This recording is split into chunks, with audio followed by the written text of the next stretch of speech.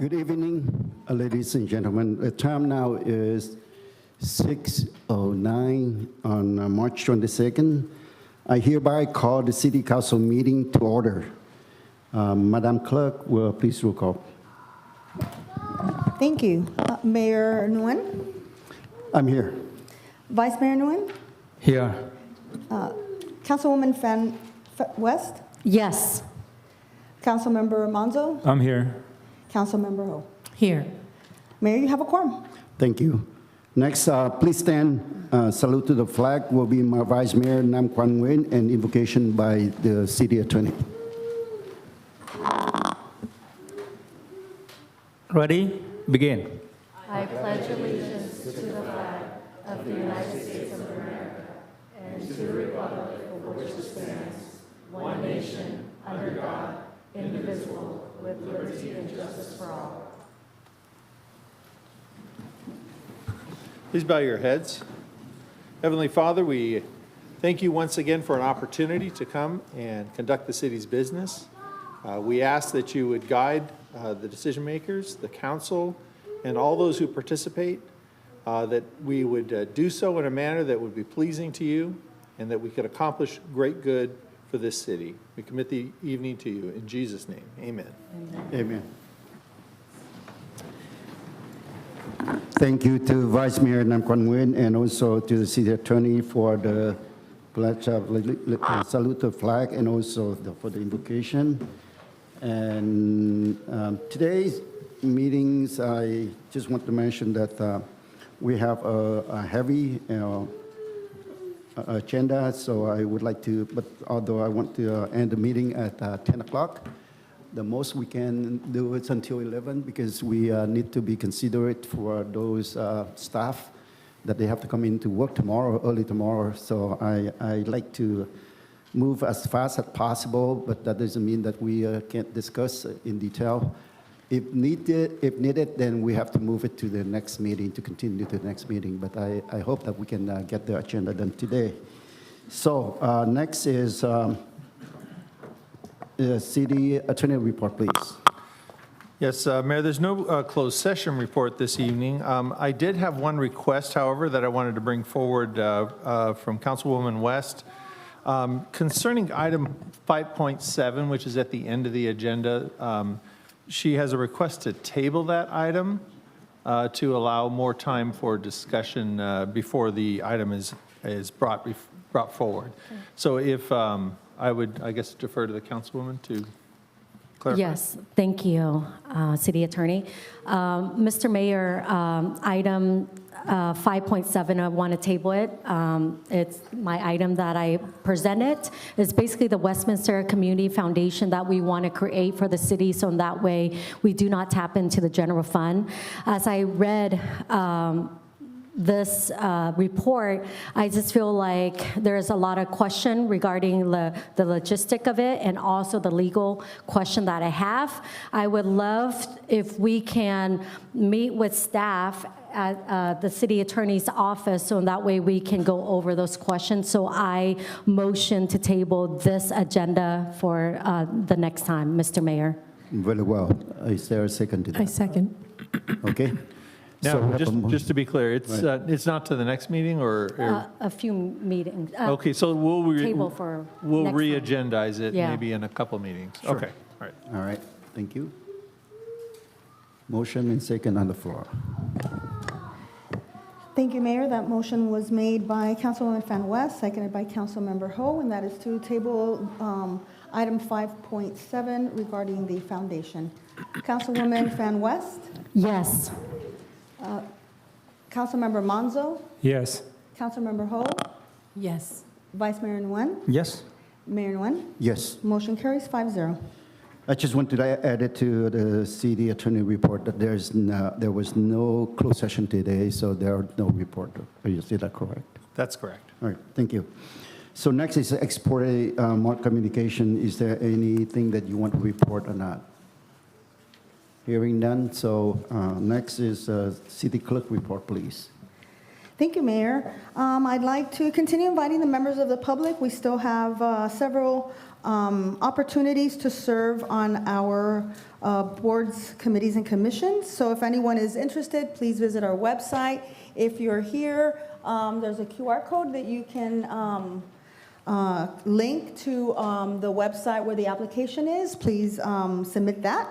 Also, since we have an opportunity, I would like to invite those of you who may not be registered to vote already, please register to vote. We have some high schoolers here, and you are able to pre-register once you are 16.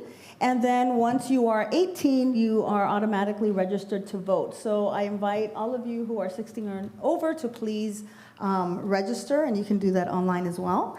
And then finally, Mayor and members of the City Council, there were some minor corrections to 2 items on the consent calendar, one being consent item 3.1 related to the minutes. There were some minor corrections on page 5, item 3. We eliminated the word South. It said South Vietnam. We were corrected on that. On page 6, the vice mayor had briefly left the dais, and we inadvertently left out that he had returned, so we included that line item on there, that he returned to the dais at 7:14. And then on page 12, item 5.2, we added the correction, the line that says, Councilmember Monzo thanked staff and stated that he appreciated the positive impact to the community. And then there was a minor correction on the item related to consent calendar item. Just a minute, please.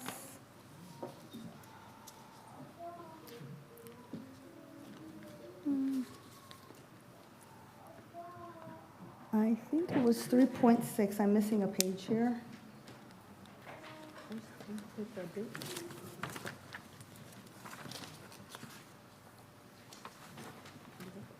It's actually I'm sorry, 310, yeah. Yeah, 3.10. The date says November 23rd. It actually should have read November 22nd. That was another typo. So with that, concludes my report. Thank you very much. Next is the city manager report, please. Thank you, members of the City Council and members of the community. So on April 1st, our police department will be proudly representing the City of Westminster and the residents in the annual Baker to Vegas running event. This relay starts in Baker, California, and continues through the desert to Las Vegas, Nevada, with no breaks. There are 20 stages to the race. Each team has 20 runners and support staff from their respective police departments. Over 8,000 law enforcement professionals participate in this once-a-year law enforcement race. And our PD will run through the elements. We'll hopefully finish the race under 24 hours. Our staff's participation is voluntary and on their own time. So we just want to wish them the very best of luck in this. And of course, when they come back, we'll make sure to acknowledge them after the fact. It's definitely a very grueling race. And so we're really proud of them for taking it on. In 2020, PD and the Police Officers Association established the first annual Autism Awareness Drive. In solidarity, a unique shoulder patch was created and worn by the department personnel during the month of April. The center of this one-of-a-kind patch displays a silhouette of a police officer standing alongside an adolescent. The team, including those on the autism spectrum, specifically designed the patch to reinforce our message visually and highlight the partnership with those who live on the autism spectrum. So as of today, the PD and the POA is proud to announce the Autism Awareness and Acceptance Patch. These patches are available to purchase by the public for a donation, and Commander Owashida over there has some available to purchase. They are $10 a piece. A portion of the funds raised will be donated to the local nonprofit organization, Andy and Aiden's Safety Group, which is a 501c3 that works closely with our friends, family members, and neighbors who are on the spectrum. So if you're not here at the meeting and want a patch, you can email WPOA47treasurer@gmail.com. So we do have some available today for purchase. Next, over the course of the last 2 weeks, over 200 students have been able to visit the Mendez Tribute Monument Park, and that's over on the corner of Westminster and Olive if you've never been there before. That was opened up in December. It's a great historical park. With the generous support of the American Board of Child Advocates Foundation, who've provided transportation to Orange County school districts, educators have been able to bring the students to the park and hear from law enforcement or law professionals about the case, about careers in law, and a lot more. The Orange County Department of Education is coordinating this program with the continued support from the City of Westminster. We've received feedback from volunteers that the augmented reality, virtual reality component, it's been a hit with students. And in addition, the layout and content from the panels in park have facilitated student learning about the Mendez case. As you know, that case is always, it was the precursor to Brown versus Board of Education, and it's always just been kind of a footnote in the textbooks. A lot of people don't know about it, but now that we have this park, a lot more have been learning about it, and it's definitely a place you should go visit. Events, April, as I've said before, it's been a busy month, so we are having our Bunny Hop event. We did this last year. It's super successful. Just over a week until the Easter Bunny hops into Westminster. Fun will include an egg hunt, activities and games, and of course, pictures with the Easter Bunny. If you join us on Saturday, April 1st from 10 to 11 a.m., we'll be at Bolsa Chica Park, which is at 13660 University Street. If you head over to Sigler Park between 1 to 2, we'll be popping up there. That's at 7200 Plaza Street. And then if you can't make it on the 1st, we have a second pop-up on Saturday, April 8th, or pop-up day rather. From 10 a.m. to 11 a.m., we'll be at Tony Lamb Park, which is at 8301 McFadden Avenue. I think Google Maps still calls it Park West Park if you're going to look for it. And then Westminster Park at 14402 Magnolia Street from 1 to 2 p.m. So again, come on out, hoping the rain will stop by then, even though we kind of need it, but certainly we don't want it to rain on our parade for the Bunny Hop. And then Earth Day, we are having our first ever Earth Day event on April 22nd. We're going to be hosting 2 different events. We're seeking volunteers for a beautification project outside of our senior center, which is the building that's right on the front here at Westminster Boulevard. And then we're going to be doing a cleanup over at Buckingham Park over at 6502 Homer Street. So just a little bit of your time will make a big impact. So visit our city's website or check out our social media on where you can sign up. And then our senior center, can't leave out our senior centers, they know how to party. For the first time in several years, the senior center is hosting an afternoon dance on Monday, April 3rd. So get those dancing shoes ready, purchase your ticket. It's only $5, which is really reasonable. And it includes music from DJ Professor D and light refreshments. So give the center a call for more information, 714-895-2878. And that concludes my report. Thank you, City Manager. And also, I have a good news I have to share with you that last week at the meeting with Congresswoman Michelle Steele, I was having a roundtable, mayor's roundtable, along with 10 other cities' mayors. And after I had the meeting, we shared the vision of the city. After that, I didn't know that our city managers got recognized by the office of Congresswoman Michelle Steele. So again, congratulations to our city managers for the job well done. I have to say that it's not easy to be recognized by the the Congresswoman office, but our city, the city manager, got that. So it's just an honor for our city. Thank you very much. Thank you for making it happen. So now is a special presentation. Today we have the certificate of recognition for WHO, which stands for Westminster Hope and Opportunity. I would like to invite co-founders Debbie Schwab, Linda Mindendorf, and Claudia Steinmetz. My apology if I didn't pronounce your name right. So, member of councils, please join me to present the certificate. Or would you please come up front?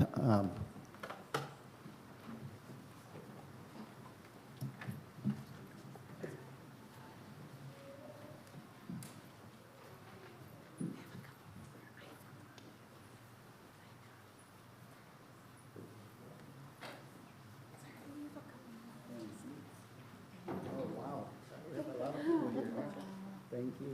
Do we have a microphone?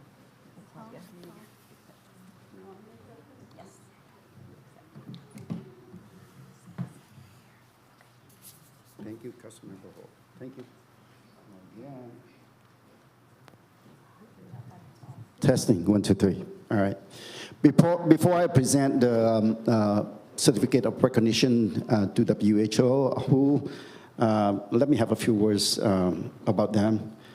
Who is a group for active Westminster residents to coordinate projects and take action in their local community. They have partnered up with the Westminster Family Resource Center, WFRC, and our local Boys and Girls Club of Westminster to assist various city-based projects. They have worked with other city based on effort like backpacking, stuffing for school, and working with Westminster High School farm. No task is too small for them. They frequently enjoy doing small city cleanups and joining our community for these type of efforts.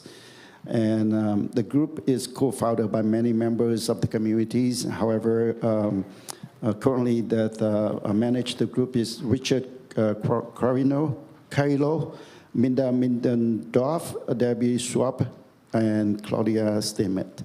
So again, thank you very much. So big hand for them to be here today.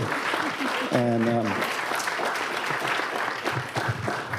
on behalf of the City Council, I would like to present this one to the group, the certificate of recognition presented to Westminster Hope and Opportunity for your dedication and effort in coordinating projects to help those in need in the Westminster community and partnering with the Westminster Family Resource Center.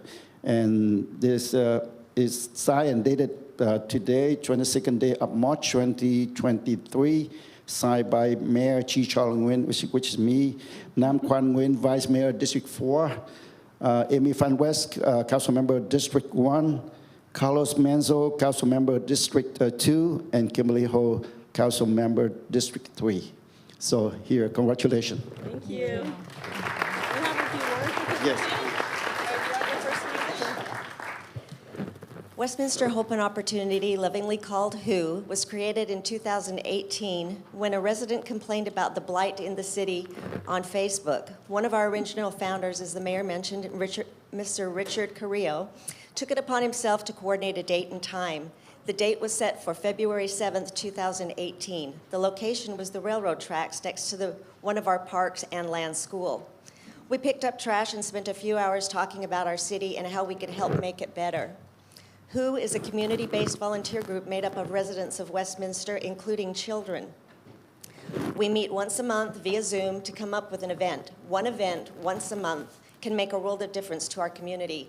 We invite you all to get involved in any of our events that include, but are not limited to, making Valentines for our senior residents, working with the WFRC, as the mayor mentioned, placing flags at Westminster Memorial for our vets, volunteering with the Boys and Girls Club, hosting food, clothing, and book drives, volunteering with the Westminster School District, but our favorite event of all, and how we've become great friends, is park cleanups.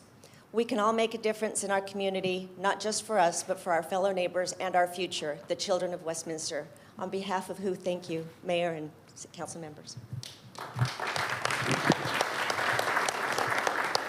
I'm going to take a quick second to say all that in Spanish.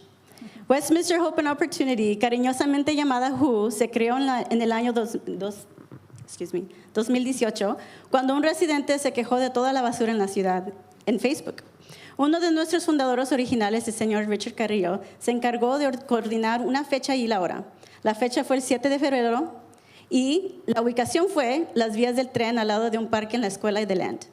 Recogimos la basura y pasamos algunas horas hablando sobre nuestra ciudad y cómo podemos ayudar a mejorarla. WHO es un grupo de voluntarios basado en la comunidad formada por residentes en la ciudad de Westminster, incluyendo nuestros hijos e hijas también. Nos reunimos una vez al mes a través de Zoom para platicar sobre ideas y eventos futuros. Un evento, una vez al mes, puede hacer una gran diferencia en nuestra comunidad. Los invitamos a todos a participar en cualquier de nuestros eventos que incluyen, entre otros, trabajar con el WFRC, colocar banderas en Westminster Memorial para nuestros veteranos, ser voluntario en el Boys and Girls Club, organizar recaudación desde comida, ropa y libros, ser voluntarios con el distrito escolar. Pero nuestro favorito es limpieza de nuestros parques. Todos podemos hacer una diferencia en nuestra comunidad, no nomás para nosotros, pero para nuestros vecinos y el futuro, nuestras criaturas de Westminster. Gracias.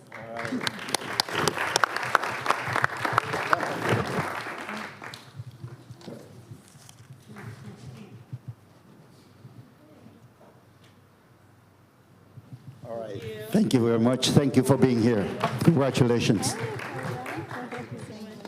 Any council member want to say anything? Okay.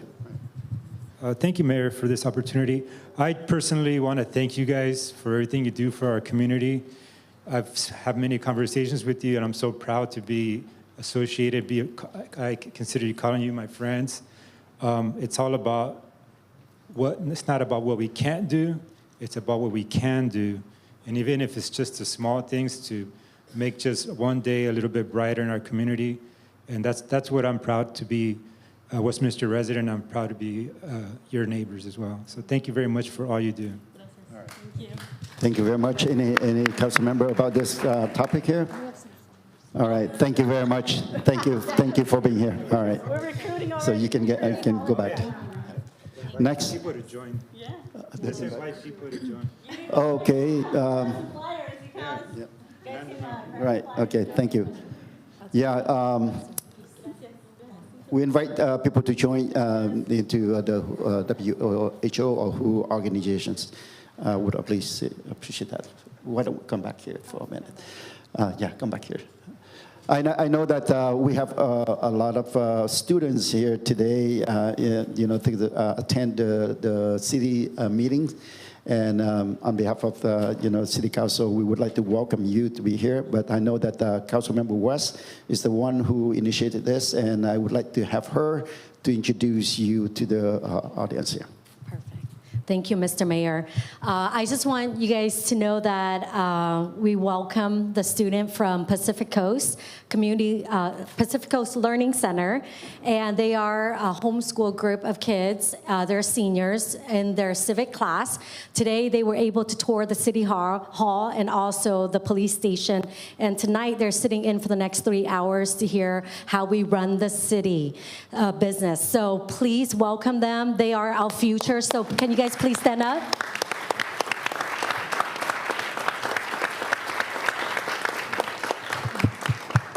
Thank you. All right.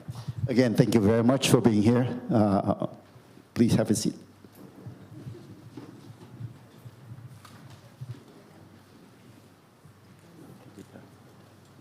Oh, I just want to, again, I don't know that you have a picture of our city managers receiving the, oh, okay, this was right here. So would you please come back, council members?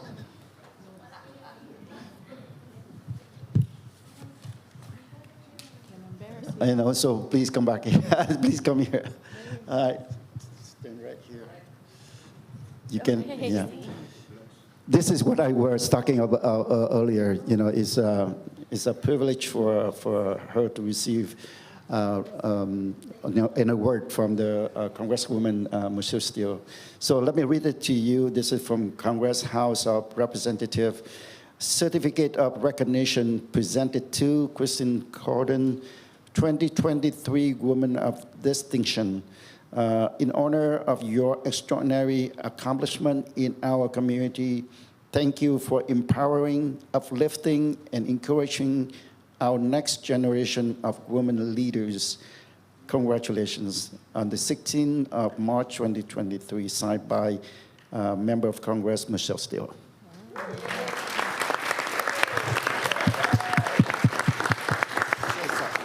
Say something. Speech, you hear me a lot. So it definitely came as a surprise to me because, as you all know, I've been proudly working in government for pretty much my entire adult life. This is all I know, and I'm so proud of just being a public servant.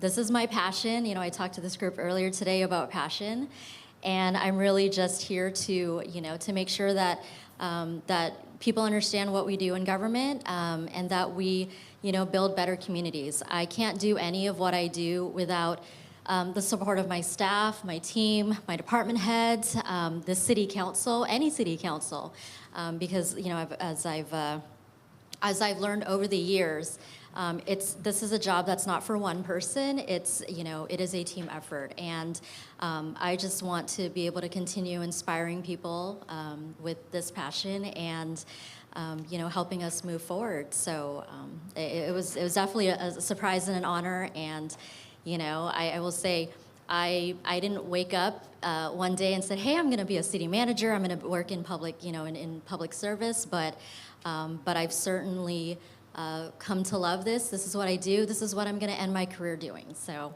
I just, appreciate this honor. And I was trying to keep this on the down low, but, unfortunately, someone else on social media decided to post it up. That's what happens when you have more than one channel, right, on social media. And of course, the news traveled over to the council. So I just appreciate the recognition. Any council member have any, say anything? You want to say something? Is that what you say? Oh. All right, okay, thank you very much. So next, I believe that Councilmember West wants to say some words about autism. Yeah. So I just want to bring awareness. March is a Developmental Disability Awareness Month, and March 21st is the World Down Syndrome Day, which is yesterday. And March this year marked the 36th anniversary of Developmental Disability Awareness Month. In 1987, President Reagan first recognized March as Developmental Disability Awareness Month to increase public awareness of the needs and the potential of Americans with developmental disability, and to provide the encouragement and the opportunity they need to lead productive lives and to achieve their full potential. This campaign seeks to raise awareness about the inclusion of people with developmental disability in all facets of our community, in the community life, as well as awareness of the barrier that people with disabilities still sometimes face in connecting to the community in which they live. WDSD seeks to amplify the voice of those living with Down syndrome by way of increasing public awareness, encouraging advocacy, and strengthening alliance. Every life is valuable, and it should be honored. Thank you so much. Thank you, Councilmember West. So now is the time for a picture. Okay.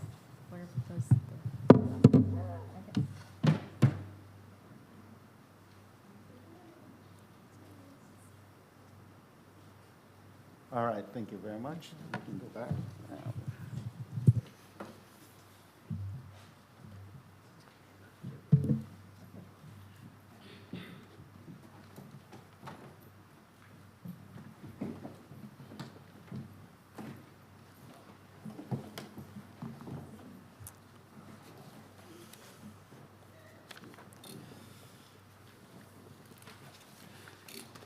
Next is the oral communication. City Clerk, please read the instruction into the record, please.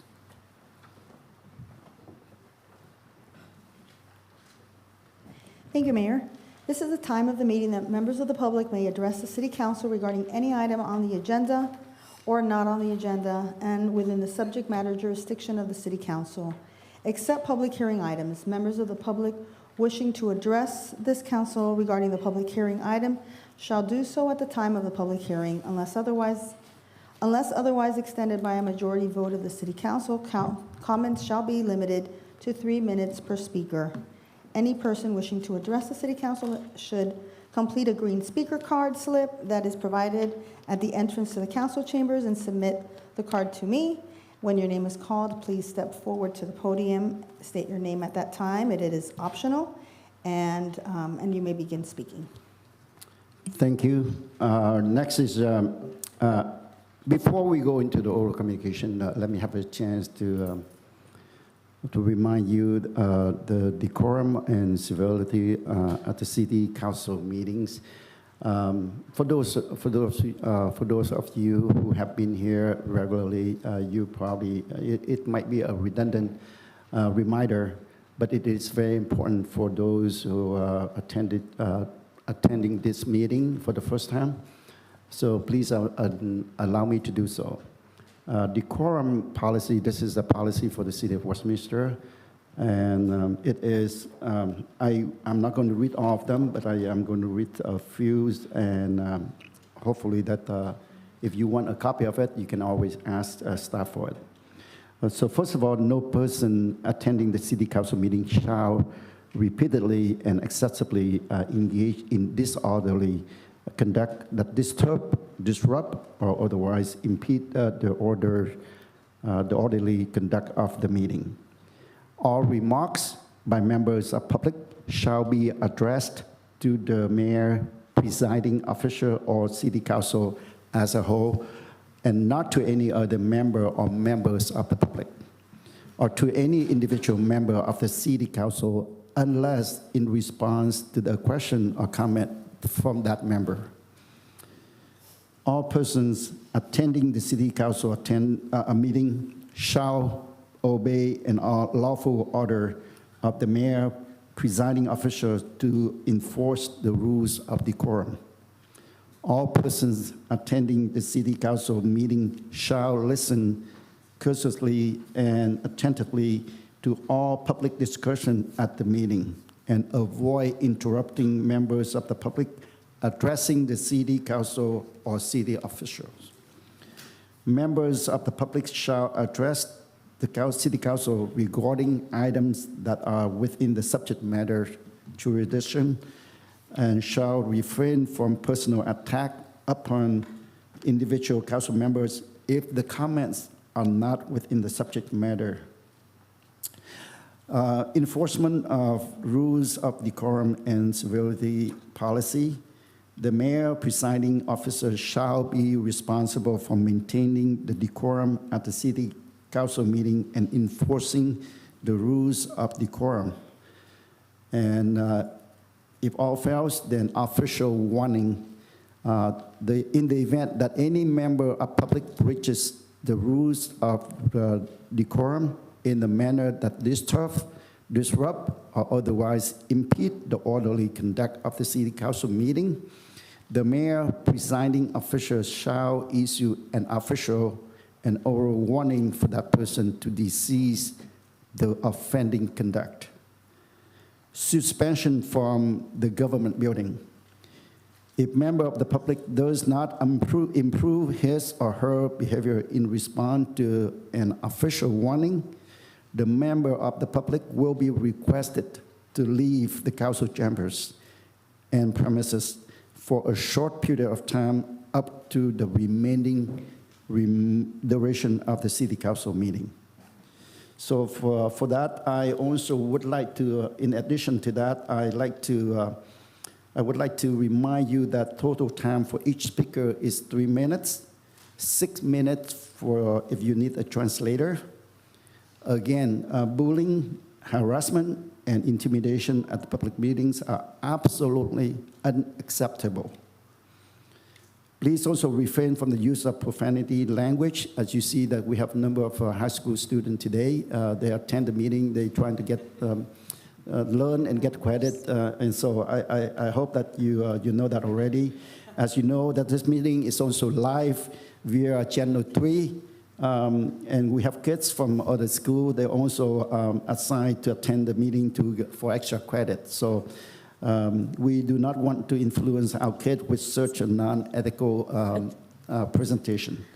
So again, with that, I'd like to open up the oral communication. So Madam Clerk, go ahead and call the first speaker, please.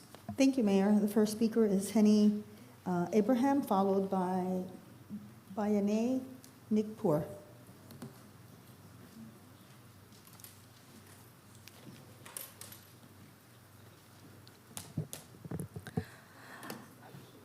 I'm good to go.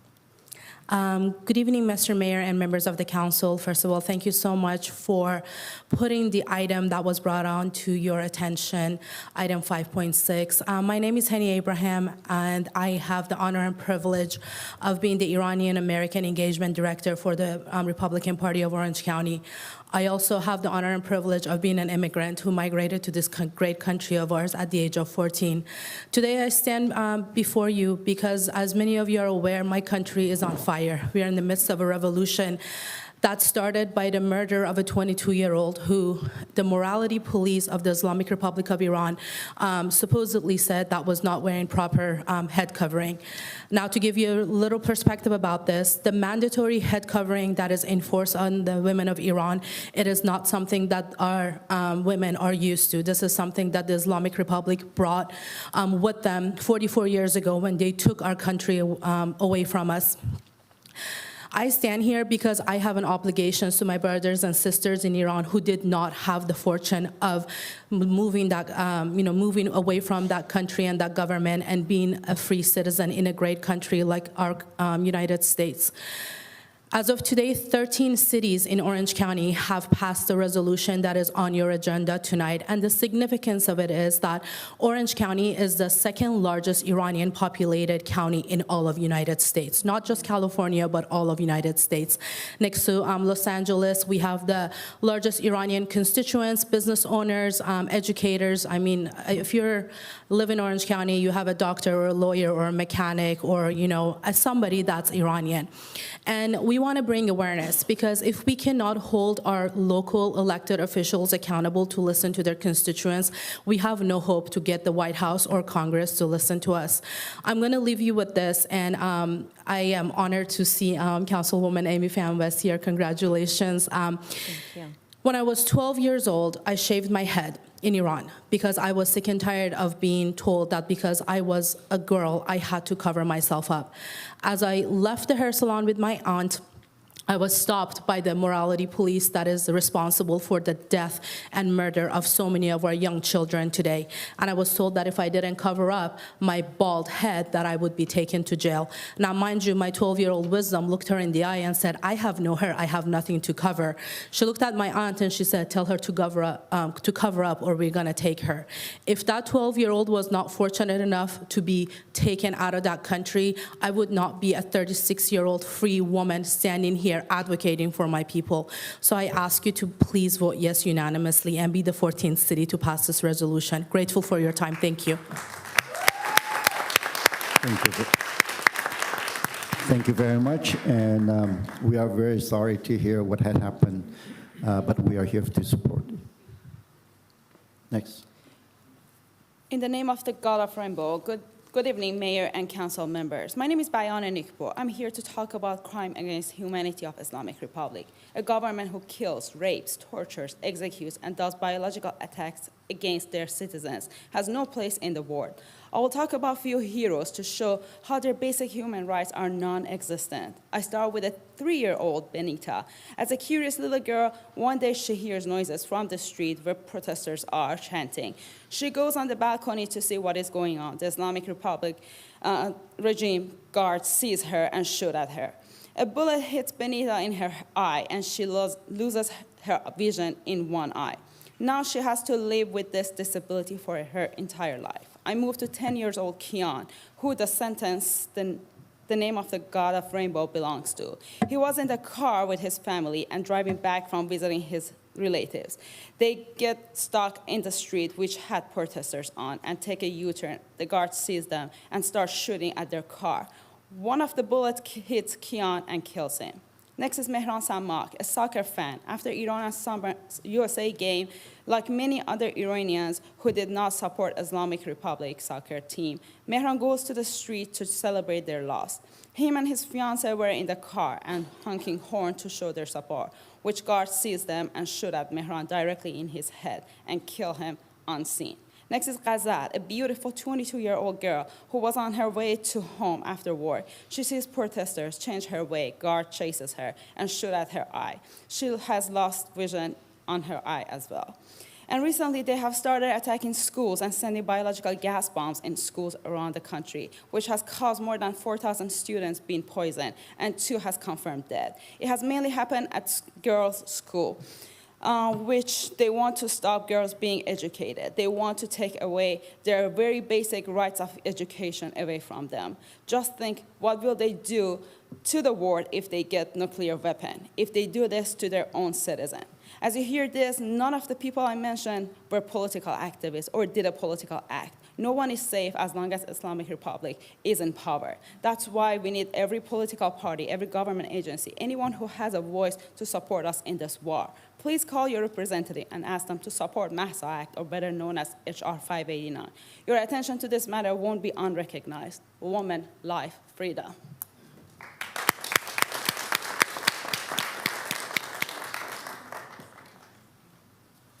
The next speaker is Tageria Guerrero Style, followed by John Gentile.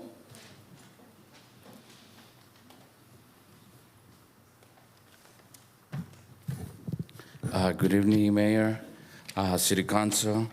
My name is Carlos. I own Taqueria in Westminster, District 1. I'm here to let you know about the illegal taco stands that are located on almost every corner of the city. For years, I have been successful. I've been at my location for 16 years. I survived COVID, 2008,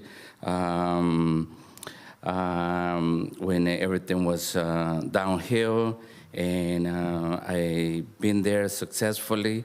But now my business is going down. I'm down 20% due to high food prices and these taco stands that are everywhere. Last week, there was one in front of my location. And the difference between them and I is that I'm a taxpayer. I pay my federal taxes, my city taxes, state taxes, workers' comp, insurance. So it's a big disadvantage that I have, that I'm having, or the local small restaurants are having against this illegal taco stands that are everywhere. And I'm asking you if you guys can do something about it. I know that I have to have a health department, health license, and they don't. And so I'm sure we can do something in regards to that. And that's it. Thank you for your time.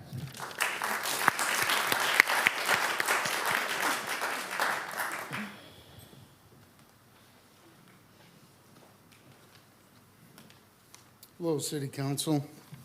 Thank you for letting me speak today. Before I get started, I want to personally thank Kimberly Ho for staying on. Regardless of what anybody says, we need you here. Do not leave. Carlos, good job. Okay, my name is John Gentile, and I'm a resident and a business owner of Westminster in District 1. I've been a resident here for 52 years, and I have seen a lot change. I'm here today to talk on behalf of the small business owners of District 1. Who are concerned about the vendors who are setting up shop directly in front of their business. So most of this is going to be for Ms. West. If you just hear us out, maybe we could talk later when you have a chance. On face value, most people would think, who cares about the little mom and pop taquerias? They're only trying to make a living. And technically, I agree with that, But here's what the problem is. Those of us that actually have businesses and they're set up in front of us, we have to have building permits, health department permits, city business permits, police permits, ABC permits. Once you obtain these, now you have to pay for employee minimum wage, workman's comp, unemployment, while ensuring that your staff is well-trained, and they have to also have mandates such as food handlers, cards. They have to also sexual harassment training, tips classes. It just goes on and on. So for them to run their business, all they have to do is have, buy their food. For me to stay, just break even, cost me $45,000 as a break even. Now, I know that Santa Ana was able to do something to get rid of the illegal vendors, and by no means, I want the city to make as much money as they can, but you have to, they have to be accounted for. They have to be, it has to be an even playing field for all of us. You can't just set up at a street corner and set up in front of our businesses while we're trying to also make a living too. So I'm not sure what we could do. I'm hoping that Amy could reach out to me where we talk on Messenger. So if I could contact you, if we can meet up and talk about this problem, I would greatly appreciate it. You can meet in my office. Perfect. Awesome. Thank you. Thank you, guys. The next speaker is Phyllis Levine, followed by, Win Hung, and then Terry Raines.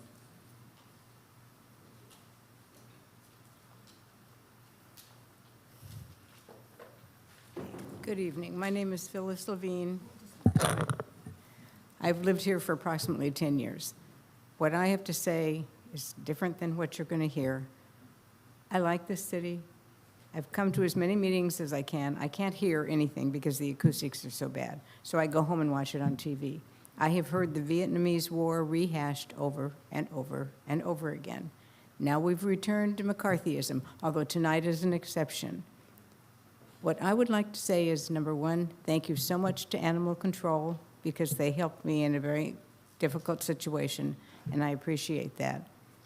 I would also like to suggest that because of all the complaints that come in about council members are leaving their seats and going back and people are going in and out of the doors, give us a 15-minute break and everybody can go to the bathroom and make their personal phone calls and be done with it. That's what they do where I work. The main reason I'm here is to say, please support item number 3.6 and pay for those lights on Garden Grove Boulevard so I'm not afraid every time I have to drive home at night, because I work at night and I'm driving home on Garden Grove Boulevard and I can't see where I'm going. And I would just like to encourage you to vote for that. Thank you.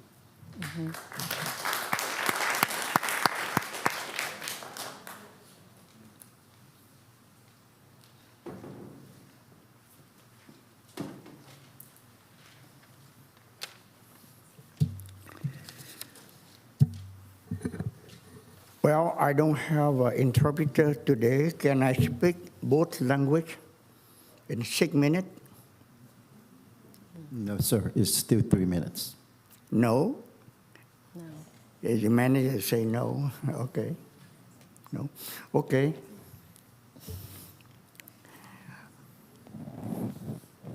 Mayor, just for the record, there were no requests for an interpreter. That's why we don't have an interpreter here tonight. Right. Thank you In very accordance much. with the policy. Yes.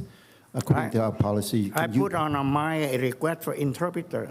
You don't have it here. That is your fault, not my fault. Did you receive that notice? His notice was not received in a timely manner, Mayor. Okay. Well, Let me, So what? if I could mention. Only yes, yeah, English? please. Only English? That's yeah. fine. If you have your own interpreter, you can bring one. So I just want to Okay. make sure you know that. I need a volunteer now. Anytime, next time anybody can translate, read from me, I send you email. But anyway, honor you receive my email. We can start now. Congratulations, Christine Corden. You deserve it. Okay. Ladies and gentlemen, today I want to talking about Mayor Charlie Ching when Westminster can continue to abuse his position of freedom granted with certificate of recognition.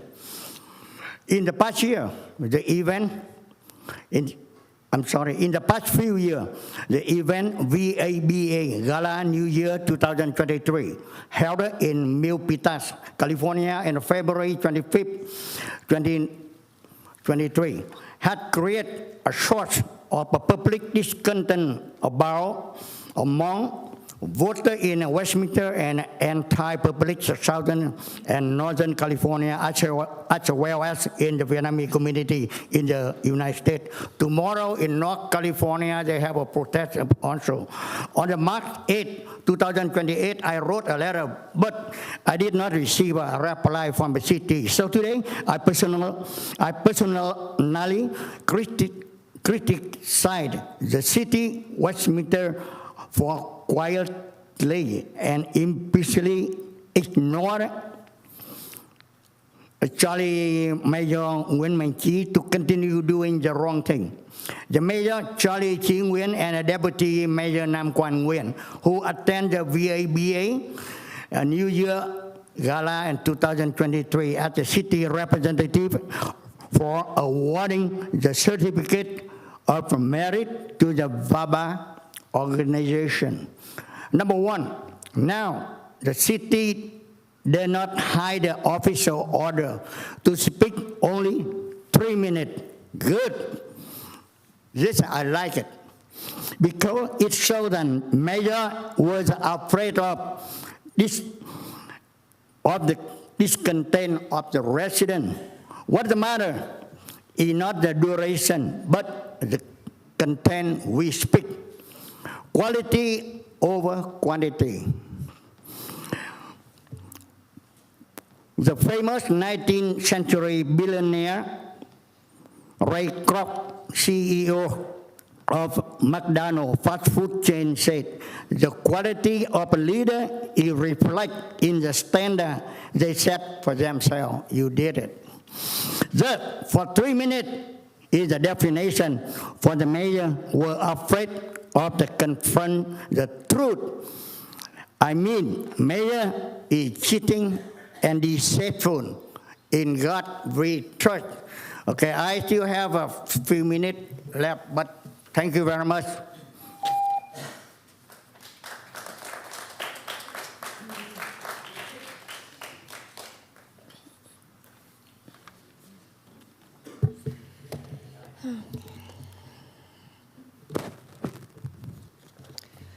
Good evening. Congratulations, Who and City Manager Christine Corden, for the much-deserved recognition.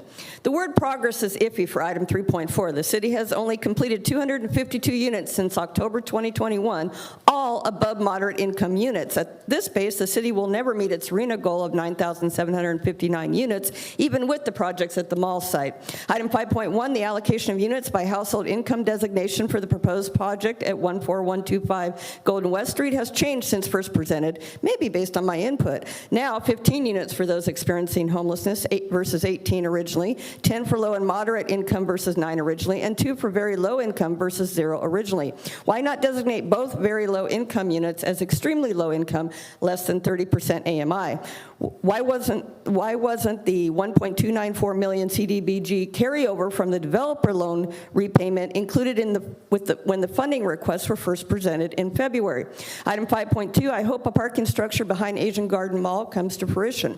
I am very much opposed to converting Bolsa Avenue to just 4 lanes of traffic from 6 and adding on-street parking. This would increase traffic accidents in the area and dangerously impede traffic flow with people stopping to park and pulling out into oncoming traffic to leave. I don't agree with all of staff's recommendations for item 5.3. CPU should not shift focus away from patrolling the entire city just to challenge areas, even if just for 6 months. I support partnering with MCSD, but not large trash receptacles all over. HR and CPU need to revise their organizational structure and job descriptions to address the staffing issues. And fines must be levied sooner and to the limits legally allowed to address habitual offenders. Item 5.7, my suggestions for the Community Foundation. 1, no no council members on the board in any capacity. 2, a 7-member board. 3, drop the from the name, just Westminster Community Foundation. And 4, initial formation by way of a robust general recruitment.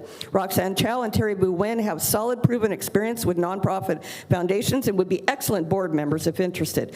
Item 7.1, why did the Planning Commission applicant interviews special meeting get canceled? New commissioners must be appointed this week so they can attend the League of California Cities Planning Commission Academy in Garden Grove next week. Given the projects coming before the commission in the next 2 years, this training is crucial.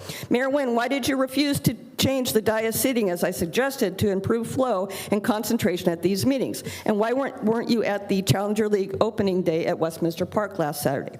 Councilmember West, you inspired me to bring this basket to collect every city council member's cell phone before each meeting and give to our police department for safekeeping. Get off your darn cell phones, unplug, actively listen, and be present, or step the heck down, Amy. Thank you.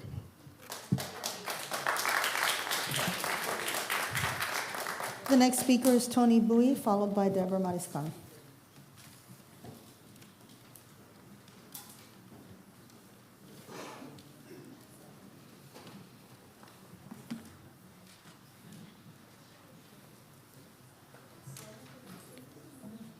Good evening, City Mayor, Vice Mayor, and council members, and City Attorney, and also City Manager, and all other people who help to make the meeting peacefully for all to enjoy. I came here to every meeting to raise my concern to our city, and today I inform all of you have to concentrate on finding solutions to help our city better in homeless problems. And also try to put some fund for improving education for our kids, that is younger generation, and especially help transportation for the seniors. That is the problem of our city. You not should concentrate on that. And today, I was surprised to see a lot of new face of younger generation. All of you, I pay respect to you to come here to see how the city operate. They have to operate efficiently. And they have to operate based on honesty, on trustworthy, and responsibility. However, in the past, we have some people that... My decision, if I am not elected mayor of the city of Westminster this coming election, that's November 8th, 2022, I will remove myself from the city council. Okay, all of the kids, don't learn from the mistake of those people up here. One lady said, Kimberly Ho, she said that she will remove herself from the office. So please show her the way out, because she's the root of the problems of our city. She's always spread fake news about the previous mayor and blame that mayor is the pro-communist. That is liar. So I tell you the truth. Don't follow the bad example of this lady. My decision, if I am not elected mayor of the city of Westminster this coming election, that's November 8th, 2022, I will remove myself from the city council. Yes, please. That's right, because you are the bad seat of our city. So please make the good role model for the younger kids, follow it. Don't eat your own words and be liar and be bad seat for our city. Thank you. Madam Clerk, before you call the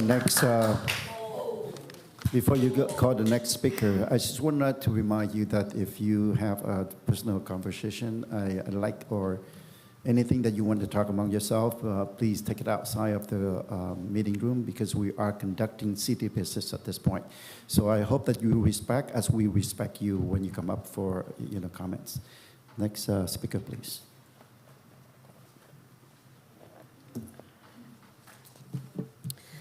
Good evening, Deborah Mariscal, Westminster. I want to say congratulations to our students here that are coming to see what's about for City Council. So congratulations, guys. Congratulations to our fabulous city manager. I already got to say that in person to her. I'm the wife of a musician, so we have a pretty good sound system here. So you don't need to swallow the microphone. It's difficult to hear when you're that close. So a couple of you do that. So if you could back off the mic, that would be great. Same for the speakers. I would like to congratulate our fabulous police department. Where's my chief? We had some issues on 20th and 21st with some homeless encampments where there were some shenanigans going on. I'm not going to say what they were, but it was not good. They got those cleaned up, and that's great. And today we had coffee with a cop, and I actually got to pet Dragon. It was awesome. Wasn't until after everybody left, though, because he was kind of stressed. It's nice to see that we have some support of other ethnicities, aside for the Asian community, so I really appreciate that. That's really good. And Mater, I really appreciate what you said about the disruptions. The last 2 weeks sitting in the back have been absolutely horrendous for the two gentlemen who are not here tonight. But warning at the beginning, one warning to somebody, third strike, you're out. It's been very difficult to pay attention with that. So I appreciate that. Thank you very much. I support our street and lighting changes and upgrades, especially the Garden Grove Boulevard and Edwards. I have friends that live there, and I am over there a couple of evenings a week. That really needs to be taken care of. Now, we're canceling 5 meetings between now and the end of the year. Do we have everything under control enough that we can afford to cancel 5 meetings? You're only here twice a month for the most part. I don't think that we can really do that. And then last, maybe it's really good for you. The starting time at 6 o'clock is very difficult for many of us because we work. Some of you are self-employed. It might make things a little bit easier for you. Carlos, I know you're not. But it's difficult to get here at 6. When I got here today, the doors were locked.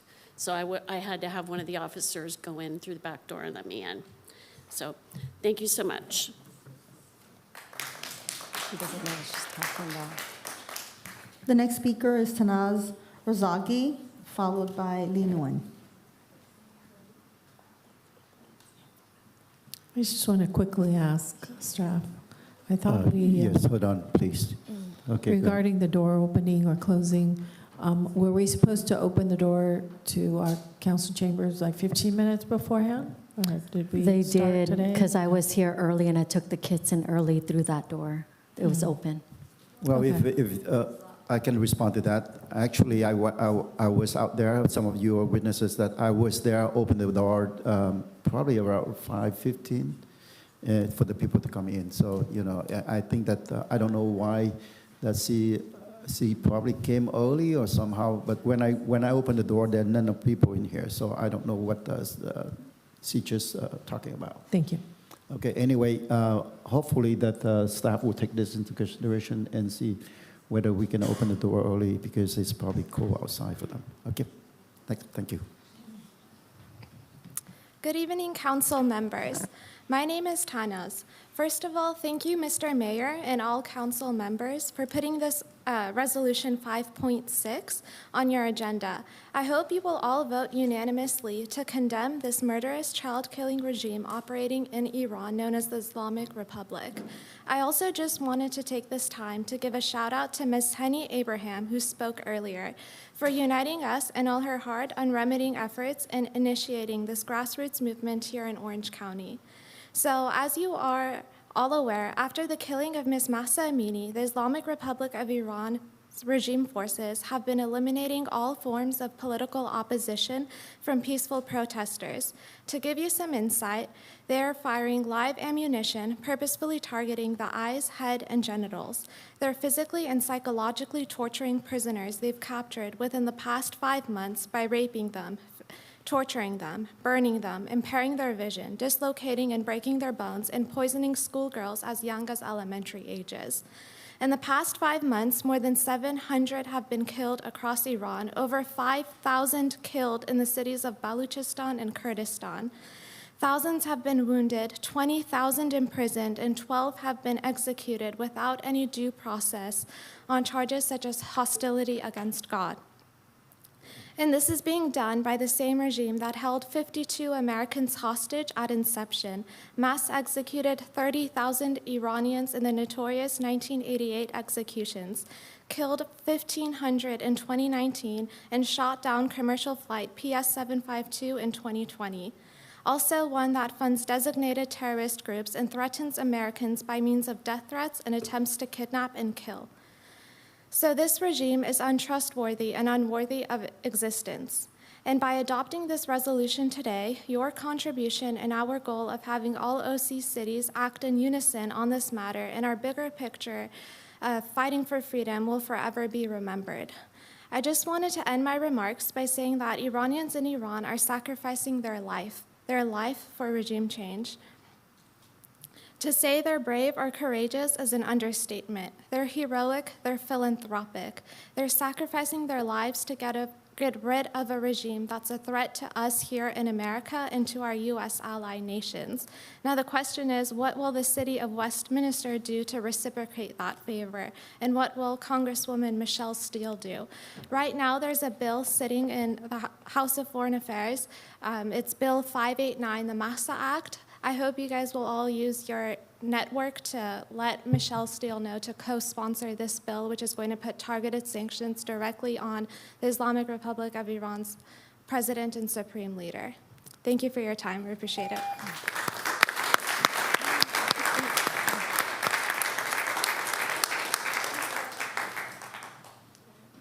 The next speaker, Lee Nguyen, followed by Claudia S.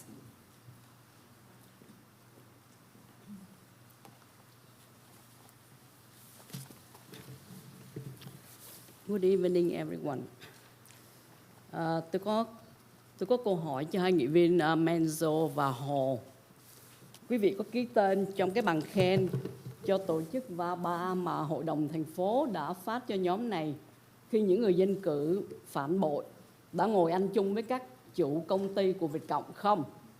Cái nhóm VA3 này đã làm gì cho thành phố Westminster mà quý vị phải cho bằng khen vậy? Có phải quý vị học thói của đồng chí Chí Tạ trước đây đã cho Việt Cộng Ngô Thanh Vân bằng khen, mặc dù người đó ở bên nước Cộng hòa xã hội chủ nghĩa Việt Nam và chưa làm gì cho thành phố của chúng ta cả? We have a question for Council members Manzo and Ho. Do you really sign the name on the certificate of recognition that the betraying Westminster Council members had granted to VABA? What has this group done for the city that he deserved this recognition? Did you try to copy Tree Ta as he granted the resolution of condemnation to that communist actress from Vietnam in 2019? Quý vị thường khoe khoang và tự hào là mình được người dân tín nhiệm nên mới được thắng cử vào những chức vụ này. Chúng tôi muốn nói lên một sự thật mà nhiều người dân trong thành phố không biết gì về chính trị nên bị quý vị đánh lừa. Khi một người ra ứng cử một chức vụ nào đó, ngoài việc họ đến thu phiếu ở những khu người già, mobile home hay viện dưỡng lão, họ còn trả tiền cho vài người giả vờ ra tranh cử với họ để chia phiếu của đối thủ. Kết quả là họ sẽ là người có nhiều phiếu nhất. Đây là hình thức gian lận hợp lệ. Tiền đâu họ có để làm những việc này? Hỏi có nghĩa là trả lời. Ai không biết đó là tiền của Việt Cộng trong nước đem sang đây rửa. You guys bragged that you gained trust from the residents, so they voted for you in these seats. You are really proud of yourselves, aren't you? We will reveal the truth to the majority of constituents who don't pay attention to politics. They easily get tricked by you guys. When someone wants to run for a position, Besides spending money harvesting ballots from elderly seniors who live in nursing homes or mobile parks, he or she is still spending money to hire a few other candidates pretending to run against him or her. By doing this, those paid candidates certainly share votes with his or her opponent. The result is he or she will definitely get the most votes. It's probably the most legal way to cheat in an election. People wonder how they get the financial support to plan all these dirty tricks. Who else but the communist Vietnamese who are laundering their wealth in Little Saigon? Chúng tôi sẽ bắt chước một đồng chí của quý vị. Lần nào tới đây cũng chỉ nói một điều duy nhất là chỉ trích nghị viên Kim Lee Hồ. Chúng tôi sẽ làm giống như đồng chí này. Chúng tôi sẽ nói điều trên đây mỗi lần tới những buổi họp cho tới khi nào mọi người dân trong thành phố đều biết rõ việc này.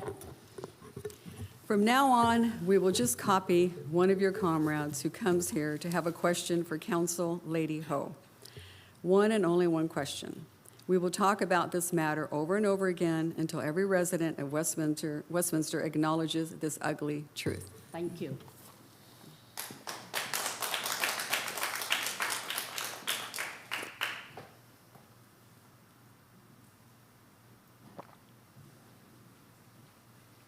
Good evening, buenas noches. My name is Claudia Steinmetz.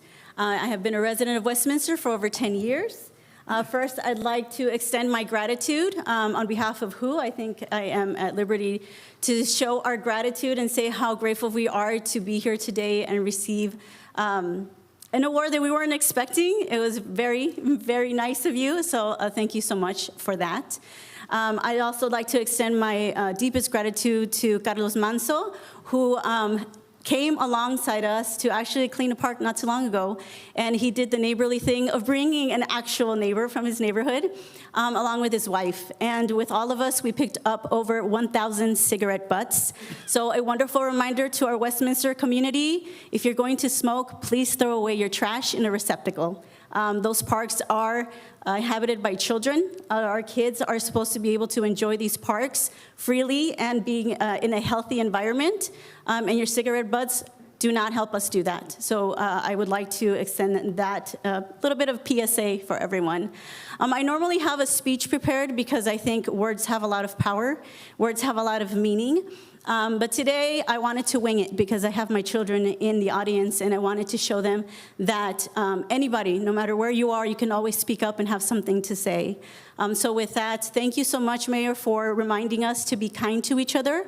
I do work with children, and I have had children tell me how you stay up really late to watch these council meetings. So I take that opportunity to kindly and very gently remind Vice Mayor Wen to please not berate the public. Do not talk down to the speakers. Do not belittle us. Do not call us names, because we listen and our children are listening. And you are supposed to be setting an example. Ms. Amy Fan West, please stay off your phone. I have been watching you from the audience, and since you started, set an example, because we do try to teach our children not to be on electronics, and we try to teach them the importance of paying attention, and most of all, the importance of respect. And when we are here speaking to you, the least that you can do is look at us. That is the least that you can do. I'm very disheartened to see a lot of seats missing. So not only did our time to speak also get shortened, but also our ability to sit here and attend these meetings. And it breaks my heart, because I've been attending these meetings for well over 5 years, to see seats missing in the audience. Those are seats where people can be seating.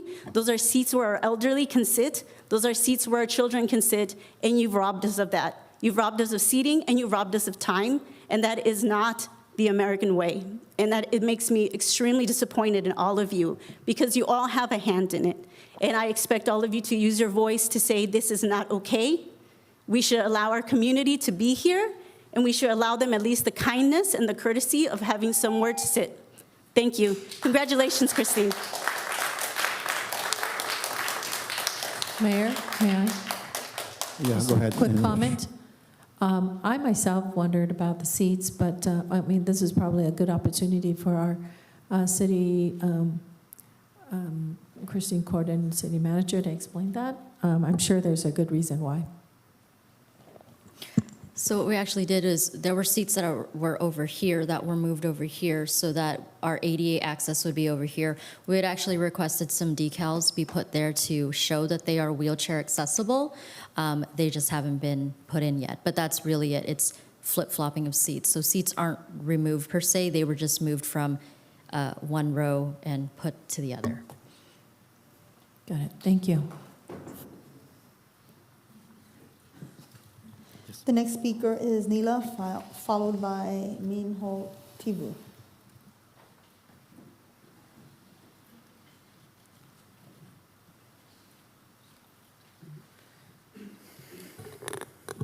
Good evening, Mayor and Council Member. به نام خدای رنگین کمان. My name is Nilu, and it's my privilege and honor to be here tonight to be the voice of the voiceless in Iran. I was around the same age as Kian Pirfalak when I lived my beautiful hometown in Iran and started my new life in Orange County, California. I clearly remember the day that I came home on a rainy day from school in my hometown north of Iran, and I was having tears in my eyes. My parents couldn't understand the reason why I would be crying. I told my parents that I was bullied today, and I was called disgusted. My only crime is that I was a Baha'i and not a Muslim. In the Islamic Republic, other religions such as Baha'is, Christians, Jews, Catholics are not recognized. In Iran, Baha'is are being taken to prison daily by the government. They don't have the right to vote, to attend university, or to live a normal life. Baha'is that are taken to prison are given one option, and that is to convert their religion or they are executed. Today, I am here to say that I stand strong with my brothers and sisters in Iran for not being afraid to dance on the streets, for the yearning of an ordinary life, for child labor and their crushed dreams, for their never-ending tears, for the innocent forbidden dogs in Iran, for Piruz and the possible extinction, for the innocent hundreds of Iranian schoolgirls that are being deliberately poisoned in schools for fighting for basic women's rights, for the smiling faces, for the students and their future, for the freedom of the Baha'is of Iran, for the heroic doctors in Iran that are being killed for treating patients, for singers that are being imprisoned for singing a song for freedom, for the prisoning of actors and actresses of Iran standing up for the citizens of Iran, for a moment of freedom, peace, and unity. My wish is to take my future kids in Iran with the little memories that I have created at such a young age without being scared of being a Persian Baha'i woman. For men, homeland, prosperity. For Tumaj Salehi, Shervin Hajipur, Hossein Ronaghi. For women, life, freedom. For Mahsa Amini, Nikah Shakirmi, Narges Mohammadi. For freedom from my beautiful country, Iran. Zan, Zendegi, Azadi. Woman, life, freedom. Mard, Mihan, Abadi. Men, homeland, prosperity. There is only one solution, and that is revolution. Dear Mayor and Council Member, thank you for adding this resolution to your agenda for tonight. 13 cities in Orange County have passed this resolution. I would like Westminster to take a stand with the Persian community and pass this resolution. Thank you so much for your time tonight.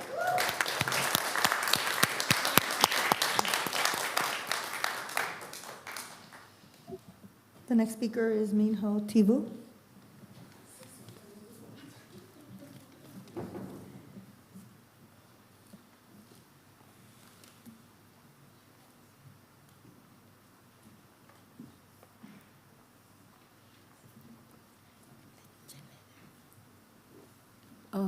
Tôi Việt Nam, tôi cần người thông dịch. Dạ, hôm nay không có người thông dịch. Dạ, vâng. Dạ, được thôi. Dạ, nói tiếng Việt được. Do we have anybody who can translate for her from the Vietnamese to English? Okay. Tôi tên là Minh Hòa Thị Vũ, tôi ở thành phố Westminster. Từ hôm tháng Giêng đến giờ, tôi chưa thấy nghe ai khen gì trong cái hội đồng thành phố Westminster. Hôm nay tôi là người nói điểm tốt và nói điểm chưa tốt. Thứ nhất, tôi nói điểm tốt. Tức là từ tháng 1 đến tháng 3, thì thị trưởng và phó thị trưởng cùng 3 nghị viên đã làm tốt, được là tổ chức diễn hành. Rất là thành công. Cái thứ hai, Xin lỗi, Jake, can you slate? We're gonna, we need to know, and he will I'm try. going to try my best, but I think you want to compliment, just want to say good things to the council as well as some negative things about the council. First of all, I want to compliment the putting of the event for the TED Parade. That's what I got. Cái thứ hai, tức là hội đồng thành phố đã cho những người cao niên như tôi được 100.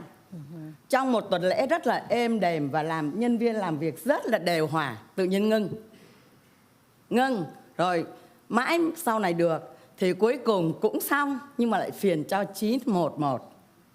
Trong đó có 1-2 người cấp cứu. Rồi xong. Rồi đến thứ Bảy và Chủ nhật vừa rồi thì thành phố Second of all, I want to compliment the city's put to give the $100 to the seniors the first time, and then the city staff stopped, and then the second time put it on, and it caused I guess more trouble for 911 because there's several people have been taken away during that event. Tôi xin lỗi. Rồi cái thứ ba nữa là hôm thứ Bảy vừa rồi và Chủ nhật vừa rồi thì hội đồng thành phố, tôi nói tóm tắt thôi nha, không có nói thị trưởng, phó thị trưởng hay nhân viên nữa nha. Thì hội đồng thành phố có tổ chức cho những người những người thấp, lương thấp, nghèo được điền đơn, xin điện, rồi sửa chữa nhà cửa, rồi tùm lum vân vân. Third, the city council had put up the events for the low-income folks to support theirs, I guess their utility bills as well as the repairs of their homes. Rồi, Chủ nhật, cái ngày Chủ nhật là điểm son, hội đồng thành phố đã tổ chức treo 2 lá cờ together, lá cờ Việt và lá cờ Mỹ, được ông chủ đất đã đồng ý. Cái đó là một điểm rất tốt. Thì đó là những điểm mà trong 3 tháng thì tôi không biết là quý vị không hề nôi những cái điểm tốt ra mà toàn là bôi nhọ nhau rồi chà đạp nhau. So on Sunday, the council was able to have 2 flags raised, the U.S. and the Vietnamese flag. Việt Mỹ. Okay. Phước Lộc Thọ. Oh, just it's on Sundays at the Asian Garden Mall. Hôm đó hội đồng thành phố là có 5 người, nhưng mà tôi thấy có 3 người à. Thì còn thiếu 2 người, không biết vì lý do gì.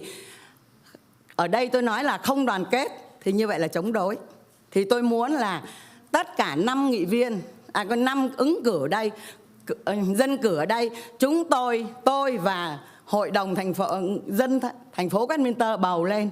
Thì tôi mong rằng 5 dân cử này ngồi với nhau, góp ý, xây dựng để cho thành phố Westminster ngày một giàu mạnh.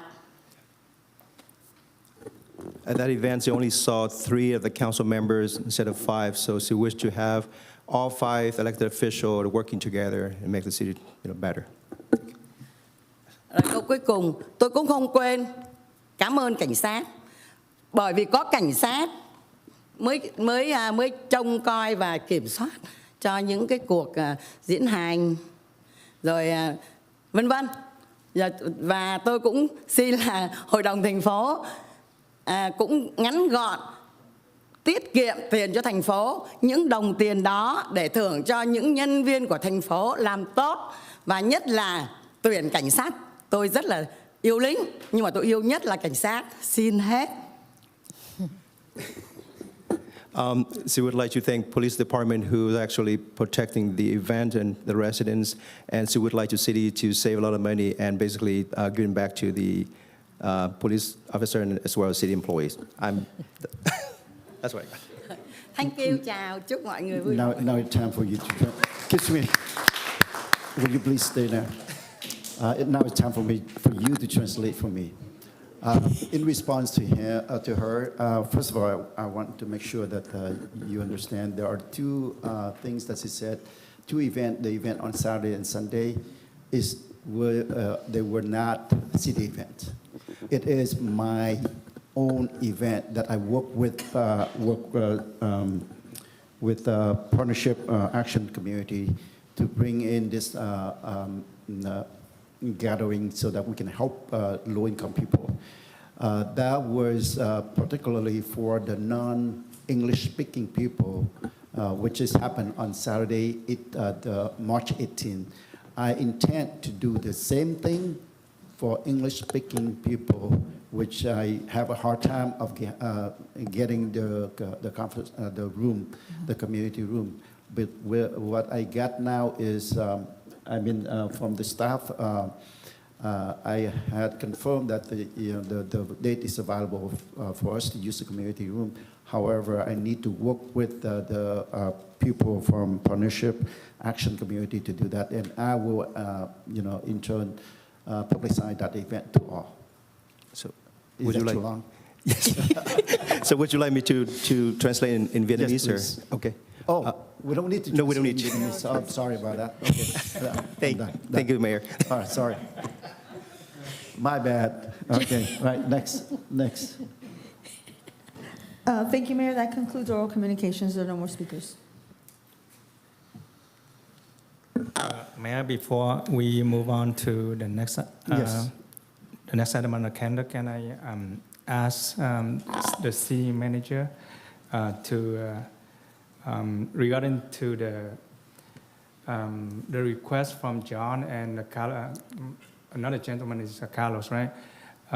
Regarding about the street vendor, I think our city has been working on that, and we are working on the ordinance regarding that issue, and we are still let me ask the city manager to answer your question, okay? Yes. Yeah. Sure, yeah, absolutely. So if you recall briefly last year, there was an item on the agenda that ended up not being discussed, in which we had proposed a draft ordinance regulating street vendors.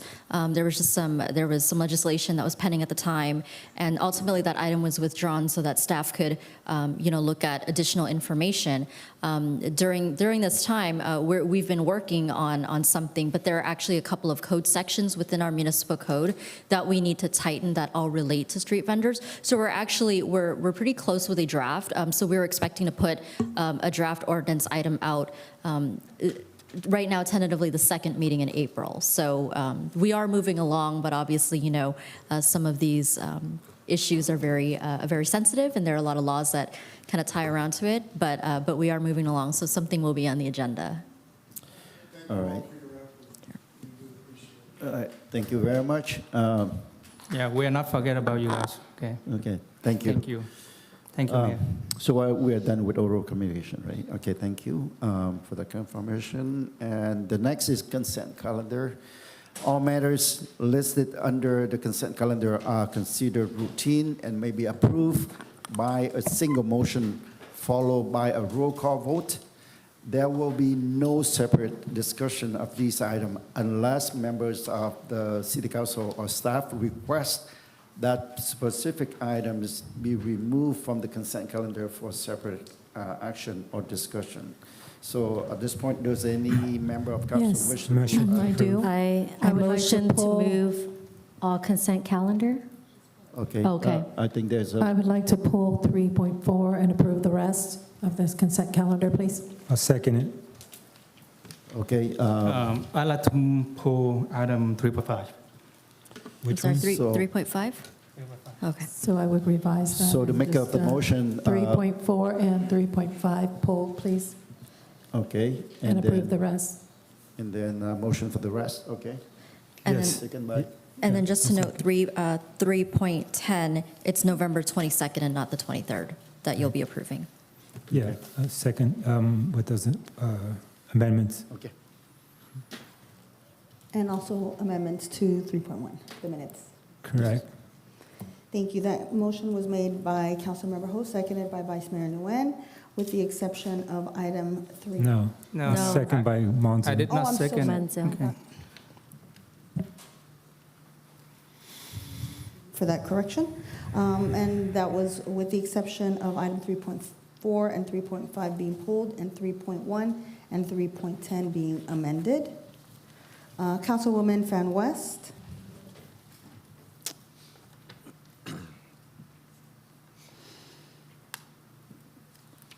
I abstain.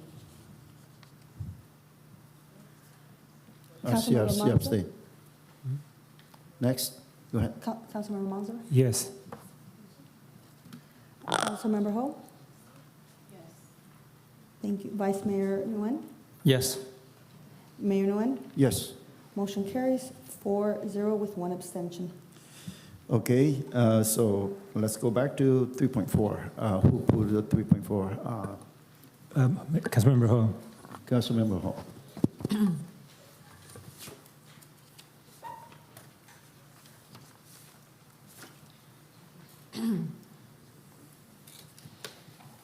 Yes.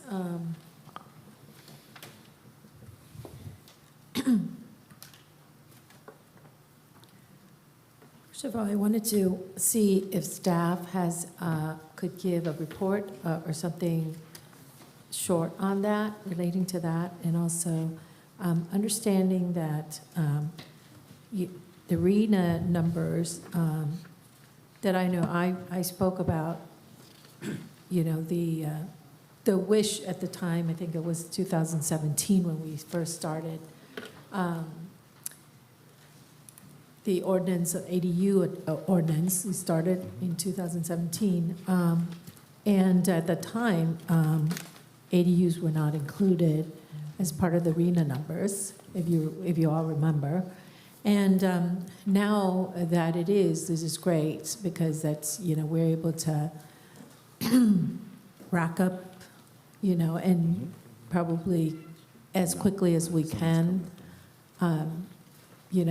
permit or approve the ADUs, or if we could streamline the process, et cetera. So here's one of the things that I notice is that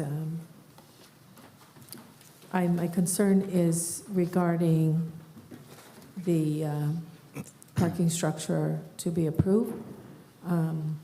If you could give us a summary of 3.4 and then just touch on that parking situation. So at this time, I'd like to introduce one of our planners who's been working diligently on the housing element, which is item 3.4. Would you like to come up and address the questions? Regarding the parking structure, there's an item later on the agenda that we have a presentation to provide an update Great, on. okay. Good evening, Mayor and Vice Mayor and members of the council members. This is a brief presentation summarizing the progress the city has made in the production of the housing units in year 2022. The annual housing progress reporting is required by the California Department of Housing and Community Development, also known as HCD.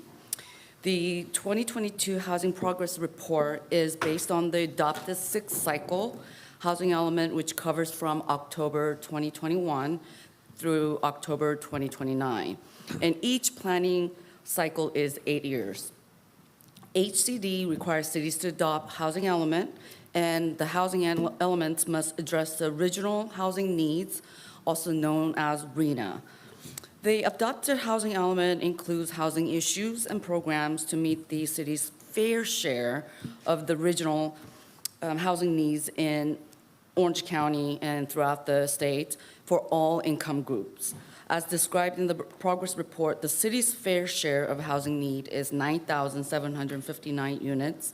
And since the start of the 6th cycle element, which began in October 2021, city has completed 252 housing units. In comparison, in previous 5th cycle, the city completed a total of 606 housing units.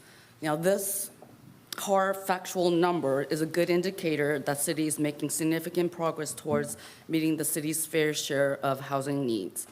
Additionally, the state is continuing to focus on housing shortages and production through expanding the housing laws. And these new housing laws are powerful tools to generate new housing opportunities, not only in Westminster, but throughout the cities across California. As required by the HCD, the city updated the zoning code to allow more housing development and to be consistent with the city's general plan. In November 2022, the mayor and the city council adopted the Westminster Mall specific plan and also updated the zoning code, which will accommodate more development of housing units and affordable units throughout the 6th-cycle planning period. I know we had somebody make a comment regarding our total housing units. It is a significant numbers that we still have to meet, but we are hopeful that we will get more development as we have the Westminster Mall specific plan approved, and we have other areas that allows more mixed uses, which will produce additional units. Sandy, regarding the question as to how ADUs play into this count, can you address that Yes. part of the question? So the ADU was passed by the state. However, the state is, at the time when we were looking to count the ADUs towards the RENA, the state said no. Over the years, with the ADUs being really strong development among a lot of different cities, and the cities are requesting through the HCDs to count those units towards the RENA allocation. Obviously, there were some questions exactly where those ADU units will be placed in the market rate. Will they be below the market or above the market? And majority of the residents, property owners indicated that they would be more likely to rent at a market rate. However, because it was unknown in 2018, 2019, states said we will allow certain number. They didn't say exactly 10%, 20%, we weren't really sure at the time. So we continued to provide those data numbers, and so far, HCD is allowing us to count towards our RENA. Now, there may be other changes the state might make and go back to previous decisions to not allow it. We're doing our best to capture the market rate, whether those rates will be below. So far, we have not had property owners saying they will rent it at an affordable rate, which is really below the market rate. I remember we talked about having, I know when I went with staff to, talk about what other cities do. And there was a suggestion that on the application for ADUs, that there should be a box where you would ask the owners or the landlords, if they intend to market below or at market rate. So I think that, you always want to be ready to capture, because 9,000 plus houses, RENA numbers is quite a lot for a very built-out city like ours. And so my thoughts are like, of course, we want to capture the ones that we built. If we haven't built, then we haven't built, but why not? When the time comes when we show our papers to show that these are the intention of the landlords. So number two, I know since the 6th round, and that's beginning of October 2021, you built 252 units. So of the 252, what percentage are ADUs and how many are ADUs? In the report, I indicated that about 90% of our approved units were ADUs. Okay. And additionally, I want to go back to what you made comment on, capturing the rental rates. We did update our application forms to capture those specifics. We have asked our applicants to provide number of bedrooms, sizes, the rent they would charge. And however, property owners or applicants are not providing those information. So one of the applicant, Which information? The rent. The rent. The rent. Okay. And I was pre-screening one of the ADU applications over the counter, and reviewing the application form, I did indicate that he needs to provide some data information for the ADU unit. And when we got to the rent, he indicated that he was going to rent 3-bedroom, about 1,000 square foot ADU at $1,300. Knowing the cost of rental at this time, $1,300 for 1,000 square foot 3-bedroom is really, really below. So the state have released something called the affordability calculator. So basically, you select the county, and based on the county's median income, they determine the rent. So if you are renting a 2-bedroom, you indicate 2, and then the rent, and it will generate whether it's a very low, extremely low, or are at market rate. Now, when I put the $1,300, it was like extremely, extremely, extremely low. Okay. It's not likely that he's providing the rental that's truly reflective of what he will be charging. See, what I see is that you've got, usually when we have a table to work with, like what's low, what's extremely low, and what's the market. But how would your customers know that, or your residents know that? And then not only that, knowing people, they tend to they get scared not knowing why you're asking this information.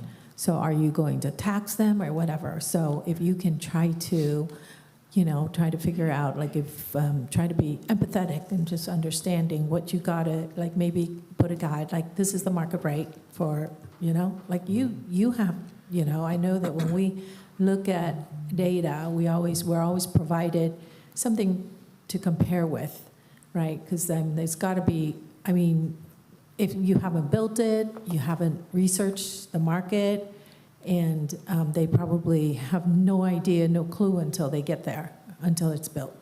So until they get the final product, and then they go to market it. So I was just saying that, if that helps, I think you want to just give some reference points is what I'm saying.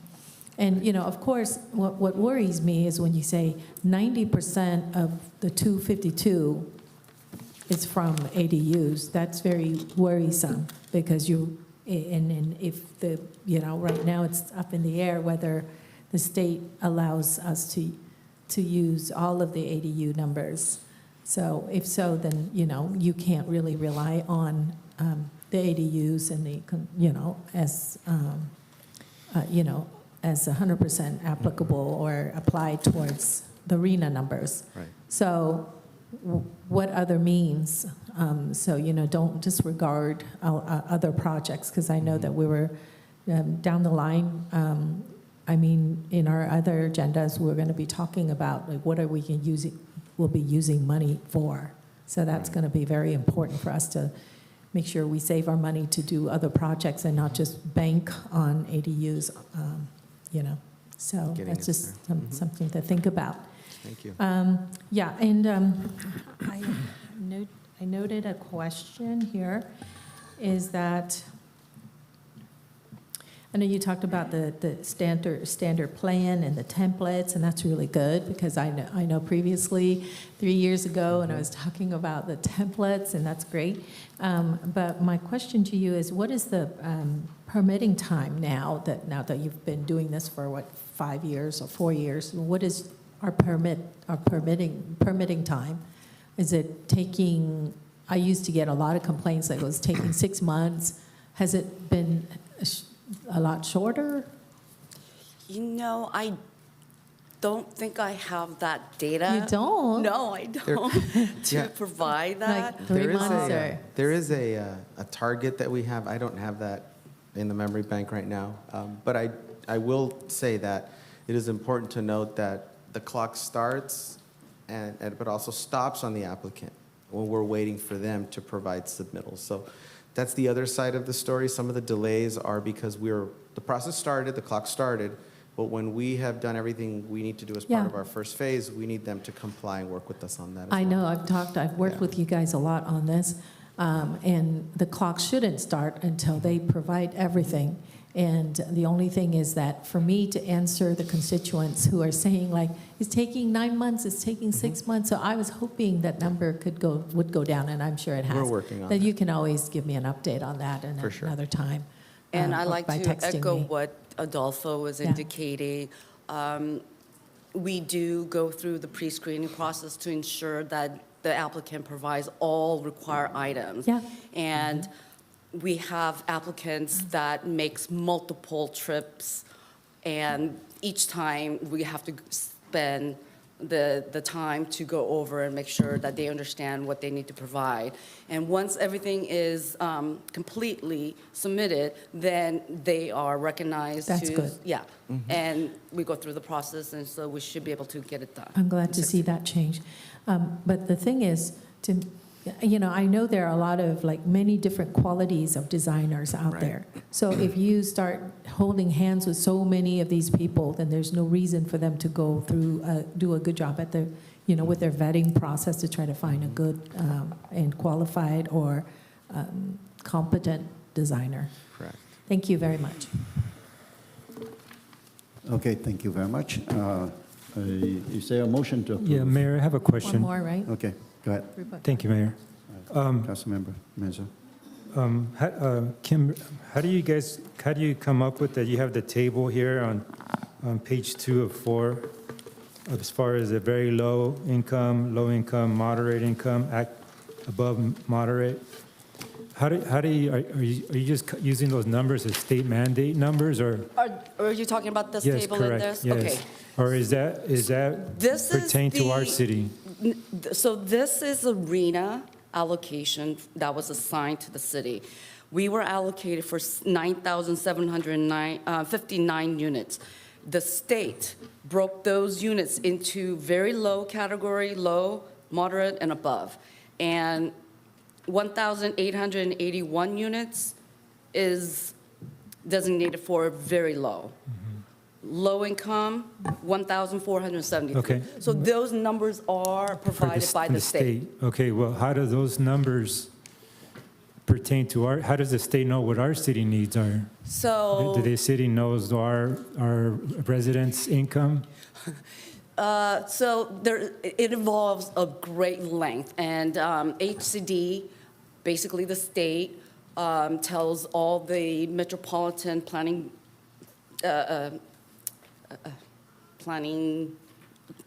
group like SCAG or OCOG, organizations. like SCAGs and OCOGs, they are given the power to do the figuring of the housing needs. And so they have a methodology. It's a very extensive, and I don't know if I have all the technicality to explain, but it's a very convoluted, extensive process. And it took about 2 years going back and forth with the new census data that was released in 2020, which was also delayed. But the RENA allocation is based on some big formulation of methodology, trying to figure out how to divide. And they consider various factors in creating this methodology. So the answer is that you use the 2020 census to come up with the numbers that our city needs for This the is income done through levels. SCAG. This is done through the SCAG with the approval with the HCD. Obviously, the cities all provide inputs. And we did provide our inputs. We fought our battles to reduce the RENA allocation because the city has a history of meeting our RENA allocations all the previous cycles. We've always met our RENA, and with this sixth cycle, we were given almost 10,000, and we understood how difficult that would be based on the history of the numbers that we produced. Okay. My concern is that we're on, as far as the very low, that we may not need more units than that. How do we know that we need to provide more than what this table is saying we need to provide? These numbers are assigned allocations for the next 8 years, and it shouldn't be changing. During the appeal period, when the cities appealed, most cities all were denied. I believe there were like 2 or 3 cities within our planning area. They did successfully appeal, and those numbers were redistributed within that planning area. So there were some numbers that were a little bit, one number was different from another number, from one report to another report, and that was due to allocating those numbers that were appealed. So the numbers that are allocated is fixed for the next 8 years until the 7th cycle. There were a lot of appeals with the methodology that the state provided SCAC to do the study for the arena allocation. There was a lot of appeal process, and based on that, I believe the state is proposing to modify their methodology. So for the 7th cycle, we don't know. It could be a completely different method. Okay. Councilmember? All right, thank you. I just have a question. We were follow-up. very active in the process. We were not quiet during the entire process. I know I sat in different sessions with Councilmember Ho as well as Mayor Ta, who was our SCAG representative. One of the things that was disheartening about the methodology was that as Orange County cities, we disagreed. So any changes that they introduced, it was just introducing, they were just exchanging units between cities. So it made it very clear that the state was not going to deviate from the total number that was allocated to our planning area, is what it's called. And the state Yeah. uses that numbers from the census?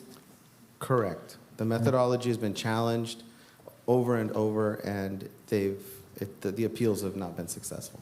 Yeah, Okay. a number of cities are not happy with what was allocated to them. There's a process for challenging that, and even if you prevailed, then it just meant that another city got your numbers. So it's kind of a So they just difficult process that wasn't easy Okay. to Okay, challenge. so if you were to win your case, then they just move those numbers to another city? To a neighboring city in some cases. So Right. the lesson, so essentially the lesson they taught cities was Be quiet. stop complaining or else you're going to end up with somebody else's numbers, which is unfortunate. But And All right. I So I think know it's that important to mention, too, that what we're doing here, is it tells the cities that we have to provide the opportunity, not Yeah, actually not build the them. units. Yes, correct. So we're zoning for it, and Yeah. then that gives developers the opportunity to then come in and. Yeah, I get that part. I just want All to, right, quick thank you. comment. So I'm also referring to this table here, the very low, low, and moderate and above. Do we have to have those exact units, or just as long as it adds up to 9,759? So those 9,759 units were allocated, and the number has been categorized. So we need to make efforts to encourage the developers to do very low, low income, moderate, et But cetera. we can't make them. We cannot, yeah. But our eyes should be on the big number here. We have no control over, there are incentives. They're incentivized already by the law, state law. But other than that, what can we do? So are we tied to like these specific units, to like the very low? Yes. Yeah, we are? Yes. Oh, wow, okay. And the state is watching closely that we are not impeding the ability for developers to develop in our city to meet these numbers.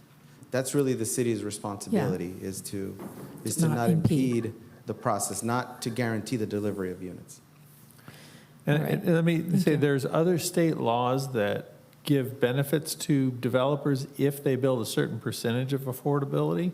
So there's an incentive there also for developers that if they have a certain number, then they get other benefits. So Yeah, I the know, that's number why of I'm the- saying the state laws, and that gives them a lot of incentives, so without listing, going into what they are. So But, yeah. one of the item that we discussed was the Westminster Mall specific plan. Yeah.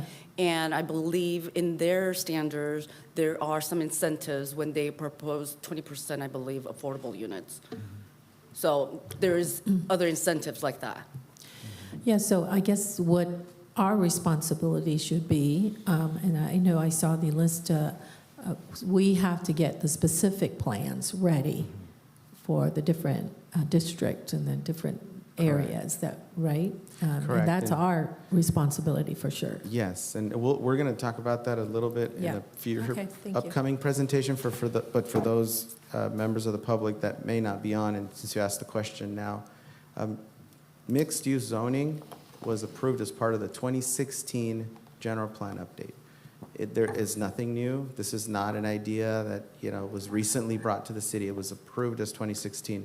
In the 2016 update, the mixed-use zones were defined specifically based on city input, community input, and our experts such as Sandy and the planning staff. So there's nothing new, but you're right. It takes time to develop specific plans. The latest victory is the mall that brought 3,000 units. So while the specific plan identified some housing at the mall, we actually approved a specific plan that went beyond what was in the general plan, right? So we are pushing, where applicable, the mixed-use concept, which brings more units. And then the downtown area. And the downtown, also correct. the Moran. So, all right, thank you. Okay, at this point here, I would like to entertain the motion to approve this item. Councilor- No, Yes, we still have motion. 5.4, no?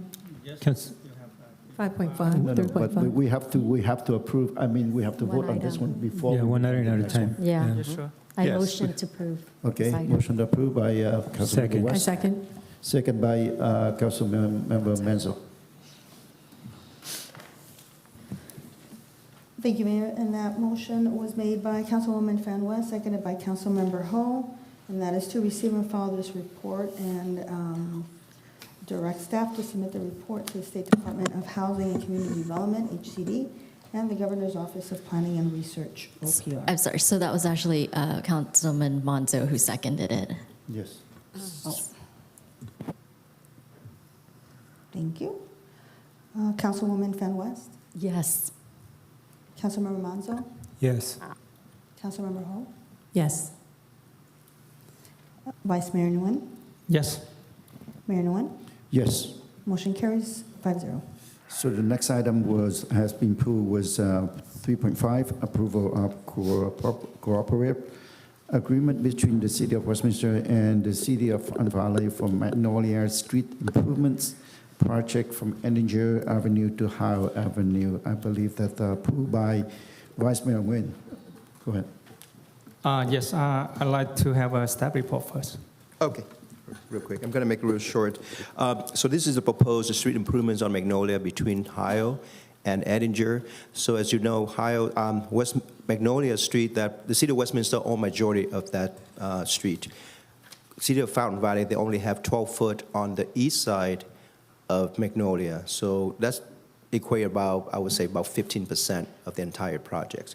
So this agreement will bring it to both cities. The City of Fountain Valley has been approved for their agreements, for their paying for their fair share with this.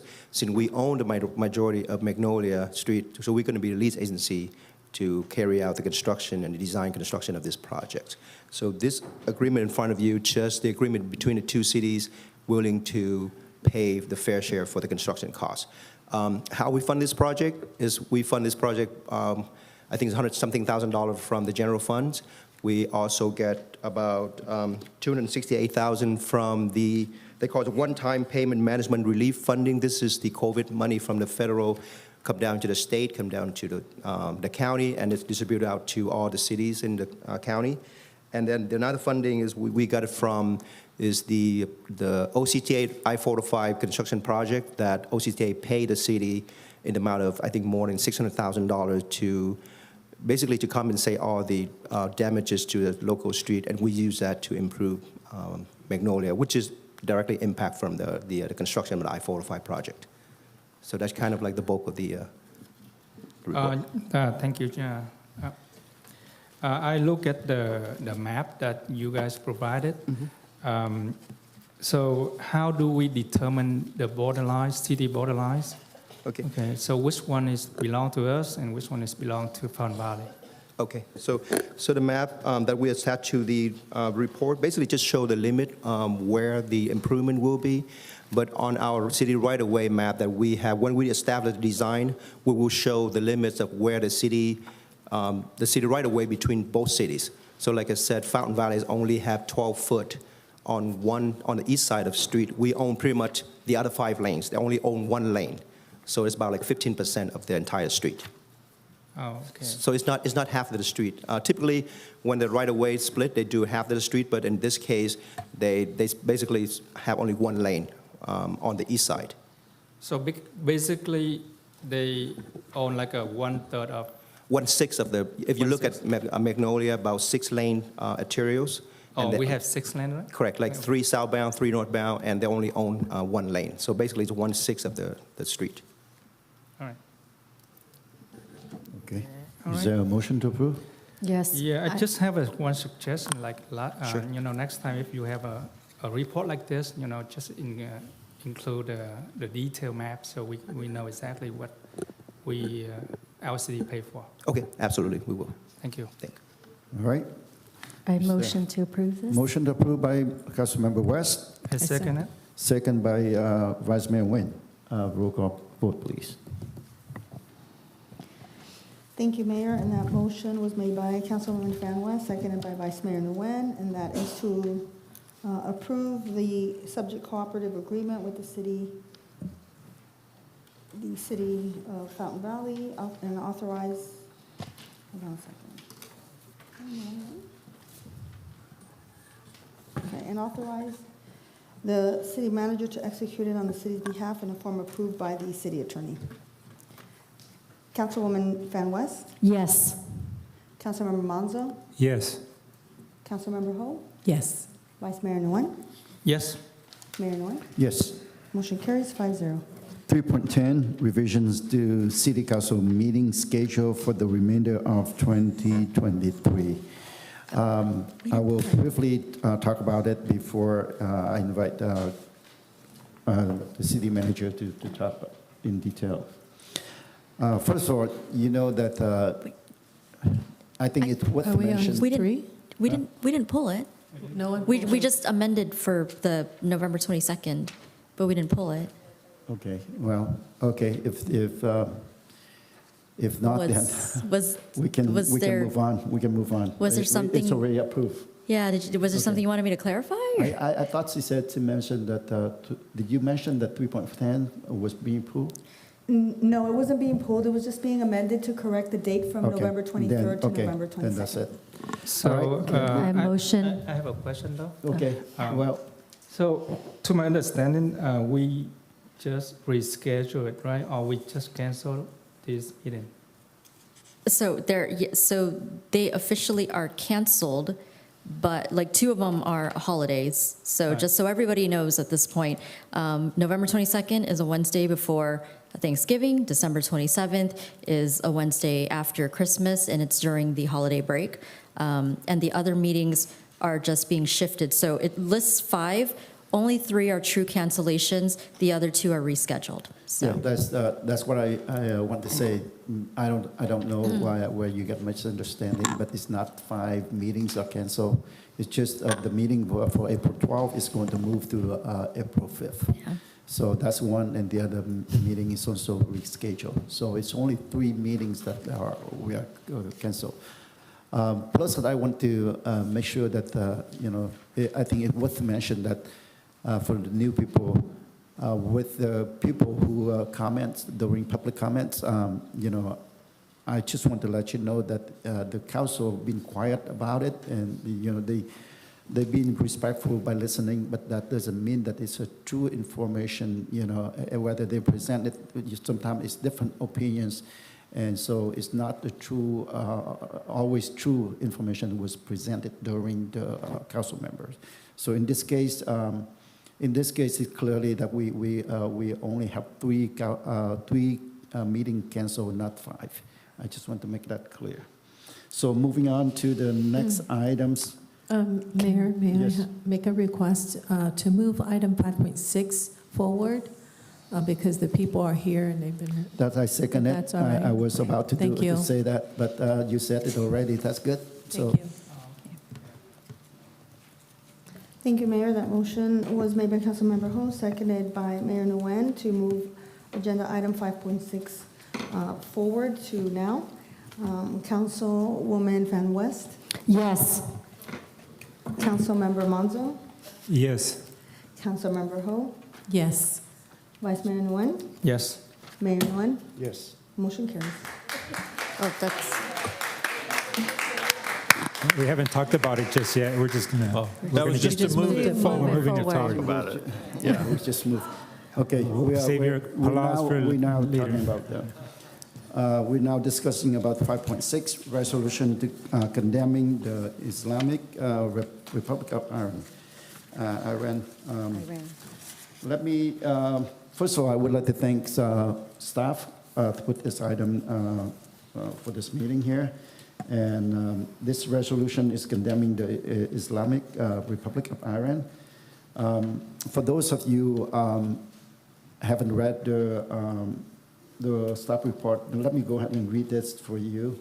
In September 2022, Masha Amini was detained by law enforcement by Iran for allegedly failing to adhere to hijab, headscarf rules and not covering her hair properly.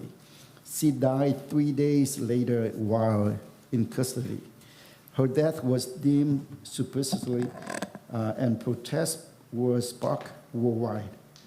Since her death, demonstrations have taken place globally where protesters have expressed outrage over the lack of women's rights in Iran, as well as brutality of the morality police. So this, you can see that there are a number of cities in the county already passed a resolution and issues a proclamation to condemn the Islamic Republic of Iran. So all those cities are Costa Mesa, Vine, Orange, Lake Forest, Newport Beach, Laguna Beach, Yorba Linda, Anaheim, Mission Viejo, Aliso Viejo, Fulton, Thurston, Laguna Niguel.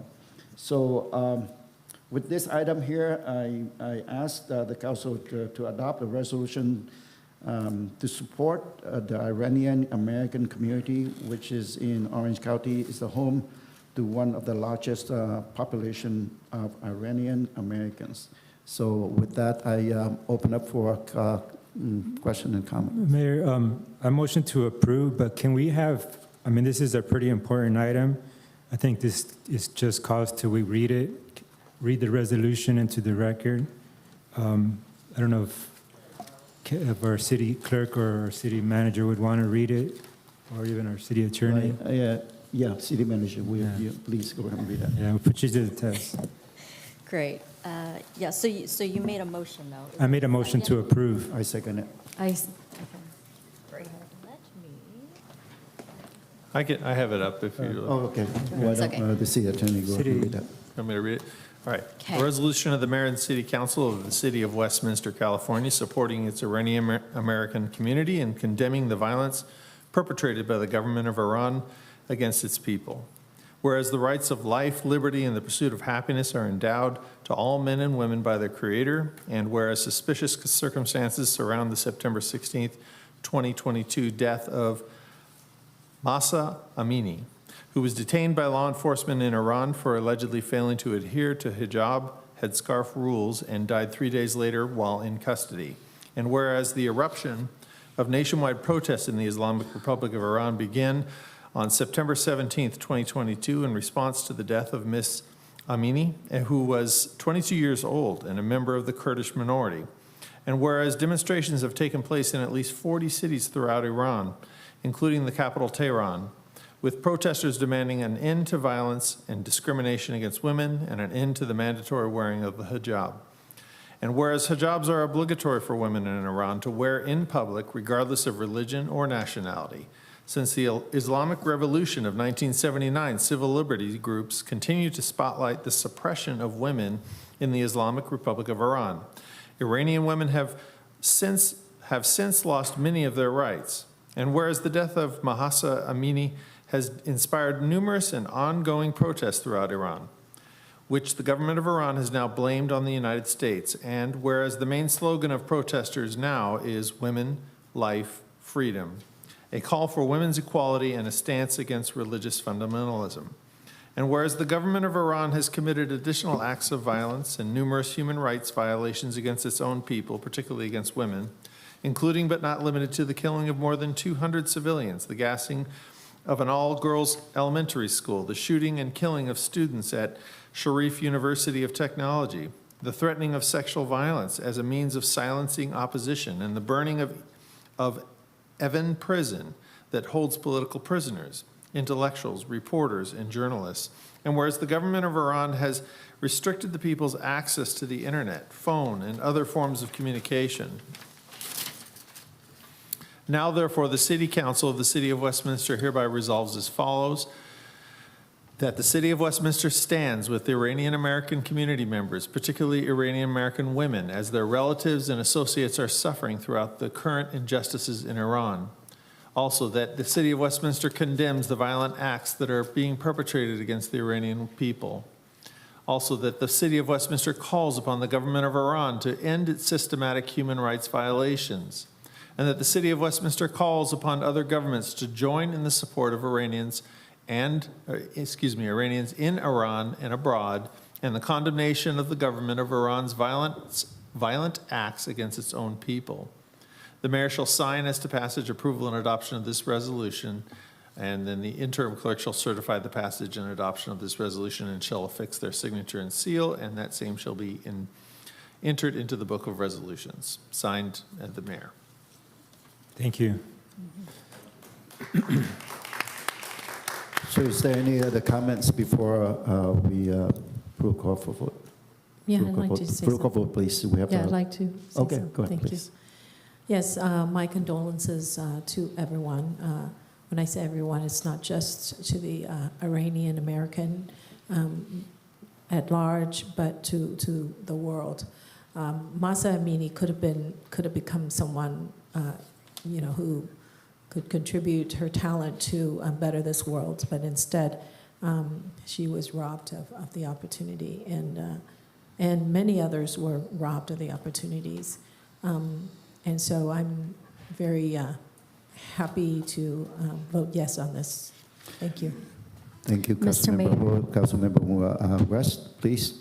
Thank you. You know, it's perfect time to address this issue, especially this is the International Women's Month. And with what she is doing is courage and bravery for her to stand up against her government of injustice. I mean, we have known, throughout the nation that they have persecuted women and unjustly killing people and children, and it's insanity. And this should outrage all women's right movement. But I don't hear them or see them anywhere. It's a shame. So this is why the council here will rise up and stand with you guys and say, we condemn this kind of action. It's unacceptable. We have given a right, which is God-given right, to be human, to live a life, to be able to breathe, to be able to freely speak our mind. But of course, those women over there do not have that right. So we stand with them over there. So we do condemn this action. So thank you, Mr. Mayor, for putting this up. Thank you very much, Councilmember West. Next is Councilmember Menzo. Yes, thank you, Mayor. Again, as Councilmember West mentioned, thank you, Mayor, for putting this on our agenda. So appreciate that. And I just, again, as the other council members said, here in Westminster, we've stood against hate in our communities, and we're not going to stand against hate in Iran and all throughout this world. And here in Westminster, we've always spoken out about it.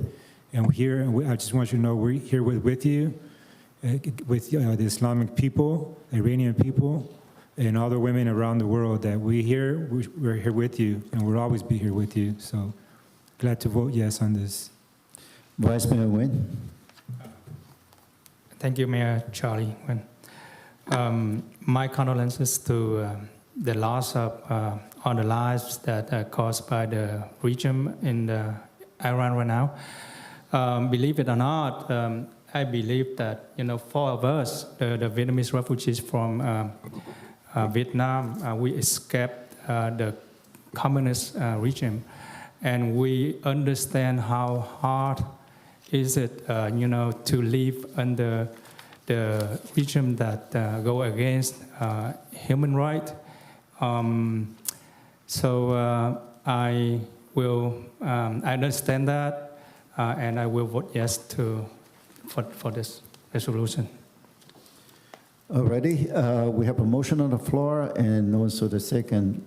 Go ahead and roll call, please. Thank you, Mayor. The motion was made by Councilmember Mazzo, seconded by the mayor, and that is a resolution to approve a resolution of the mayor and city council of the city of Westminster, California, supporting its Iranian-American community and condemning the violence perpetrated by the government of Iran against its people. Councilwoman Fan West, Yes. Councilmember Manzo, Yes. Councilmember Ho, Yes. Vice Mayor Nguyen, Yes. Mayor Nguyen. Yes. Motion carries 5-0. Thank you very much. Thank you for opening it up, and thank you for being here. Next on the agenda is public hearing. So, Madam Clerk, would you please read the announcement into the record, please? Thank you, Mayor. This is a time of members of the public who wish to speak on the public hearing item may do so by completing a speaker card. You do have 3 minutes to speak on each public hearing item. And we do have someone who has submitted a speaker card, Mayor. Thank you very much. So we'll start with 4.1. We have 3 items for our public hearing today, but the 4.1 is to continue from March 8, 2023, regular meeting, public hearings, substantial amendment to fiscal year 2021-2022 annual action plan to integrate the Home Investment Partnership Program, American Rescue Program, Home ARP Allocation Plan Funds. Staff report, please. Thank you, Mayor. I'll be brief. Before we get started on item 4.1, I'd like to introduce Michael Sun. He's our housing specialist. He's a very important part of our organization. He works out of community development. He oversees the housing day-to-day operations of the division, primarily making sure that federal funds continue to come to the city of Westminster. It's a very, very demanding program to oversee, and him and his consultant team do a great job of doing that. At this point, I'd like to turn it over to Michael. Thank you, Adolfo. Good evening, Mayor, Vice Mayor, and council members. My name is Michael Sun. I'm the housing specialist, and tonight's public hearing is regarding the substantial amendment to fiscal year 2021-2022 annual action plan to integrate Home Investment Partnerships Program, American Rescue Plan Allocation Plan Funds. So I just want to briefly state that the substantial amendment is a technical term that's used by HUD, and it refers to any time when the city utilizes funding and carries out an activity not previously described in a action plan. And for this reason, this one-time special allocation of home ARP funds was not incorporated into our 2021-2022 annual action plans. So therefore, this constitutes a substantial amendment. And I'm just going to go over some key terms that will be used throughout this presentation. With federal funding, they like to use a lot of acronyms. So ARPA stands for American Rescue Plan Act. CDBG refers to Community Development Block Grant Program. CHODO refers to Community Housing Development Organization. HOME refers to Home Investment Partnerships Program. HOME ARP refers to Home Investment Partnerships Program, American Rescue Plan. And HUD refers to the United States Department of Housing and Urban Development. Now, I'd like to just go into a brief background regarding Home ARP. On March 11th, 2021, President Joe Biden signed ARPA into law. Through ARPA, it provided $1.9 trillion to address continued impacts of COVID-19. And through the $1.9 trillion, Congress appropriated $5 billion in ARPA to the HOME program, creating the HOME ARP program. Through the HOME ARP program, HUD allocated $1.6 million in HOME ARP funds, and again, this is based off a formula that HUD uses. Now I'd like just to give a brief overview of the Home ARP program regarding its purpose, eligible uses, population served, and an expenditure deadline. The main purpose of the Home ARP program is to address specific need for homelessness assistance and supportive assistance. Eligible uses of Home ARP include administration and planning, development and support of affordable housing, tenant-based rental assistance, also commonly known as TBRA, provision of supportive services, and acquisition and development of non-congregate shelters. I do want to note that each eligible use will have its own requirements, and those requirements are further detailed in attachment 3 to the staff report. Population served through Home ARP are homeless, at risk of homelessness, fleeing or attempting to flee domestic violence, dating violence, sexual assault, stalking, or human trafficking. Part of other populations where providing supportive services or assistance would prevent a family's homelessness or would serve those with greatest risk of housing instability, or veterans and families that include veteran family that meet the criteria in 1 through 4 above. And there is an expenditure deadline of September 30th, 2030. Now I'd like to go over the HOME program. This is for reference only. So HOME will be part of a separate agenda item that will be discussed later on tonight. But for the purpose of this public hearing, HOME funds are being considered for a potential affordable housing project. So for the purpose of the HOME program is designed exclusively to create affordable housing for lower income households, often in partnership with local nonprofit groups. Eligible uses include homeowner rehabilitation, home buyer activities, rental housing, tenant-based rental assistance. The reason why rental housing is highlighted is because it's the focus of tonight's public hearing in regards to the proposed affordable housing project that's going to be presented tonight.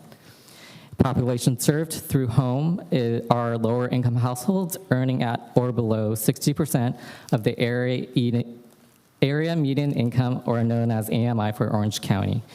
And we do have an expenditure deadline of September 30th, 2025, with a minimum expenditure amount of $123,000. Now I'd like to go over a brief overline of the HOME ARP in regards to the development of this plan. On March 31st, 2022, City, in coordination with various agencies, did an outreach to get feedback on the proposed use of HOME ARP funds. On May 26th through July 7th, the city distributed a HOME ARP questionnaire to gather further input from different agencies that work with different populations, such as homeless and at risk of homeless populations, as well as Westminster residents. November 28th, an RFP was released for an affordable housing project from qualified nonprofit groups. February 16th, a public hearing notice was published in regards to the March 8th public hearing. That was a continued public hearing item. Public notice was published regarding the continuation of the public hearing, and here we are tonight for the continuation of the city public hearing. And March 31st marks the deadline to submit our HOME ARP allocation plan in order to receive our HOME ARP funds.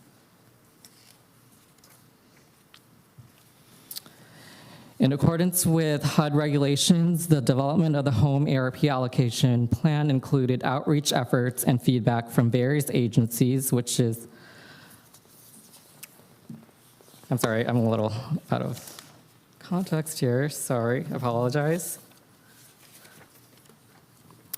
In accordance with HUD regulations, to receive the city's allocation of HOME ARP funds, HUD requires an allocation plan be prepared and submitted to HUD. The plan identifies needs and sets priorities for use of HOME ARP funds. The allocation plan is due no later than March 31st, 2023 to HUD. The allocation plan must be considered by the City Council at a public hearing as a substantial amendment to the fiscal year 2021-2022 annual action plan. These requirements apply to every city that intends to use HOME ARP funds.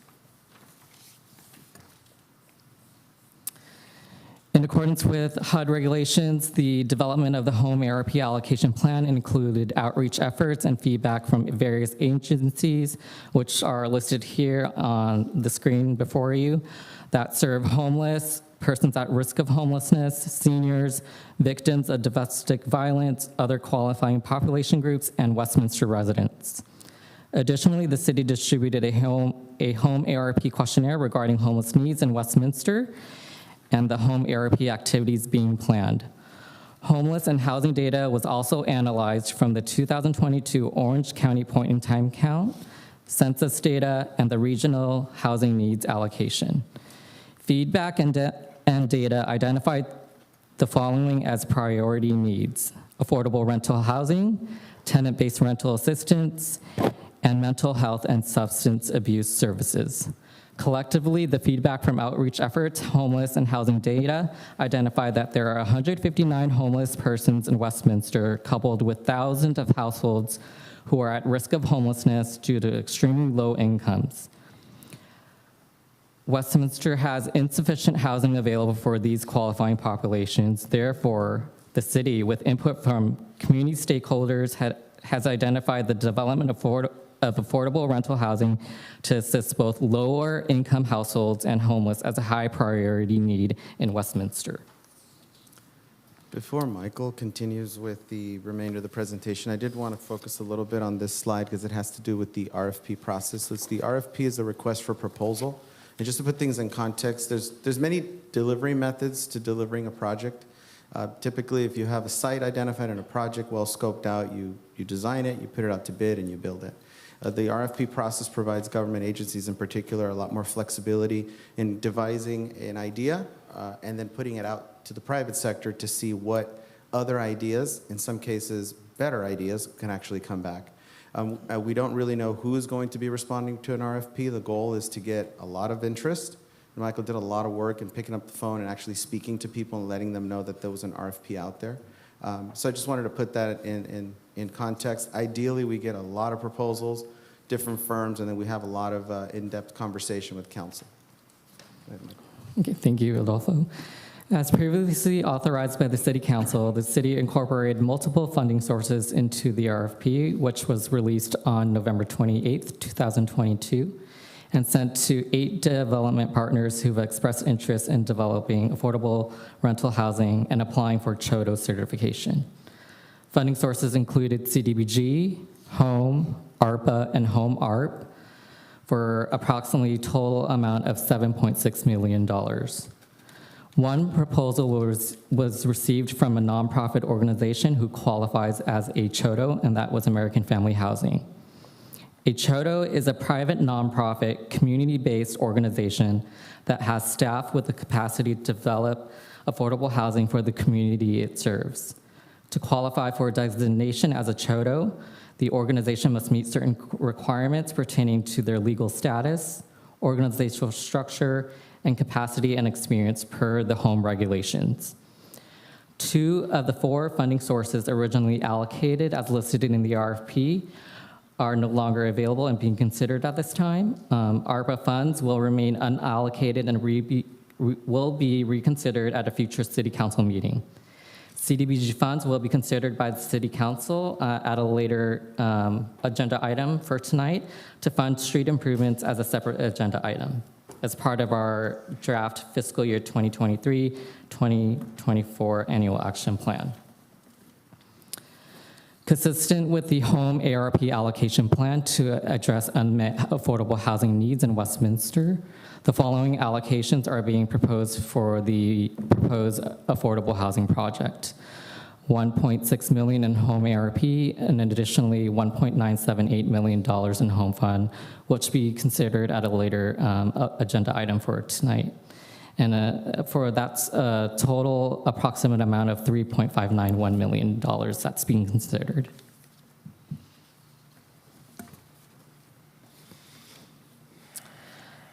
This is just a comparison of recent affordable housing projects that have been completed within the past 10 years. I do want to note that there's that a direct comparison among affordable housing projects is not always appropriate, as there are many variables that go into making an affordable housing project a reality. Some of those variables include the type of the developer, whether they're for-profit or nonprofit, funding regulations, funding availability, limited developable land, real estate costs, interest rates, construction costs, which we all know has been rising incrementally over the past few years, environmental regulations, unit mix, affordability mix, et cetera. You can think of an affordable housing project as a complex puzzle, so everything really needs to fall into place to make a project a reality. So I just want to briefly go over the table itself. So the most recent affordable housing project that was completed was the Westminster Crossing, which was a 65-unit project. The city contributed approximately $5.5 million in housing authority funds. And there was additional funding sources that were contributed towards this project, including federal tax credits, the County of Orange, and an additional private financing. And then I'm just going to briefly go over the proposed project tonight. It's a 28-unit project that's being proposed for one-bedroom units. And the amount of money that's being considered is approximately $3.5 million. So I just want to reiterate that you can't really compare, or it's not appropriate to compare a project with Westminster Crossing with this proposed project that's being presented tonight, because there's a lot of variables in terms of land size. If you look at the land size of Westminster Crossing, that's a 85,000 square foot piece of land, whereas the project being proposed tonight is a 14,000 square foot piece of land. So there's many variables that go into play when an affordable housing project comes into play. And additionally, the unit mix, once you start targeting deeper levels regarding AMI levels, serving extremely low-income households, more funding is needed to make a project become feasible and a reality. With that, staff recommends that the mayor and city council adopt the home ARP allocation plan via substantial amendment to the fiscal year 2021-2022 annual action plan due to the United States Department of Housing and Urban Development by March 31st, 2023, allocating $1.613,107 in home ARP funds for the proposed activities, inclusive in any revisions following the public hearing, and authorize the city manager or their designee to execute all necessary related documents for submission of the home ARP allocation plan to HUD for review and approval. That concludes my presentation, and I would like to invite our development partners, American Family Housing. They're going to be providing a brief presentation about their proposed project. We have here tonight our American Family Housing Senior Director of Real Estate Development, Ryan Lehman, and the Director of Real Estate and Development, Jose Torres. Great, thank you, Michael. Can you hear me? Speak into the mic. Thank you. Into the mic? Pull it Okay. towards you. You can push the mic down a little Pull it bit. towards you. Oh, towards you. Okay. Good evening, Mayor, Vice Mayor, and council members. Yeah, I just wanted to give a brief overview of American Family Housing. Let's see, who's doing the slides? We're gonna run it off of this computer here. Lucy, can Okay.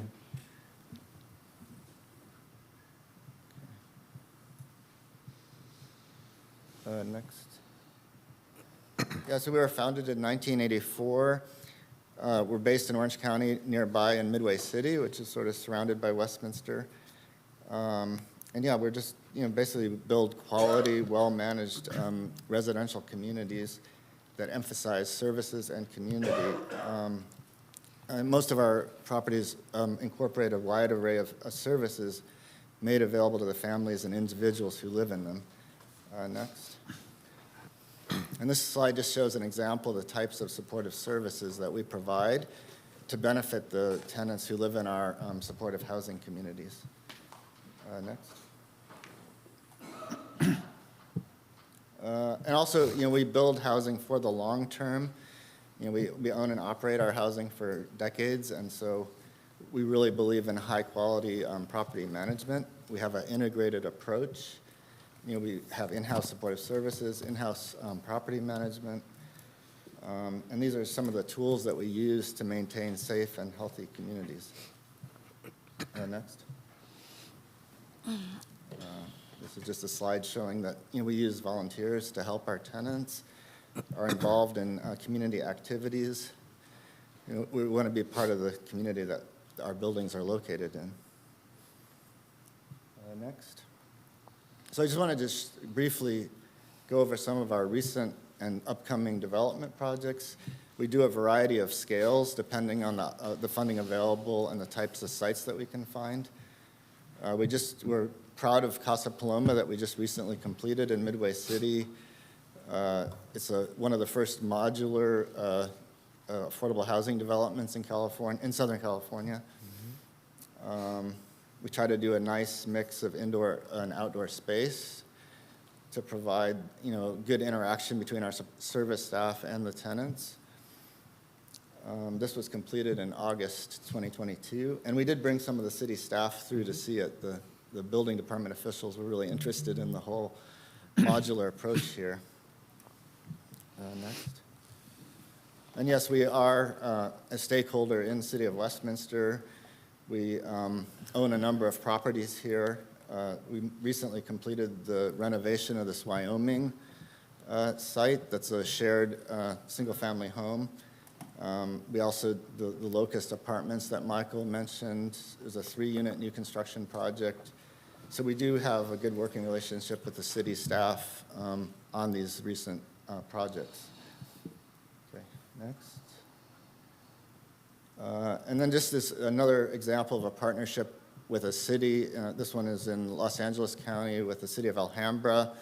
We're redeveloping a city-owned parking lot right in their civic center, about a block from City Hall. So we did a community outreach process for this project and got the support of the business community and the local high school district. And so I think, it shows that we go the extra mile to build community support for our projects.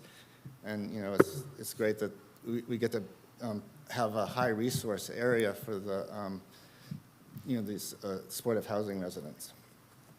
Thank you. And now I'll turn it over to Jose here to talk about the specific Golden West project that we're proposing.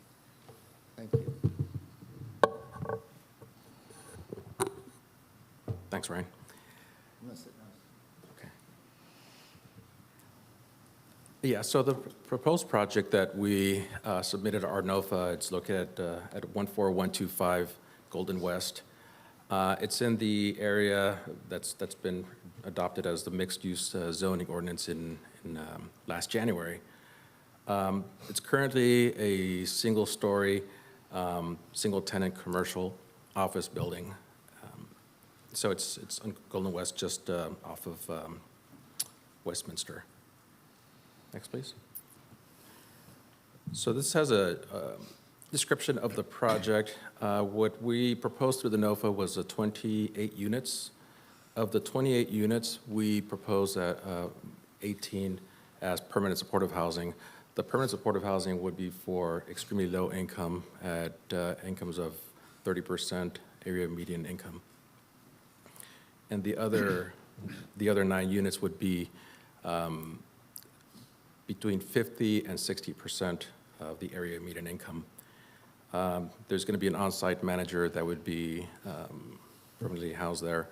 And so through the NOFA, we proposed the 28 units. Typical amenities that we provide, there's a community room for meetings, interactions, programs, trainings for our tenants, just to start the process of getting our tenants back to independent living, giving them skills, and just providing the interaction and the community building between the tenants. Laundry rooms, the services are on site, so we do have staff that is there full-time, Monday through Friday. And of course, we always try to create a landscape outdoor space just to give folks that opportunity to not only enjoy the outdoors, but work and foster community building amongst the tenants. I do want to point out that this total unit mix, it can change. We're still in the process of talking with the planning department. It could shift a little bit, hopefully upward. And so just wanted to make that comment. Next, please. This gives an illustration of folks who would be living here from an income level perspective. As you can see here, we show what a household of 60%, 50%, and 30% income would make on an annual basis. We anticipate that a person, that because these are one-bedroom units, these would be a one-person, two-person household, and this gives you a snapshot as to what those incomes would be and really who it is that we're serving at this property. And just as a reminder, 18 of the units who we plan to provide the housing for are for households who are at 30% of the area median income. So it would be, we expect that the household income would be anywhere between $28,000 and about $33,000, rounding up. Next, please. This is a summary of some of the funding that we plan to apply for. The $3.591 million is reflected here that Michael introduced in his presentation. This includes both home funds and the home ARPA funds. We feel that this will position, because of the partnership demonstrated through the funding commitment, this will enable us to really leverage other resources. Currently, there's a NOFA through the County of Orange that was released. By having a funding commitment, it really positions us to be able to leverage other funding sources. And it starts creating a snowball because it enables us to be even more competitive for other funding sources, particularly as we start getting the project ready for an application to the state, to the County Tax Credit Allocation Committee. So through these partnerships, it really demonstrates to these other subsequent funders that that there is support, and that's often how it's demonstrated. Next, please. This is a timeline, just a real general timeline, starting from when the NOFA was released to our application. At this point, should we receive a commitment of funding, we would continue to do in earnest begin a community outreach process, engage key stakeholders, let them know what we're proposing, really get their input on design. We know this really creates an opportunity for us to help be a catalyst, particularly to the zoning, particularly because it is a mixed use. We really want to do a smart design that activates the sidewalk, creates a more pedestrian environment. We've begun to develop some preliminary designs where we're bringing, as an example, we're bringing the building closer to the sidewalk, and again, just really activating the sidewalk. So that'll be, again, those would be part of our discussions with the outreach process. We are looking to have some preliminary meetings with planning, building, and just to understand what it is that we would need to apply for any exceptions. Exceptions to the code, meaning any height requirements, any setback requirements, any density, open space as an example. So those meetings would continue to take place. We've already had a preliminary meeting with planning staff to get, just to introduce the project and get initial feedback, but we plan to do a more earnest discussion as we start to refine our proposed plans. And then this takes us to the ultimate milestone of funding, which is to apply for low-income tax credits. And typically there's always 2 rounds per year, so we think that we could position this project to apply for low-income housing tax credits in the first round of 2024. Typically, if we are successful in getting a reservation of tax credits, construction normally starts within 9 months of that application period. So that would take us to a construction start date of December 2024 with the completion of June 2026, and the lease-up would start immediately. Actually, it would start prior to construction completion, but we hope to be leased up pretty quickly. And yeah, so that's Ryan and Milo Penniman, who, by the way, is on holiday. He initially planned to be here at our prior meeting, but unfortunately, he had already had his holiday planned. Can I ask him a question? Hold on. Thank you very much. Sure. So at this point here, I will entertain mayor and city council questions for staff and our counterpart here. But I will let you know that we have about an hour. We still have a number of items to be discussed. So I will call from district by district. So if you have any question, you're not obligated to ask question if you don't have to.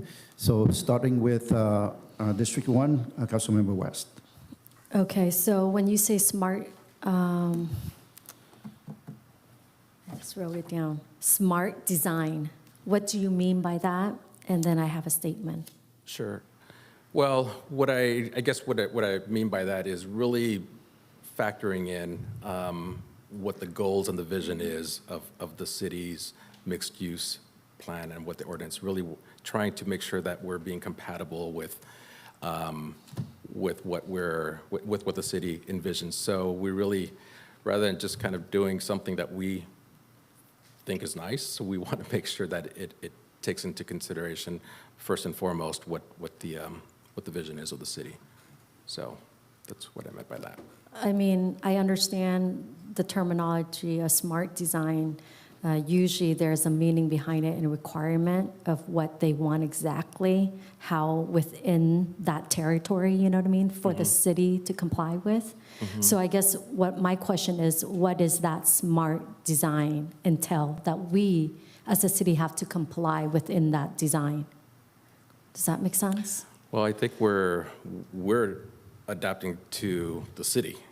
So because the mixed use zoning has already been adopted, our architect and our design team adapts to your ordinance. We're not so that's one comment. But the other comment is, the other response is there are some, I'm not sure, and I want to be careful to answer your question.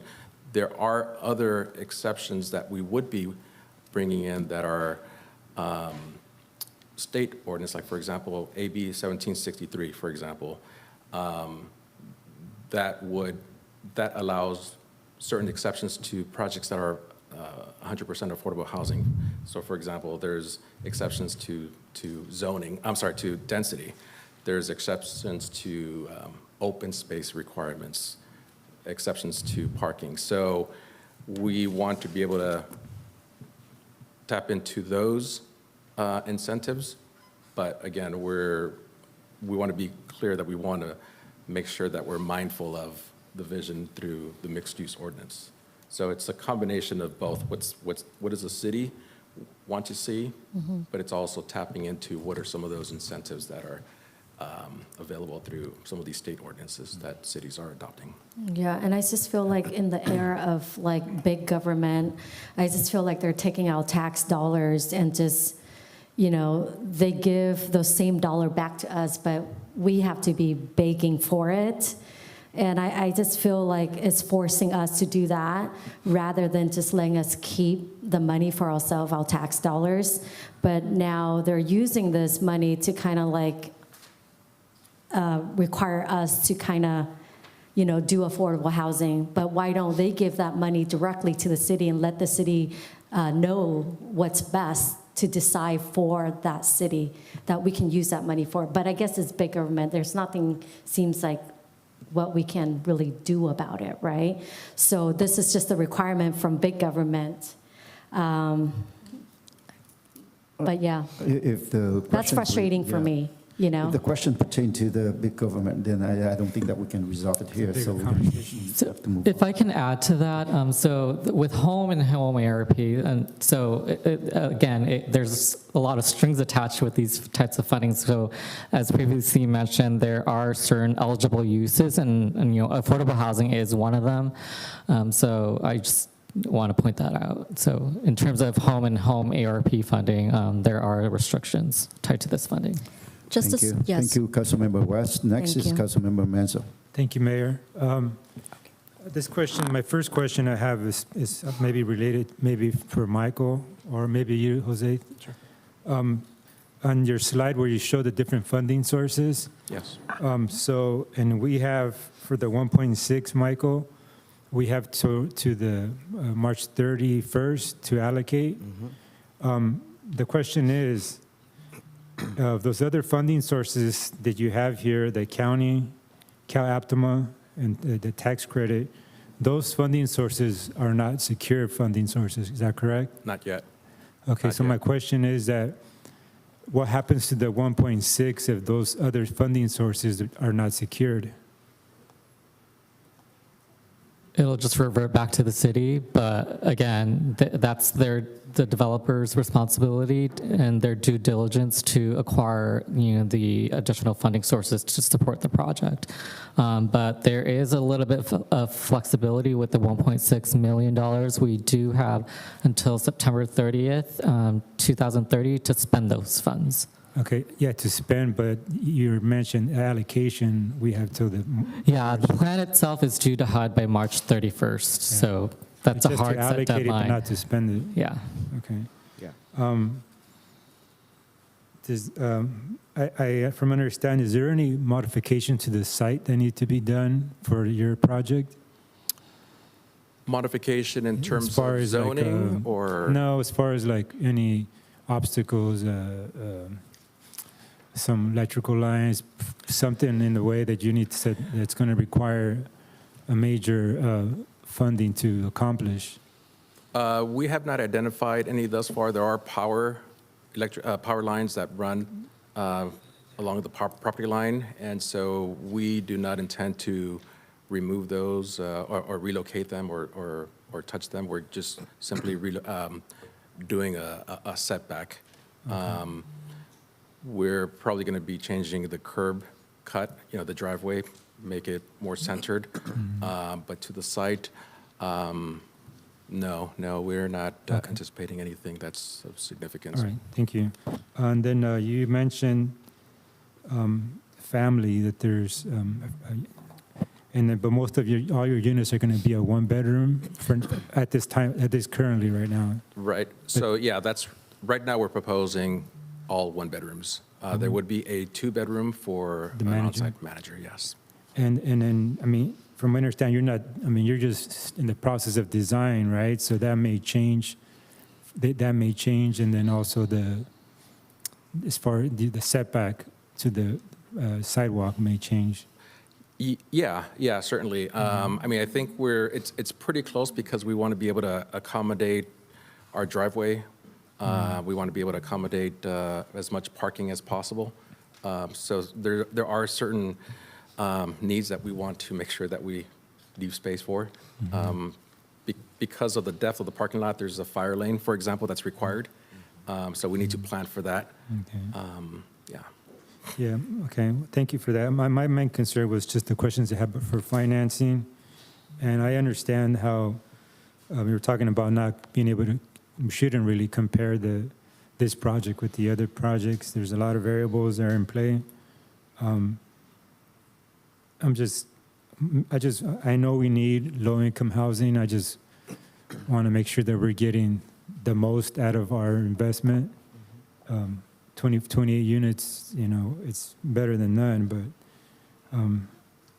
that's my concern, that we're going to get the bang for our buck from pretty much. Sure. And And I do see your other projects that you've presented, and they look very high-quality projects. So that's something that we would, I know you would do it, but that's something that we expect the same for our community, and to have that same quality of design. And then as far as the design, when you're going to bring, that would come back to us when we get further along, correct? Yeah, once a formal application is submitted to our planning department, that'll entail the development review process, and design is part of that process. And ahead of this meeting, we had connected with the planning department to really explain the vision for those sections of the city that are mixed use, and express the significance of trying to be aligned with the vision that the council created for that they're creating for mixed zone. And we've received very positive feedback and excitement from the applicant to challenge themselves to do something really in line with our vision. So that was good to hear. Yeah, is there a possibility, maybe when you get further on down the line in design, since you would be providing, you said, a supportive services, to have you'll be having maybe like a office type. It's kind of similar to the Westminster Crossing. They have on the first floor, they have some room for their services, their full wrap services. Is that something that your project may have as well, where we have some workspace for the people providing those services, counseling, for instance, any kind of that services? Absolutely, Okay. absolutely. All of our projects have permanent supportive housing, and we have dedicated staff who are going to have offices. So they're an integral part of our planning and our design, and so they do have a dedicated space. All right, thank you. I appreciate it. Sure. Thank you, Mayor. I'm Okay, done. thank you, Councilmember Manzo. Next is for District 3, Councilmember Ho.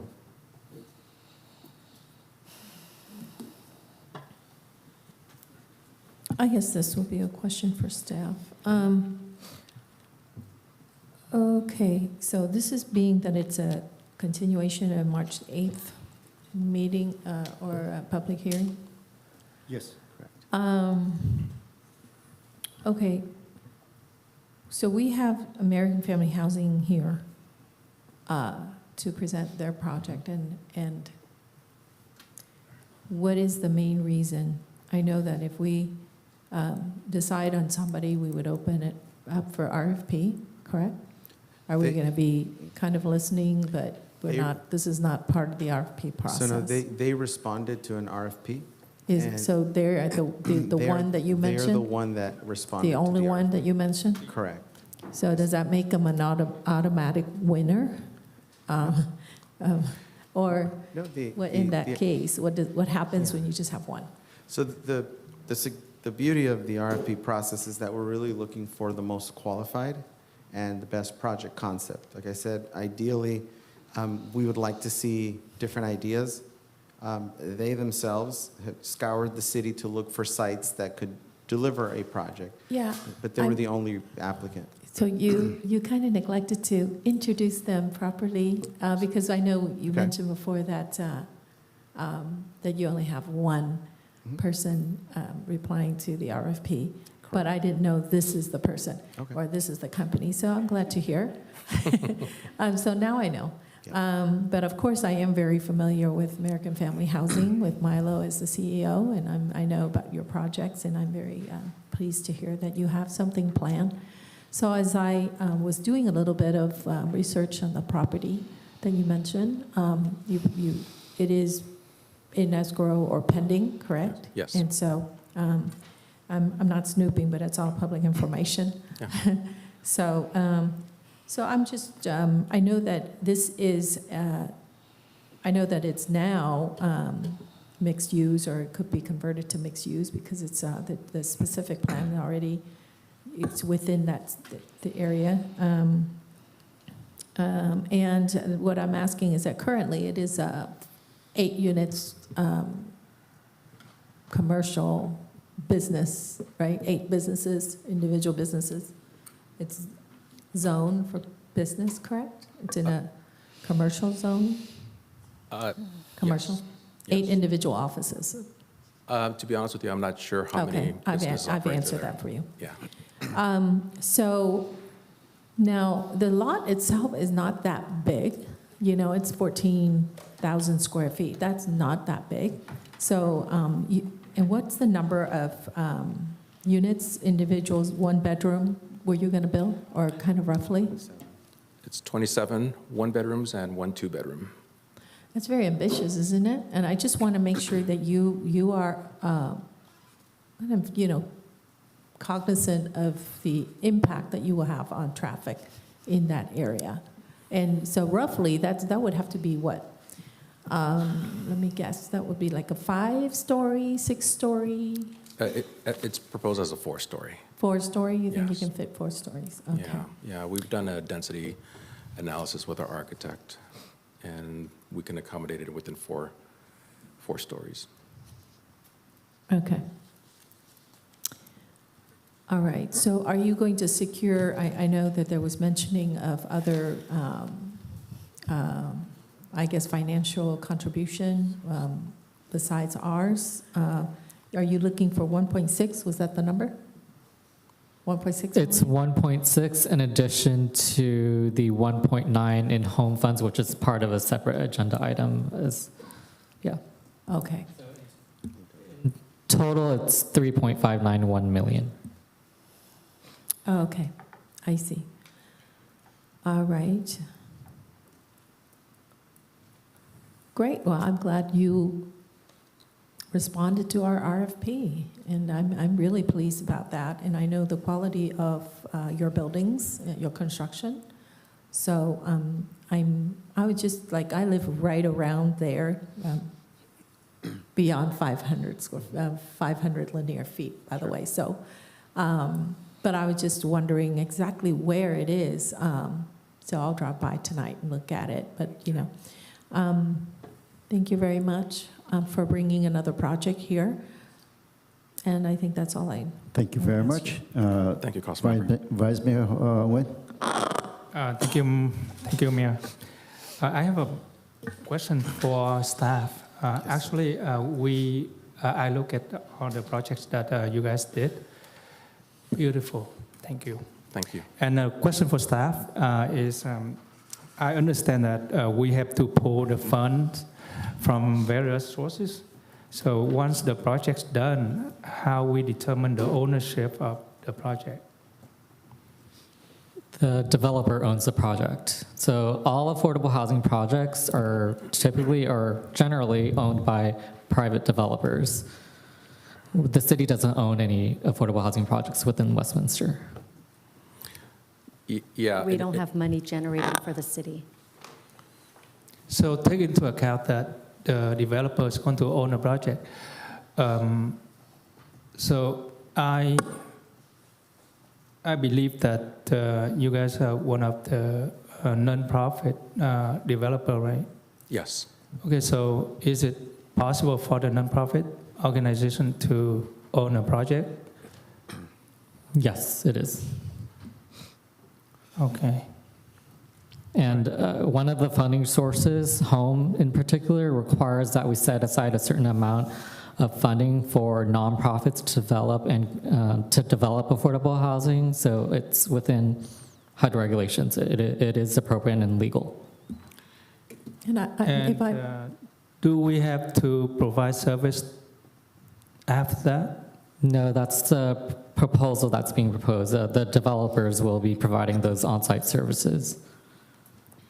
All right. But if I may add and just make a comment, just so I just really quickly want to please. mention. Can I ask you to reframe the question, because it's not my turn yet? No, I So- just want to follow up, just add to that really quickly. Okay. Well, just so we all know that, and I just want to confirm with staff, is that they have to open their books up for an audit, like for the yearly audit, and then also for 55 years, they agree to with the contract in terms of offering to the whatever low-income and all that, right?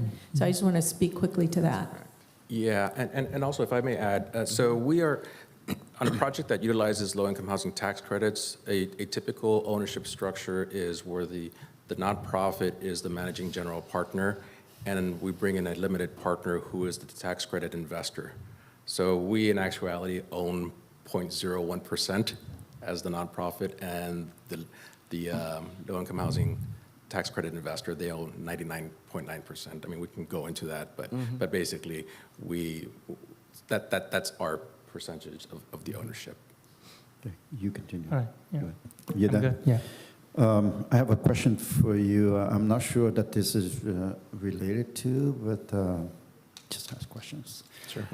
There's a program that by Orange County expand access to $67.1 million funding for 210 projects based on voucher for supportive and affordable housing projects. Do you know anything about it from staff and from counterpart?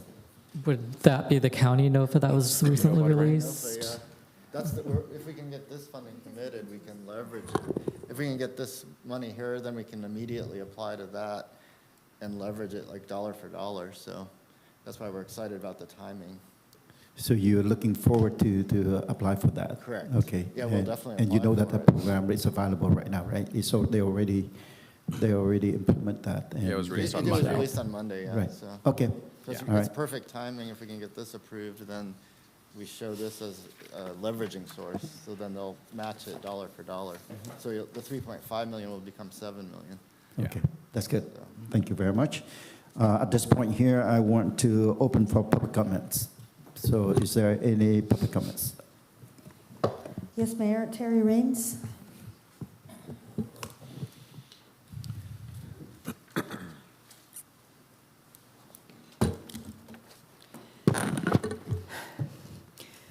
Good evening. When this public hearing was continued from March 8th to tonight, there was no mention of substantial changes being made to the staff report, and there's no verbiage in tonight's report highlighting or explaining these substantial changes. Here are just a few.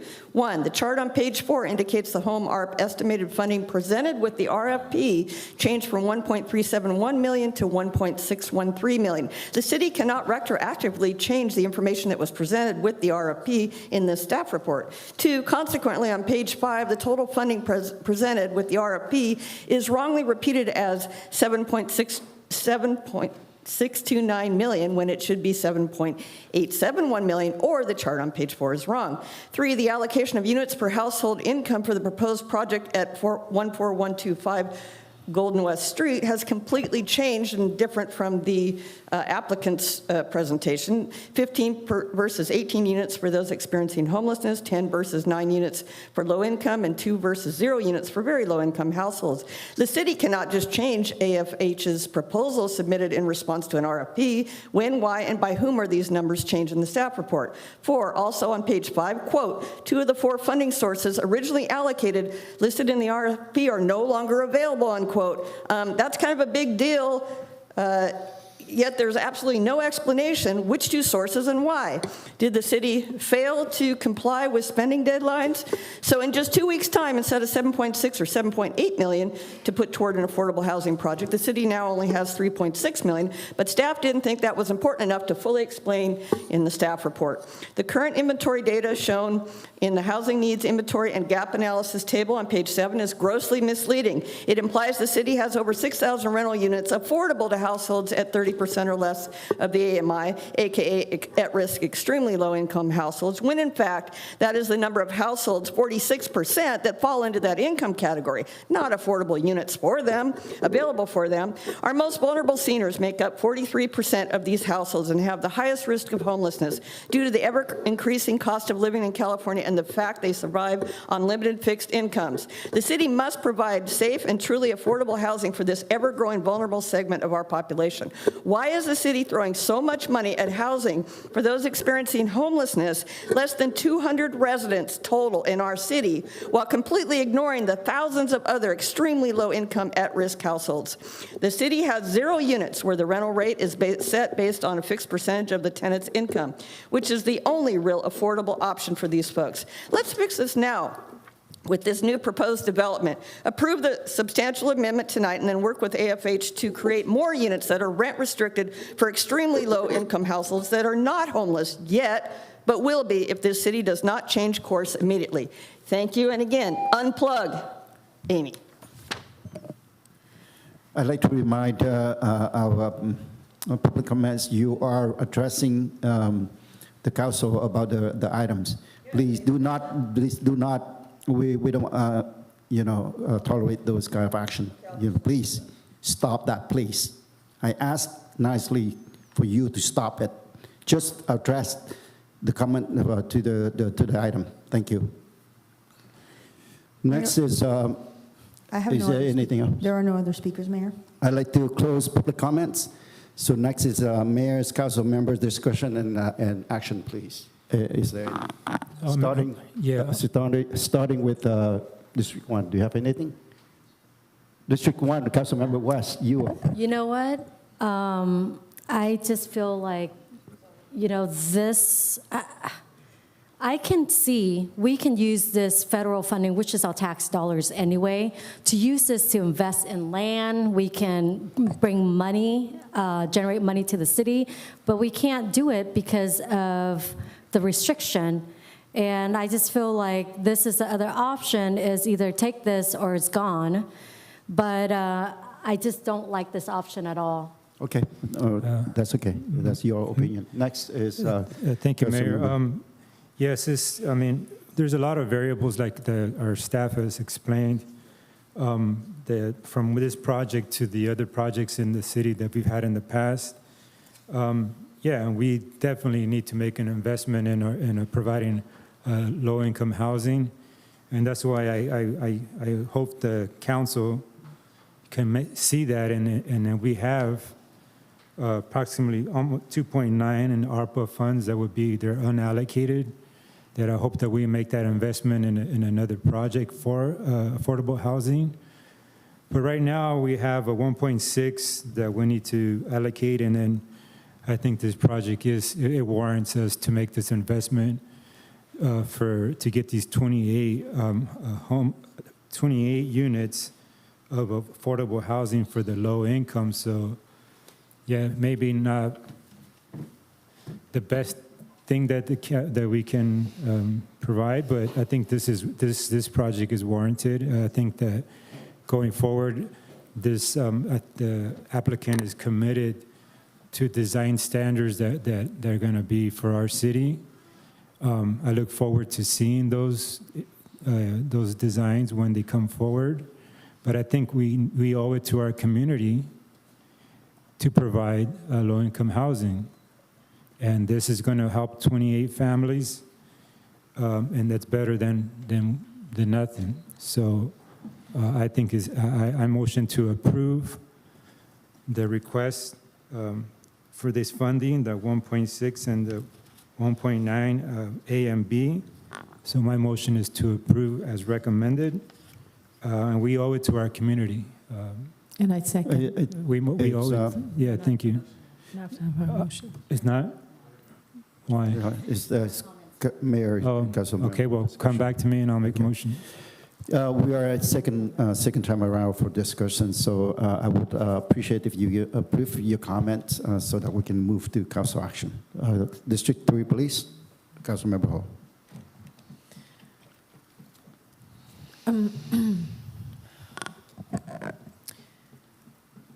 Well, before I just want to be clear, when does this money have to be spent? Is it 2030, or is that by the end of 2023? The decision has to be made tonight in order to receive the 1.6 million, but the money itself has to be spent by September 30th, 2030. Why does the money why does the decision need to be made tonight? These are HUD regulations, and the March 31st is a hard set deadline, or otherwise we lose that money. Oh, March 31st? I see, and that's why you had it open for RFP? That's correct. Right? Okay, I see it. Yeah, well, we have no choice then. I mean, the regulations are, upon us, and the rules are upon us, and we have to make that choice. So, yeah, I will be supportive of that. Vice Mayor Nguyen. I have a very quick question. can we save those units for the Westminster residents, or we have to follow some certain rules? Can we prioritize them? is what you're Prioritize, asking? yes. Maybe we can ask them. Well, it has two answers. Because there's a mixed population, there's homeless and there's general affordable.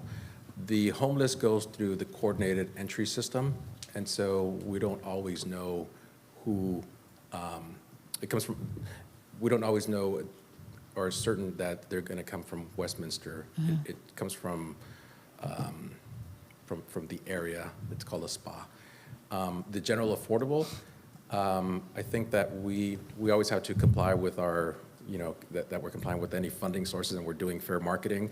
But I think that there's always opportunities to do outreach to the local partners, service providers, and making them aware that this project is coming online. So we definitely want to make sure that we do outreach to folks who are working with households from the city of Westminster. So we'll definitely do outreach to those individuals. So we always have to follow the rules of the funding sources, but I think that we just want to make sure that we give a lot of outreach to the citizens of Westminster. Do you have like the certain rules in the past for like? Well, sometimes what happens, there's different methods, right? There could be a first come, first served, right? Or first complete application we'll have the first opportunity. And we find that works very well as opposed to a lottery system. Because sometimes where there's outreach to the local residents, they're very aware of the project, and so they will be first in line to get their application in. So, I mean, I think it's a lot of outreach that we'll have to be doing with the city so that they're very mindful of the application deadlines. So, I mean, when we've done that, we have been successful in getting local residents from the city, but we can't exclude anybody from outside. But we certainly can do a great deal of outreach to the city and local providers. If I can add to that, we also have to be in compliance with fair housing laws. So generally with housing in general or any type of apartment, it has to be open to the public to apply for. So we can't really limit who gets to live there. Vice Mayor, if I may, because I know where your concern is going on this one.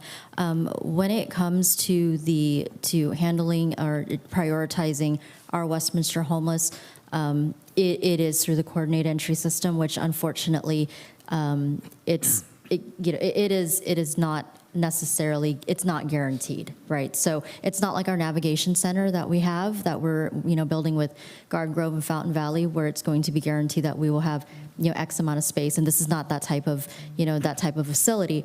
But some of the concerns I know that you've had about prioritizing our residents, it's not a guarantee that the people that live here will be those that are currently our residents. So, the short answer is no. There's no guarantee.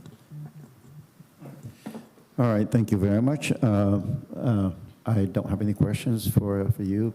So at this time, I want to entertain any motion for this item. Yes, my motion is, thank you, Mayor. My motion is the same. Lucy, did you get that? And I second. Yeah. Okay, we have motion on the floor, motion by Councilmember Manzo and second by Councilmember Ho. Roll call vote, please. Thank you, Mayor. And that is to adopt both the Section A, which is adopt the home ARP allocation plan via substantial amendment to fiscal year 2021-2022 annual action plan due to the United States Department of Housing and Urban Development, HUD, by March 31st, 2023, allocating $1,613,107 in home ARP funds for the proposed activities, inclusive of any revisions following the public hearing. And item B, authorize city manager or their designee to execute all necessary related documents for submission of the home ARP allocation plan to HUD for review and approval. That motion was made by Councilmember Manzo, seconded by Councilmember Ho. Councilwoman Fan West. You know what? I vote no because I just feel like we can't change the design of the building and then also just the funding, which I feel like we can use that to invest in our city and to generate more money. So, no. Councilmember Monzo, Yes. Councilmember Ho, Yes. Vice Mayor Nguyen, Yes. Mayor Nguyen. Yes. Motion carries 4-1 with Councilwoman Fan West voting no. Next item is also a public hearing item, is sale and transfer of city-owned properties located adjacent to the I-405 freeway to the Orange County Transportation Authority, OCTA, for the I-405 freeway improvement projects. Support, please. Mr. Mayor, do you mind if I pull the agenda 7.1 for those we're going to appoint for commission because they're here sitting? Yes, but We're not doing you that are you're asked to pull, or you want to move forward? Move forward, To yeah. move forward. At this point here, we start with a public hearing. Let's wait until the public hearing done. Okay. All right, go ahead. Good evening, mayors, vice mayor, and council member. I promise to make this quick. So this is a public hearing item for the sale of the city-owned properties to OCTA for the freeway improvement project. If you remember that, I think about a month ago, I did the presentation based on go over the details of the area and what's been impacted and what is the benefit to the city with this project. So technically, OCTA is acquire about 27,573 square feet of an area that used to be an open flood channel. And they have paid, they're going to compensate the city $68,400 for for that area. That's over the appraisal price. And on top of that, they spent $3.3 million to construct a underground box culvert, which is a very better system than the open channel.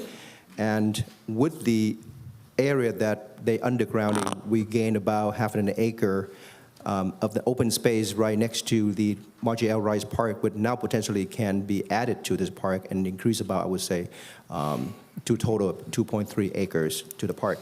So per the California Government Code 37421, the council met on the 22nd to declare to approve the resolution declaring the city intent to sell city-owned property and set a public hearing the tonight meeting. Staff have published the public hearing notice in the local newspaper, as well as posting the publics at the site more than 10 days. And as of today, we haven't heard any comment from the public at all on this item. So therefore, staff recommends the mayor and the city council to approve the property sale to OCTA for the 405 freeway improvement project, add additional half an acre of new open space to Margie L. Rice Park, and increase the revenue account for the park dedication by $68,400, which is the fund that we acquired from the property sale. And that concludes staff report.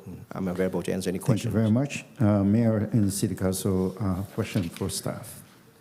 Starting with District 1. Thank you, Mr. Councilman. Mayor. I really appreciate this project because it makes sense. You know, we're getting benefit from Caltrans, Caltrans, OCTA, and we're benefiting having more acre for that park. I mean, everything is a win-win situation, and I do want to motion this to move forward for a vote after, Mr. Mayor. Sorry, it's not yet. We have to have a public comment. Go ahead, Mayor. I'll pass. District 3. Yes, I do remember distinctly. So I do think it's a great project, and I thank you. I really have nothing further to say. Thank you. Vice Mayor Nguyen. Yes, I love this project. I'm going to vote yes for it. Not yet. Yeah, okay. Thank you. I say I will. So, okay. Thank you. I'd like to open for public comments, if there's any. Thank you, Mayor. We do have one speaker, Terry Raines.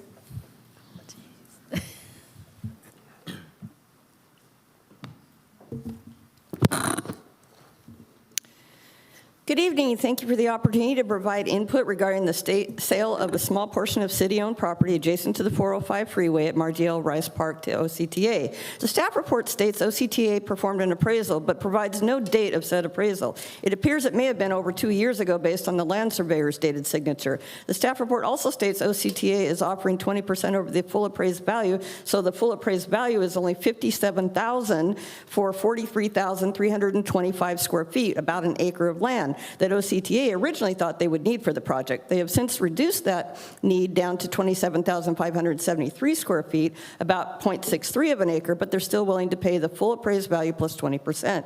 This irregularly shaped slice of land would be of little use or value to for anything other than the right-of-way access to the freeway, the drainage system, or general park use. My related questions are, 1, what is the date of OCTA's appraisal? 2, why wasn't a copy of said appraisal included in the agenda packet? 3, did anyone at City Hall review OCTA's appraisal and do a cursory independent appraisal to see if the price is fair based on today's land values, taking into account the freeway adjacent location, irregular shape, and smaller size? Even considering all of that, an appraisal of $57,000 for about an acre of land seems low, but of course the city is getting additional benefits from this transaction, including an additional half acre of accessible land for Margiela Rice Park, increasing the park size by about 28%.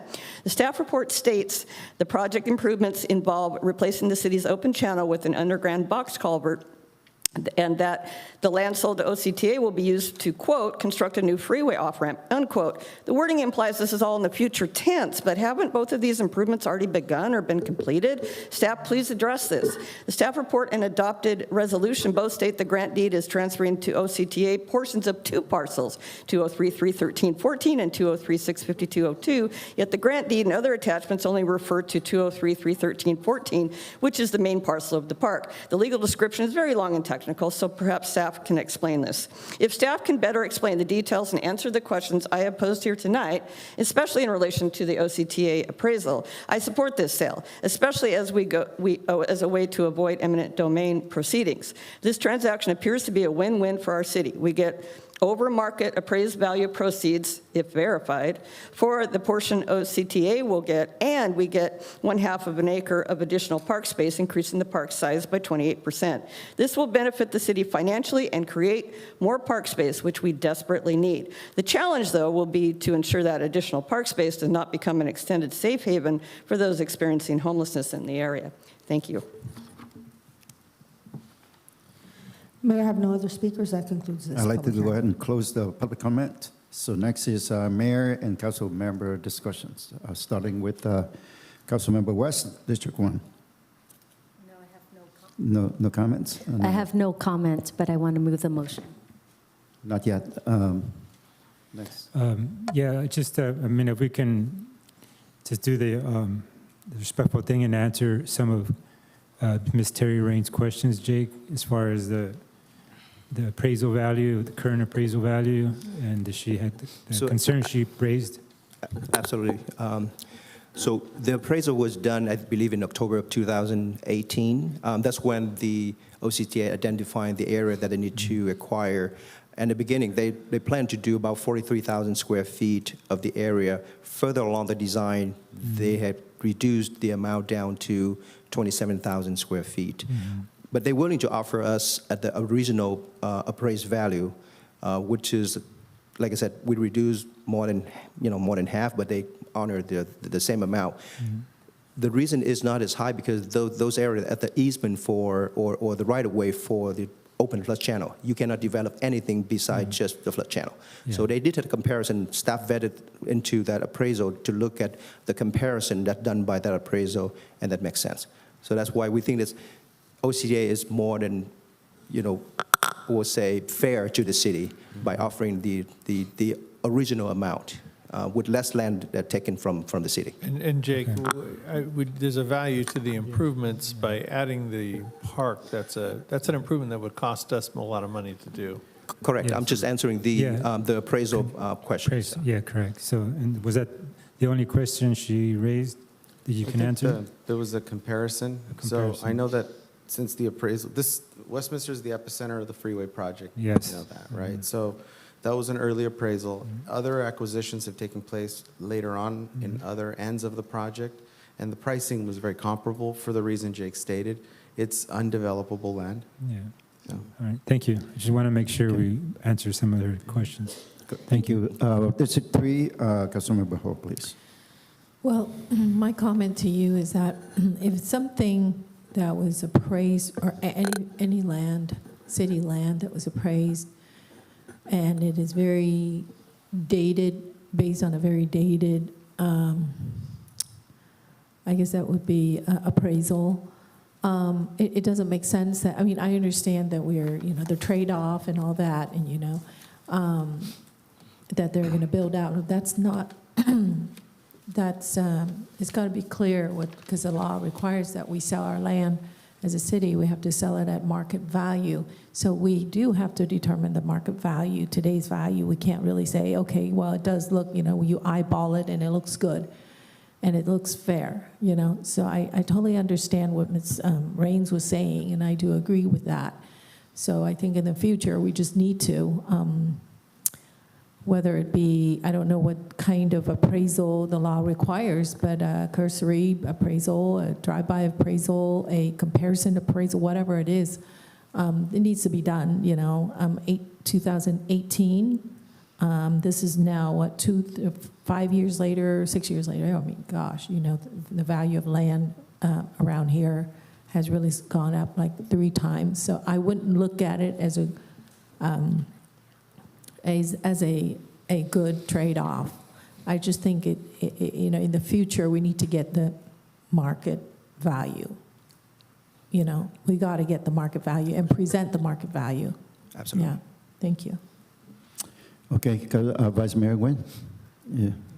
I have no comment. Okay, thank you very much. I have no comment. So next is for Mayor and Council member discussion. This is second. We'll go around again. Please brief on your comment so that we can go into council action. I think this is council action. Okay. Okay, we can go into council action right now. Motion. Second. Okay. We have a motion to approve this item by Councilmember West and second by Councilmember Menzo. Please make a roll call vote, please. Thank you, Mayor, and that is to approve the sale and transfer certain city-owned properties to OCTA for the I-405 improvement project, and to approve the right-of-way contract between the City of Westminster and OCTA pertaining to the sale and transfer of the subject properties, and approve a grant deed transferring to OCTA portions of real property identified as assessor's parcel number 203-313-14 and 203-652-02, and to approve the addition of approximately half an acre of new parkland to Margie L. Rice Park, located at 6060 Heffley Street in Westminster. Councilwoman Fan West? Yes. Councilmember Monzo? Yes. Councilmember Ho? Yes. Vice Mayor Nguyen? Yes. Mayor Nguyen? Yes. Mayor, motion carries 5-0. Thank you very much. Councilmember West, I know that you request to bring the 7.1 forward, but I know that we need to finish the public hearing because we have counterpart here. So if you don't mind, I promise I will come back after the 4.3, so that you can make me a motion. But I'd like to go and continue the 4.3 for the hearing. Is that okay with you? Yes, that's reasonable, Okay, thank you. So public hearing, case number 2021-0229, amended 2021 to 2029 housing element update, general plan amendments, consideration of proposed minor amendments to the adopted 2021-2029 housing element update, and adoption of housing element update. Staff report, please. Thank you, Mayor. Before we get started, I'd just like to introduce our guest, Amanda Tropiano. She's our housing consultant, and she will be assisted tonight by Alice Tew, our associate planner. Good evening, Mr. Mayor and council members. Thank you for having me here tonight. I am excited to present some minor revisions to the city's adopted housing element to you for your consideration. I have a brief presentation and would be happy to answer any questions you have at the conclusion of that. I did want to just present an overview of the entire process. As you know, the city has been working diligently to prepare an update to its housing element for the better part of the past 3 years. Starting in the summer of 2020, the city initiated work to assess existing conditions and work with the Southern California Association of Governments to receive its regional fair share of housing allocation, which we've heard about earlier tonight. Over the past few years, the city has worked to prepare that update to its housing element and ultimately did adopt an updated version of its housing element in 2022. Since that time, we have been working with the State Department of Housing and Community Development, or HCD, to review that adopted housing element and make some revisions to it to satisfactorily meet their expectations regarding state housing law. So that brings us to our presentation tonight, which is an overview of the comments that we've received from HCD and the revisions that staff has made to the housing element in response to that. As a reminder, every city and county in California has to have a housing element. It is part of your general plan, and no surprise, it looks at topics related to housing.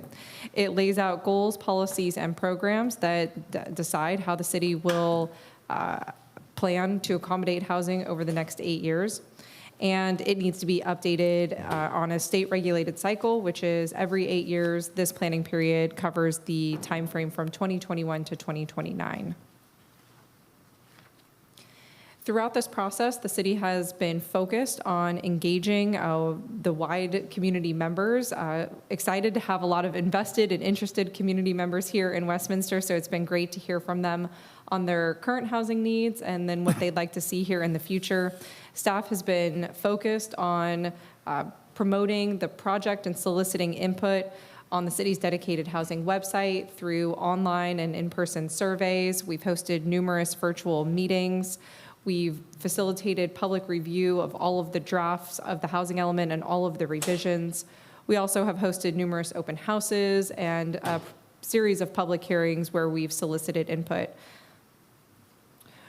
The city also distributed a direct mailer to every property address in the city of Westminster to advertise the project, hosted a series of advertisements on the bus shelters, radio ads, social media posts, and in newsletters. We have worked really hard to address the comments from the community, and those efforts are summarized in Appendix B to the housing element, so we're really happy and proud of this process. So looking at the city's role in regional housing, it was actually very interesting to hear about some of the other items on your agenda tonight, because we talked about really kind of implementing and planning for housing at the real project level, but we're going to kind of pull back and go back up to 10,000 feet here. The housing element is responsible for explaining how the city meets its fair share of regional housing needs as determined by the state. So we've heard earlier about the city's RHNA, or its Regional Housing Needs Allocation.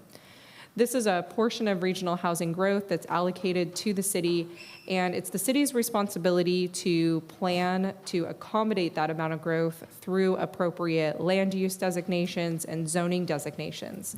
The city in and of itself is not responsible for building housing. The public and private market builds housing.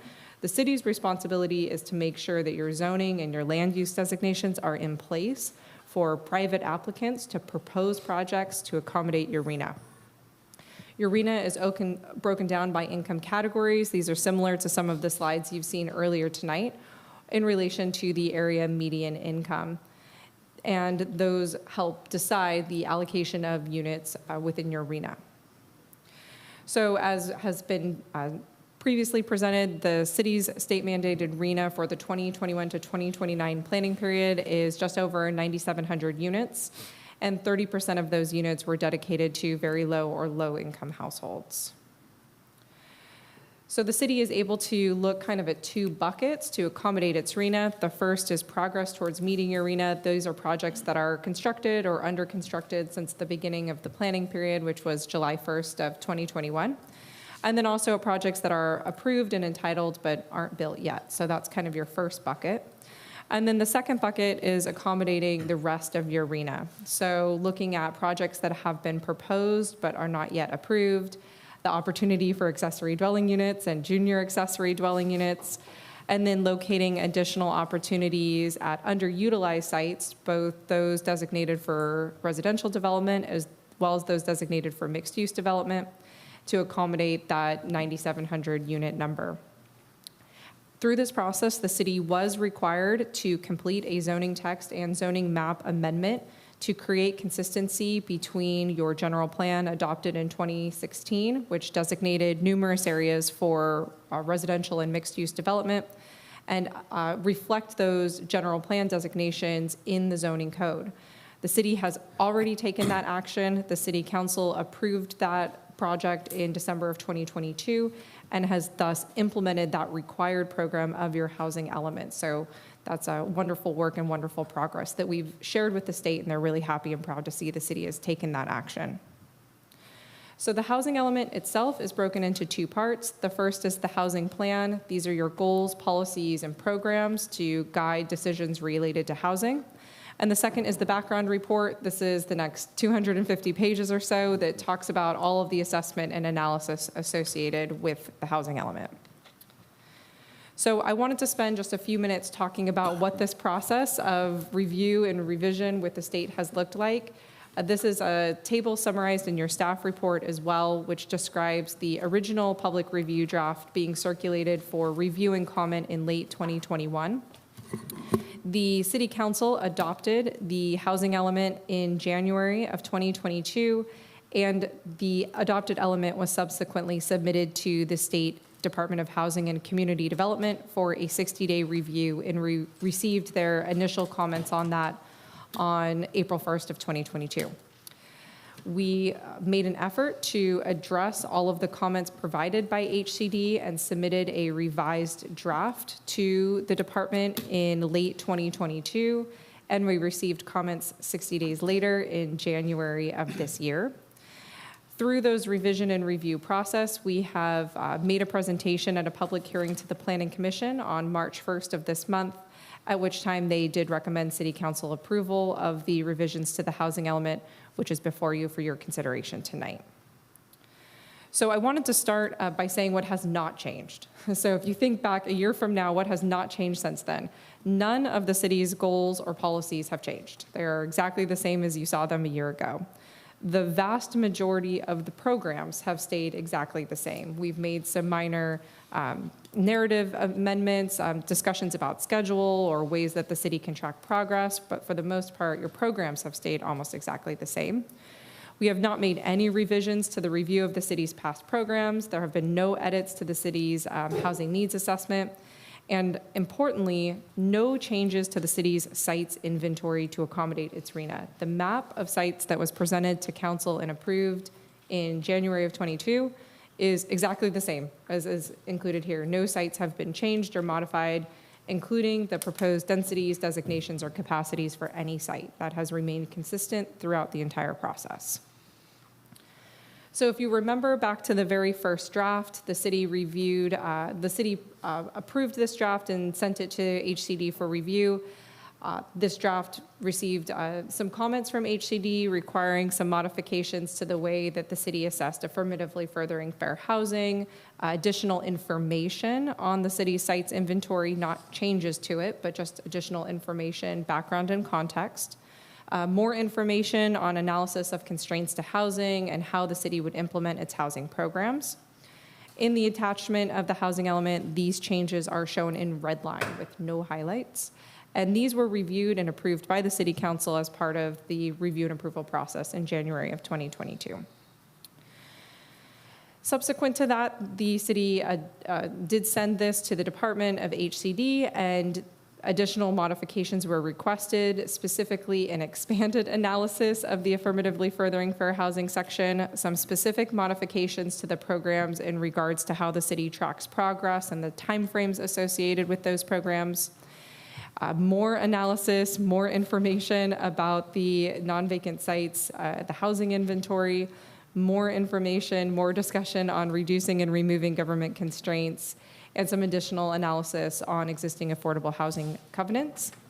These are also shown in red line and highlighted in blue in the attachment.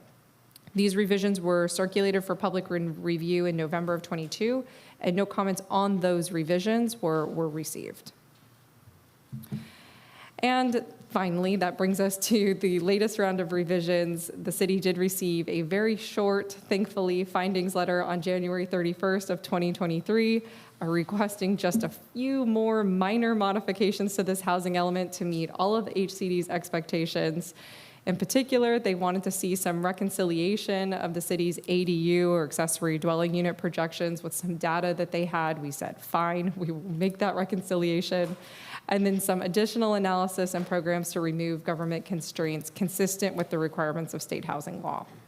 These revisions are also shown in red line and highlighted in yellow in the attachment. And this set of revisions was circulated for public review in February of 2023, and no comments on those revisions were received.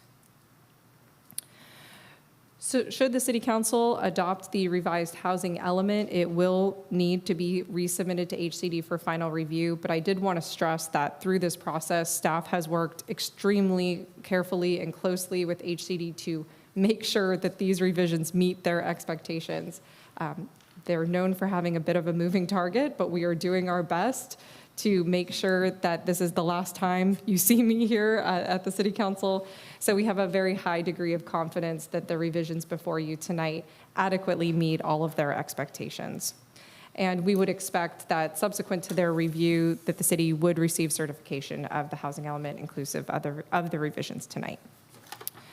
With that, that concludes my presentation. There is a staff recommendation available for you, and I'm here to answer any questions you may have. Thank you for the detailed report. Right now, I'd like to open up for the mayor and the city council question for staff, starting with District 1. I don't have any question at this moment. Thank you. District 2. Thank you, Mayor. Amanda, what do you kind of determine why so much back and forth from HCD?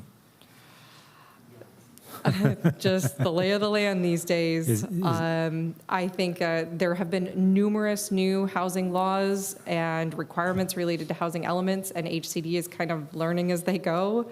And every time we give them something, they want more, and when they see it, they think they have another question. This process is typical. I've worked on dozens of housing elements in this cycle. Westminster is in a wonderful position, having prepared and adopted its general plan back in 2016, just such a wonderful foresight. Your process has been extremely typical, and I can say that the final comment letter you received is as good as they get. So we are right there. And I would just say, we've been doing our best, but the state isn't extremely flexible. Yeah, so for one, I know the answer, but who worked on the general plan? Was that you? It was me. Of course, Yep. I remember. So good job. Is this typical with other cities with HCD and this back and forth? Yes, I've seen that this review and revision process, approximately 3 rounds of review, is very typical. There are numerous agencies in the Southern California Association of Governments region that continue to receive extremely long comment letters and are nowhere near compliance. But this is extremely typical, consistent with your peers in Orange County, your peers throughout Southern California. And again, we have a high degree of confidence that this process is concluding. I hope so. What else do we got? Councilmember, if I can add one thing too. We are on the top half of the county cities closer to adoption, not near the bottom. So other cities have a long way to go. We're up at the top as far as completing it quickly. I just have a question. I don't know if this, because there really wasn't a highlight item as far as the part on there is the design part of it. It's just some questions I had as far as the time frame for approval when something comes through.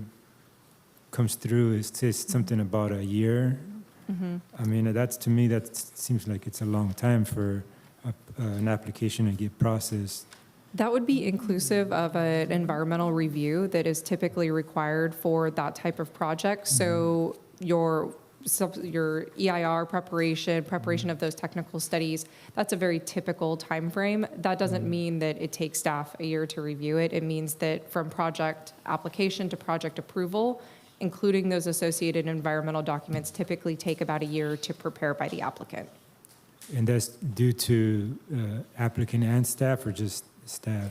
That's just the typical timeframe to prepare that environmental review, which is where you analyze your traffic impacts, your air quality impacts, prepare your environmental impact report or initial study.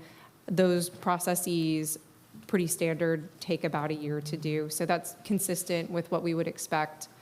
HCD does require that that information be included in the housing element, so they can also weigh in as to whether the city is operating in typical timeframes, and they've found that Westminster is. Okay. Do you you just, I guess you answered one of the questions I wrote down, is if you foresee anything else that the HCD may question. I sure hope not. We have reviewed all of these revisions with our dedicated reviewer. They are available and have provided affirmative comment that these are sufficient revisions. So we are, again, highly confident that we've met their expectations, but they reserve the right to take the time they need to go through the process. So we're just crossing our fingers. And toes, all of them. Okay, thank you. Thank you very much. District 3, Councilmember Ho, please.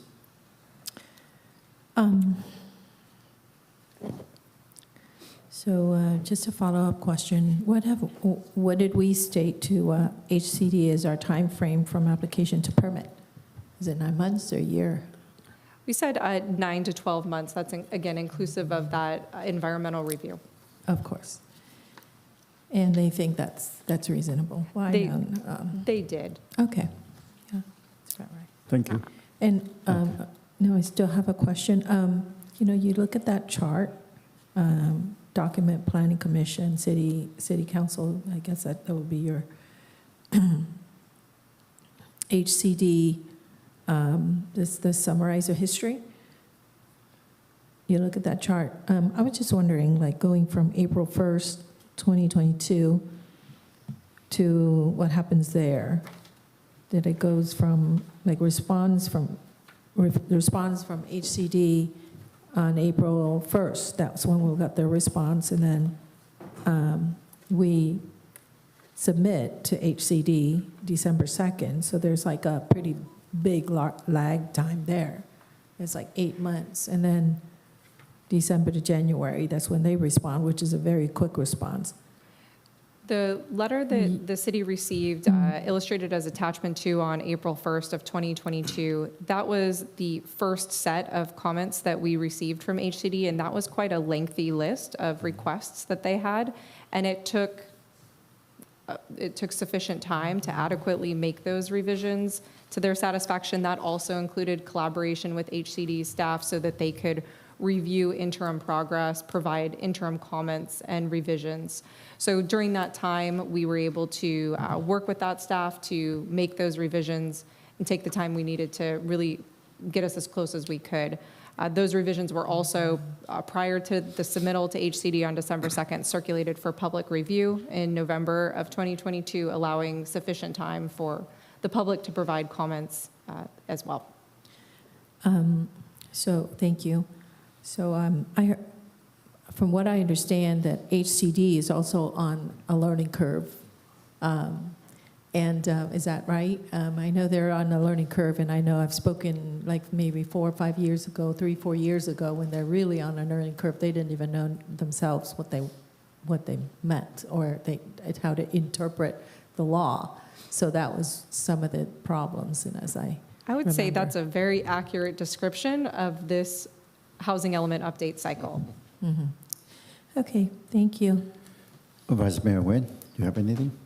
Yes, regarding table 66 on your report, can you explain it on the numbers?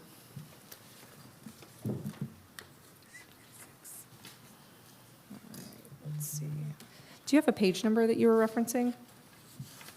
Yeah, it's the very last page. That's this one. No, this one, the report that I have. Okay, yep. Or this. So that table, I believe, is the summary of the city's RENA strategy, essentially how it's accommodating its RENA. This is kind of a modified version of that, but since I have a copy of it on the screen, I'll present this one.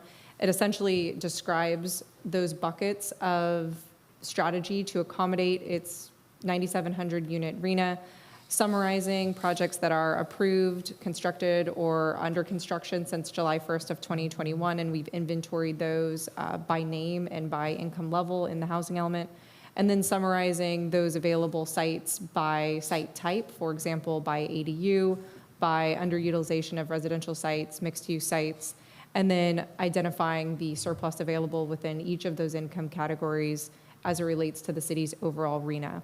So this is a summary of the preceding sections of that document where we describe those different opportunity areas and the capacity associated with each of those types. So shown on the screen in the table that you're referencing, again, it's a slightly different table, but it's a more of a summarized version of what's on the screen, just describing that the city's overall RENA of 9,759 units. The city has determined that it has credits of projects in process or under construction of 596 units. And then proposed projects, including Westminster Mall, total approximately 2,600 units. ADUs are at a production of 448 units over the planning period. And then the use of underutilized sites, as well as underutilized residential and mixed-use sites, allowing for a surplus of overall 534 units over the city's planning period RENA. All right, so the 4,044 number right here is the unit that we need to build to meet the state requirements. This is determined, that 4,044 number, and the underutilized mixed-use sites that are larger than half an acre. These are the capacities allowed under the adopted general plan and adopted rezoning program based on the densities and capacities of those sites. So the city, again, is absolutely not obligated to build housing. You are not responsible for that.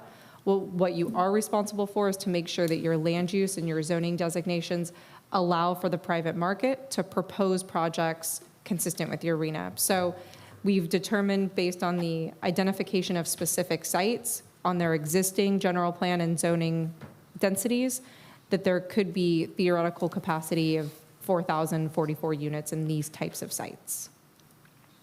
All right, thank you. Thank you, All right, Mr. thank you very much. You answered my questions already, so I don't have anything to add. Now I'd like to open for public comments, if there's any. Thank you, Mayor. Yes, there are two. Dave C.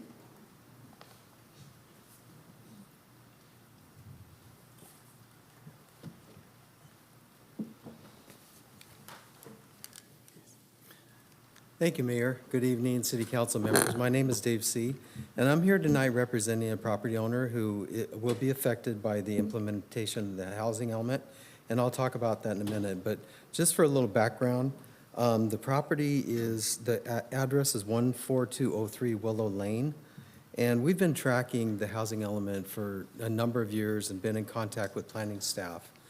And our hope is to be included in the housing element for development potential. It's been operating as a preschool for about 50 years. That probably will close soon. We don't know when, but development potential is very important, and we know the city needs more housing, so we would like to be included with that.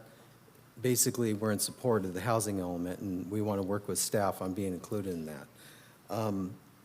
I'm really here tonight to ask for a minor text amendment. Specifically, we carefully read through the document. On page 370, there's a list. It's called the site inventory list. Our property is included in it, but we did provide written comments at previous public hearings, and that was not addressed, and it's still incomplete. Basically, the property consists of 5 parcels, 5 assessor parcel numbers, but only 3 were included in the list. So basically, only 60% of the property is in the site inventory list. So, we tried to address this in written comments. It wasn't taken care of, so I'm here tonight hoping the City Council approves a very minor text amendment. We're just asking to add 2 parcels to it. Our hope is to be included in future rezoning efforts. Planning staff has informed us that in the future, there might be an overlay zone, general plan amendments and rezonings to add more parcels like ours. We think that would be great. So with that, we hope to get your support to just make that very minor text amendment in conjunction with the housing element. And then just one last comment. Councilmember Ho, you had a question about timing. This is kind of off subject a little bit, but I work in land use entitlement a lot. 6 to 9 months for land use entitlement is very optimistic. And this isn't targeted toward Westminster. This is kind of typical. I work with a lot of cities. That's very optimistic. It can be done, but that's if CEQA was very simple, like a categorical exemption or something like that. If there is an EIR, it's probably more 18 to 24 months. EIRs never take less than a year. So I just wanted to kind of put that in perspective a little bit from the private side. So I'm sorry to stray a little bit, but other than that, that concludes my presentation, and I'm available for questions, or I'll just go sit down right now. Thank you. Okay, thank you. The next speaker is Terry Raines.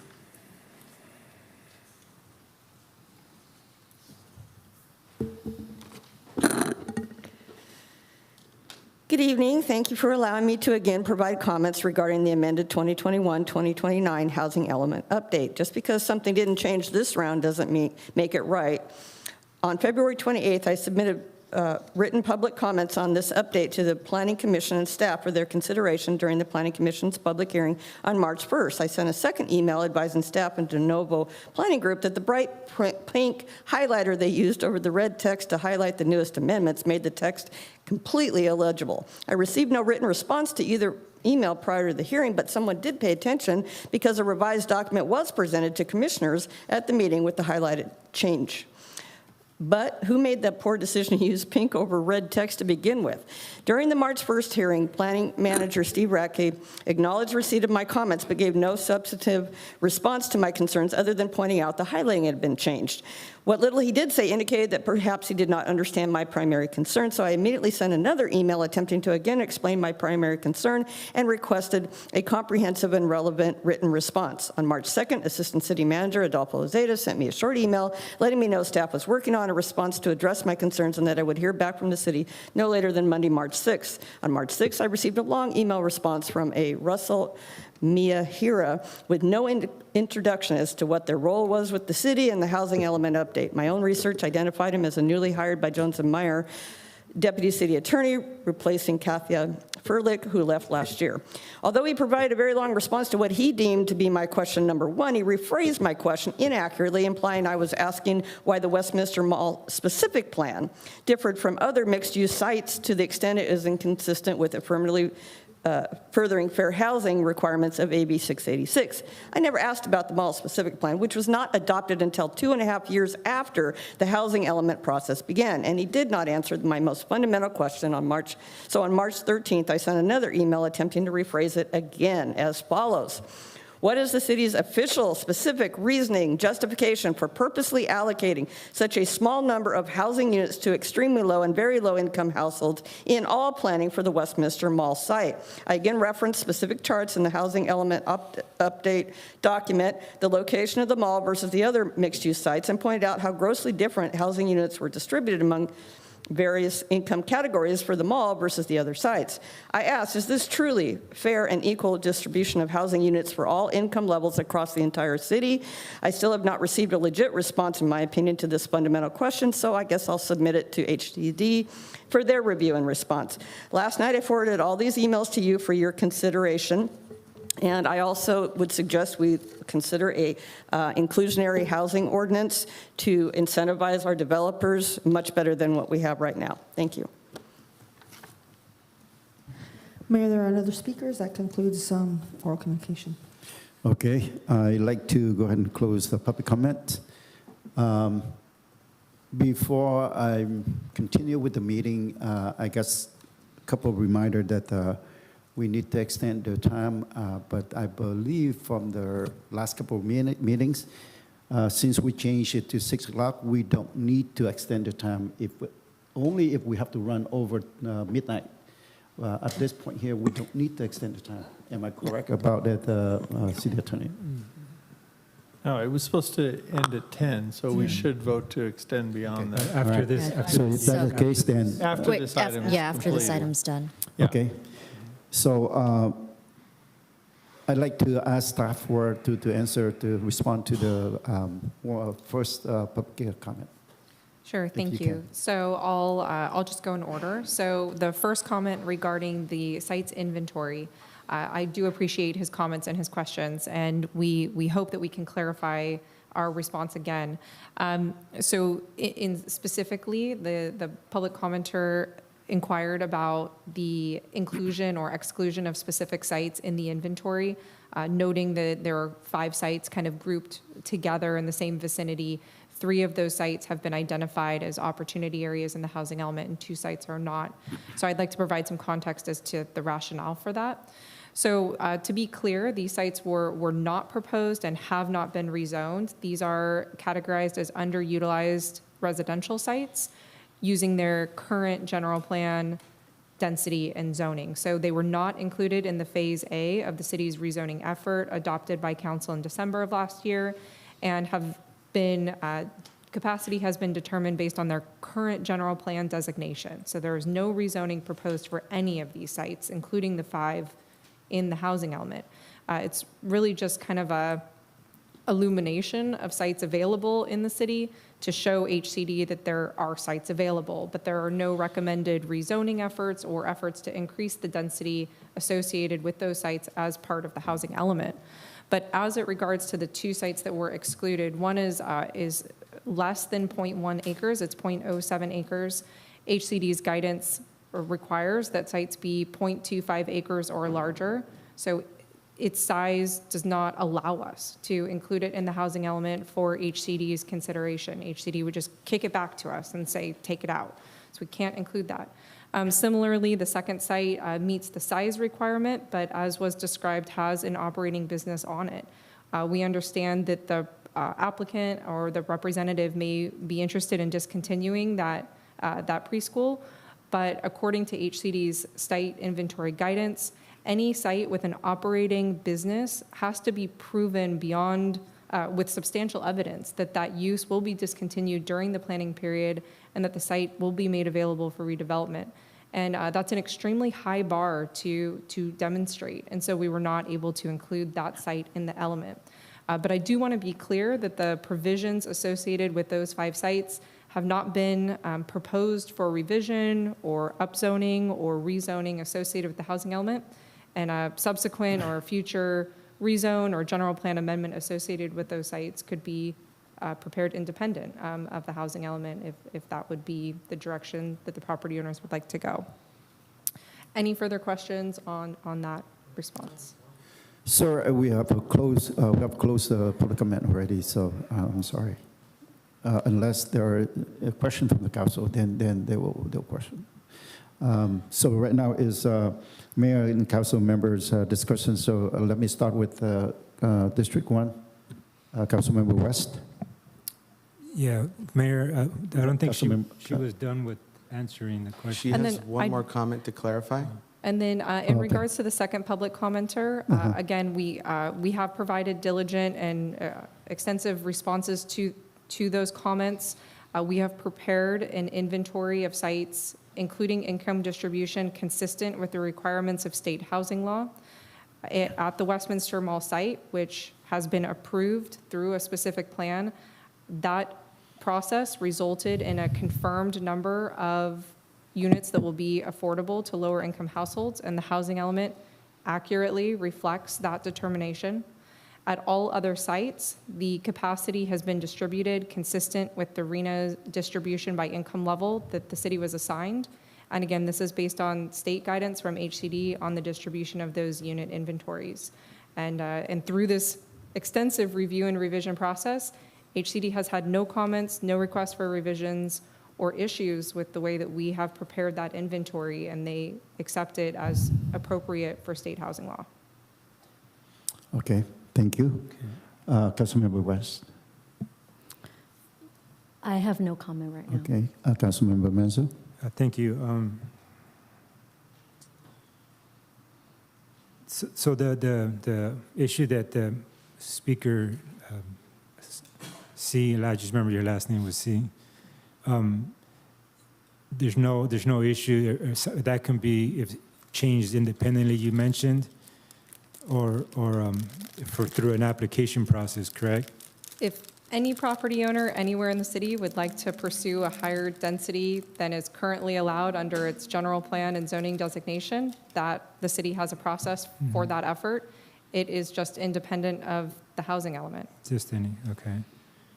And then where do you foresee the Plan B? We spoke about Plan B. Yes, Part B. I hope Alice gets an opportunity to talk about it tonight. Yeah, but we are initiating that work now. So we are moving forward with Part B to the city's comprehensive zoning code update now. And we started on that immediately on the heels of the Part A adoption. So we are revisiting all the other components of the zoning code to bring that forward to you within the next 12 months. And remind me again, which that was still portions of that was still some areas that weren't the zone yet, right? Yeah, like the urban industrial zone or the urban industrial general plan land use designation that was not utilized in order to implement the housing element, that still needs to be reconciled with the zoning code. So again, continuing to implement the general plan just on issues that were not required for housing element adoption, essentially. So all the streamlining work, revisiting development standards of all the traditional zones, rethinking parking, rethinking height, all of that, all of those development standards, making sure that they're really right-sized for Westminster and you have those objective design standards with them. So all of those components that were not associated with the housing element implementation. As far as the design standards, there was some mention about that, and I don't know if this is the right platform for it, but I know that we have a pretty old design guide manual. I mean, I don't even know when it was developed, but I have an issue with that as far as, and I don't know if this is a personnel thing or not, as far as if an applicant, like I said, I don't know if this is the right place to tell me if I'm off base here.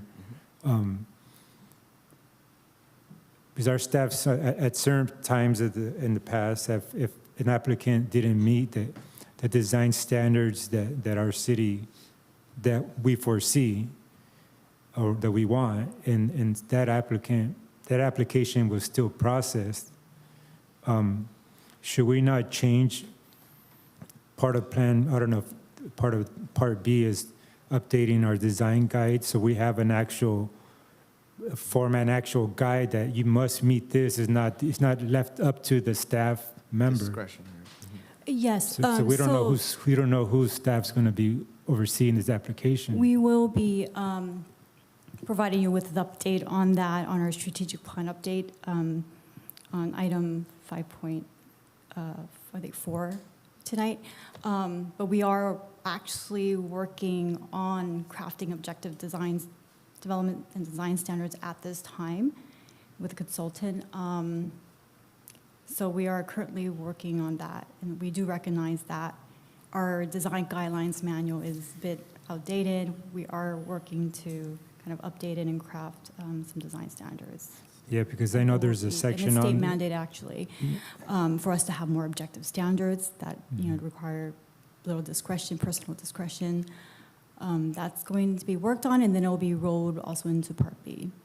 It'll be brought before the planning The reason I commission asked, because I know there is an area designated for a specific design mandate as far as the Old English is concerned. And I know that there's been projects that's been in that zone that design was not followed. And to me, it's like, if you're not going to follow it, then why is it in there? If you need to be updated.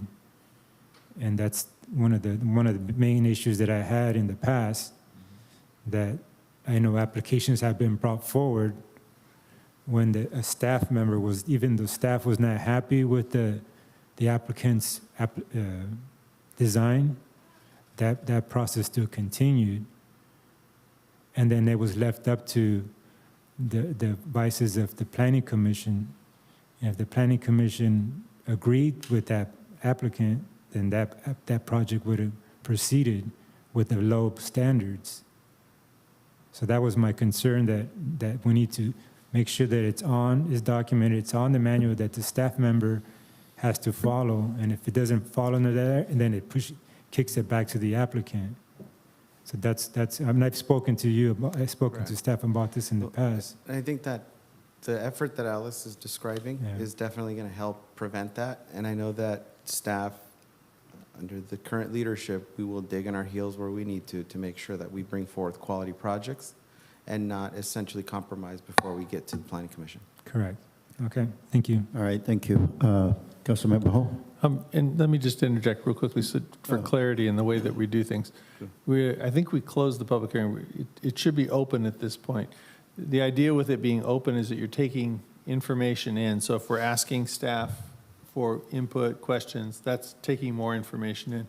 Close it as soon as the council's done asking questions at that point. Any more questions? No more questions, then close it at that point. I'm just trying to clarify a process. I thought I closed the public section already. Right, what I'm saying is we shouldn't close it until we're done asking questions. Because the point is that you have an open hearing where you're taking information in, and when you're done taking information in and you're ready to make a decision, you close it, and then you have a discussion amongst the council. I'm sorry. I'm following what is there in the agenda right here. Okay. And so if there is a change in that, then we need to change the policy or something. Okay. Sorry if there's a confusion. Okay. All right, thank you. I kind of lost my train of Yeah. thought there. Okay. Okay, so could we also dig our heels when we were talking about digging our heels? That's where we left off.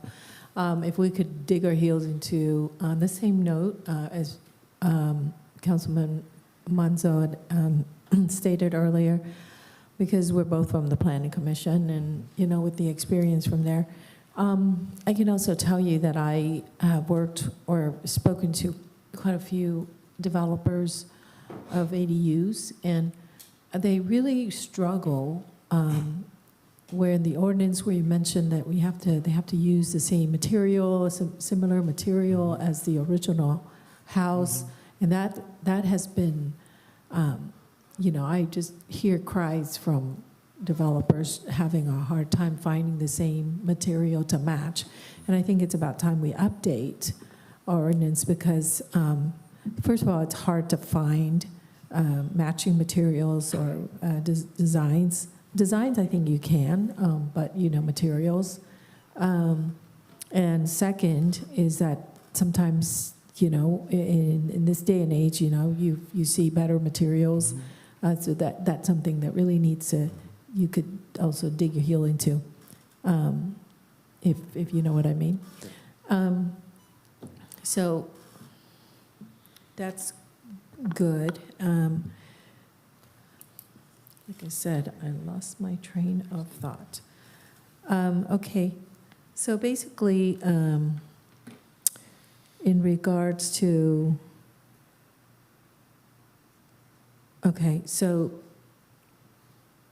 I believe there's a law that states that, but that's only for city land. If we have, or does it apply to private land as well, such as the preschool, where if you're going to be changing the use, would that open up? Doesn't the law state that you have to look to see if that could be used to build affordable housing? Could you tell me, does that apply to private land as well? That is public land. Only public land. Okay, got it. Surplus land, the Surplus Land Act. And I see. Okay. All right. I think for now, that's all I have. Thank you. Vice Mayor Nguyen? No, I have none to ask. All right. At this point here, for council action, I would like to entertain if there's any motion to this. A motion to approve as all the amendments. And I second. Motion to approve by Councilmember Manzo and second by Councilmember Ho. Roll call vote, please. For all recommendation.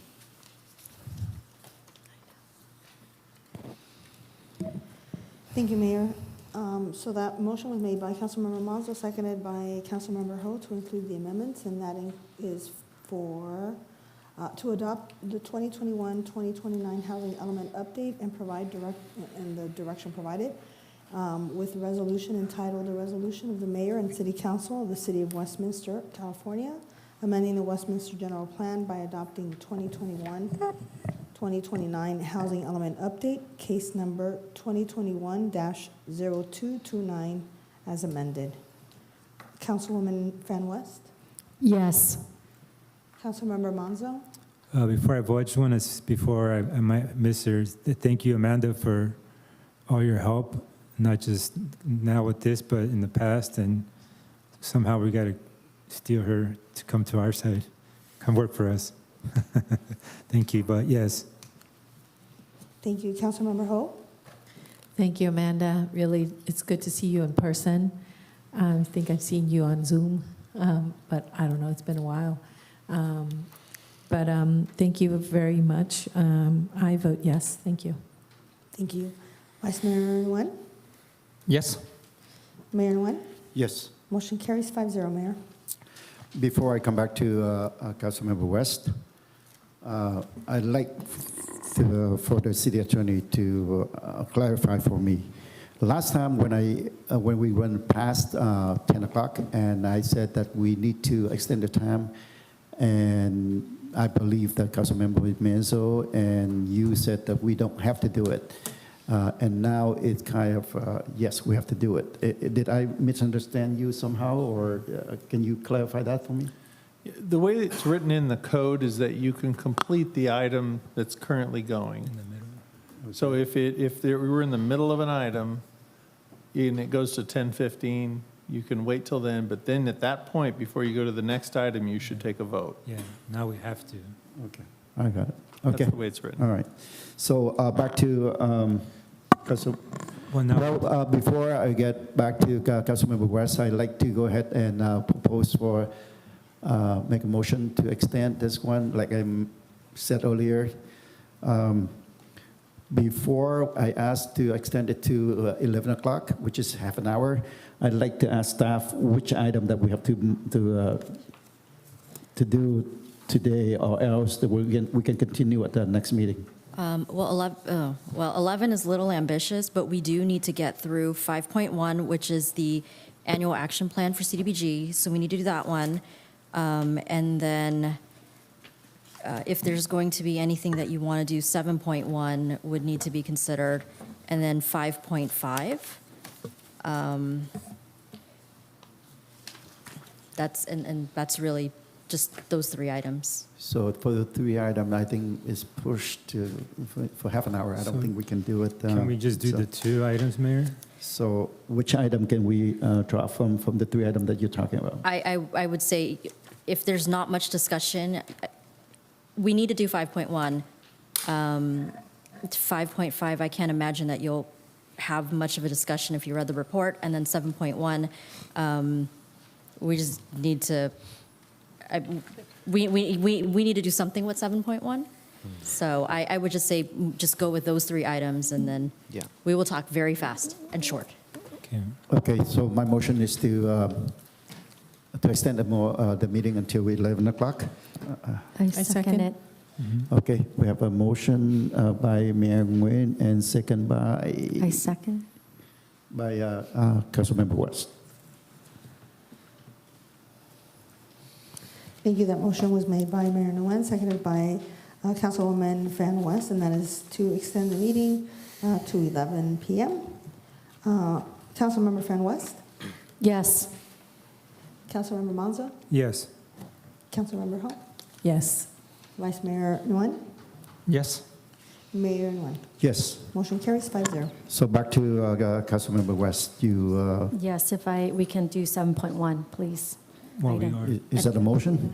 Yes, motion. Well, we're going to do We already said we're going to do No, but three. she want to move the motion 7.1 ahead of Ahead 5.1, 5.5. 5 point. So the motion previously was just to extend to 7, or to, I'm sorry, wishful thinking, to 11 PM. Right. But this motion now, you can select the order that you'd like to, so if you want to do 7.1 now, but if you are going to want to continue any of the other items, now would be the time, it would be the time to make that determination now. Or we could wait till 11 and continue the remainder Yeah, we can do that. at that point, is what I was So thinking. let's go back to Councilmember West.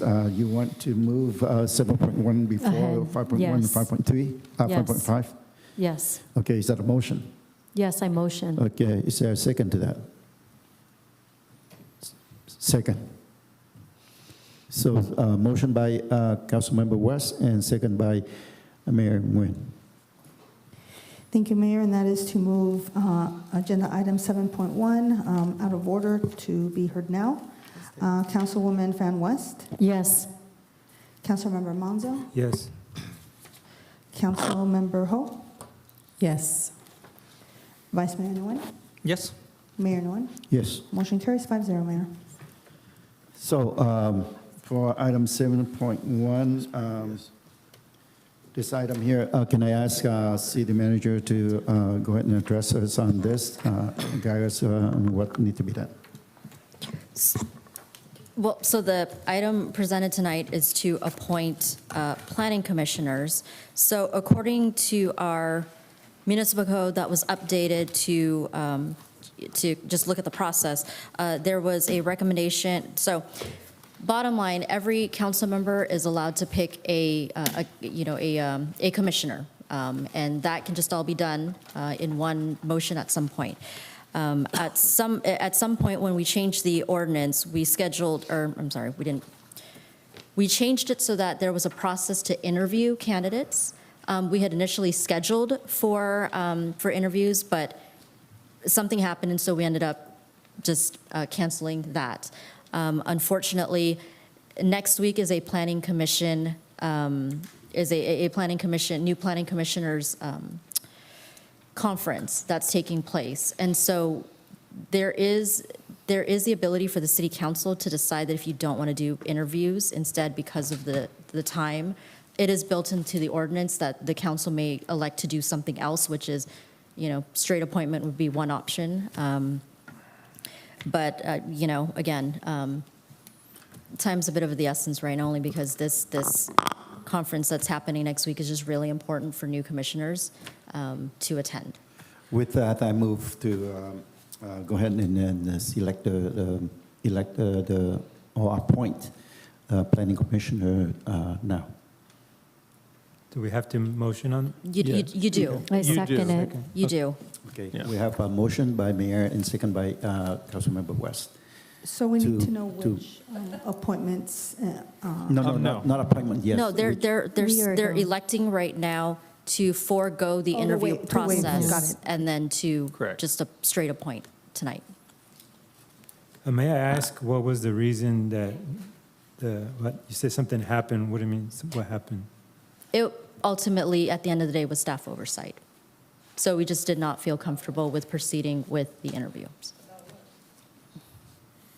Okay, well, Yeah. and- That would be a personnel matter that I just am not And- putting out there. yeah, well, let me know later. Yes, And it is our a staff policies oversight. allow it for us I to will make a take decision, for the that. council to make a decision. That's the reason why we have a motion and we have a second, and we need to vote for that. Yeah. Thank you. Thank you. That motion was made by the mayor, seconded by Councilwoman Fan West. Councilwoman Fan West, Yes. Councilmember Monzo, Yes. Councilmember Ho, Yes. Vice Mayor Nguyen, Yes. and Mayor Nguyen. Yes. Motion carries 5-0, Mayor. Before we go into the appointment, I'd like to ask staff, who reviewed these applications? Is it vendors? I mean, is it a consultant or us? I'm sorry, I will, so no one reviews these applications in terms of like quality or, content. Staff takes the application in and we just verify their residency, and that's really it. We Oh, just so- make sure that they are qualified. based on the provisions that are in the code. So basically, you just verify the residency, that's it? Mhm. That's it? That's, Because for the first, when I look at the first applicant here, the one important things that we ask, and I believe that is very important for us, because we actually have the resolution or the ordinance for that, and the question was, this is under disclosure. Are you related to any of the following? Please write yes or no. If yes, state the name. Elected official, commissioner, board committee members, and city employee. None of that been filled out. And when I look at this one, office use only, it's a verified by. For this one, it didn't say qualified elector, but it's verified by. So I want to make sure that, next time if we verify, we make sure that because we have the ordinance that we are not letting, what is it, a blood relative to be, to be appointed. And so I want to make sure that verified, because at this point here, when. I don't disagree with you, and so I don't disagree with you. As far as the completeness of the applications, I really have no response to that. Okay, all right. I just assume that it's incomplete, application. So anyway. My question is, do we know if Terry Vu Nguyen has relatives? I don't know. Well, that's the question. That's the question. Yeah, according to the application, we don't have the answer for that.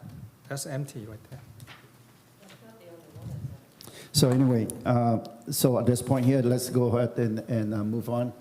But, okay. I can, let me start out with the appointment from District 1, Councilmember West. But, Okay. Hold on for a minute. Question for staff Sure. is, okay, Yeah. since the application is incomplete, so should this one qualify for, to be on the list of, Well, we don't know at this point Yeah, here whether that person. there's nothing that excludes it. It's just basically like a writing assignment at school, right? You turn something in that's incomplete, you just don't get as good of a grade. In this particular case, what we've done in the past for applications that were, there were some questions on it. Their appointments were made and we went back and verified, or we went back to, just to clarify with the person. So Well- if that's real, that is a concern, and I totally understand. We'll just make sure that if you are making appointments tonight, that some of those very critical questions get answered. Thank you, And verified. City Manager, and I'd like to respond to Vice Mayor Nguyen. As I looked through or went through the applications, that's the only application that is not answering the important question that I just asked. At this point here, if I may ask if there is any council member here related to related to Terry Vu. Is that a fair question to ask? So that we can move on with the. Is that the only application that Yes, did not have yes. that one? Hearing none, okay, so. if you ask, I say I am not related, Okay. Councilmember, starting with Councilmember West. No, related? no relation. Councilmember Menzo. Well, no, I mean, it doesn't matter if nobody's going to appoint her, then. Oh, I yeah, think but, it's- so that we can. Yeah, and answer that. she's not related to me, no. No. No, okay, I know. Okay, so go ahead and, Councilmember West, go ahead and. Okay, I would like to appoint Casey Woolbert for my commission, planning commission. Okay, so what I'd recommend is go through each district and then take one vote to approve them all, unless they're. Right, Yeah. that's right. Yeah. So next is Two. Councilmember Menzo. Thank you, Mayor. I just have a quick question on, just looking at the first application, it looks completely different than the second application. Is there a reason? It's just, sorry for these technical questions, but So I can actually answer that question. At the time that the second application by Tony Bowie, at the time that that was submitted, it was prior to our having created a new application. Okay. And so we didn't have him fill out a new one. We just accepted it and then continued with the new application. all right, thank you. My appointees would be a reappointment of Donald Anderson. Okay, thank you. Councilmember Ho? My appointee will be Jamison Power. James. Oh, Jamison Power? Oh, okay. All right, okay. Vice Mayor Nguyen? I would like to appoint Tony Bowie. Tony Bowie. And my appointment is to Alan Hamadi.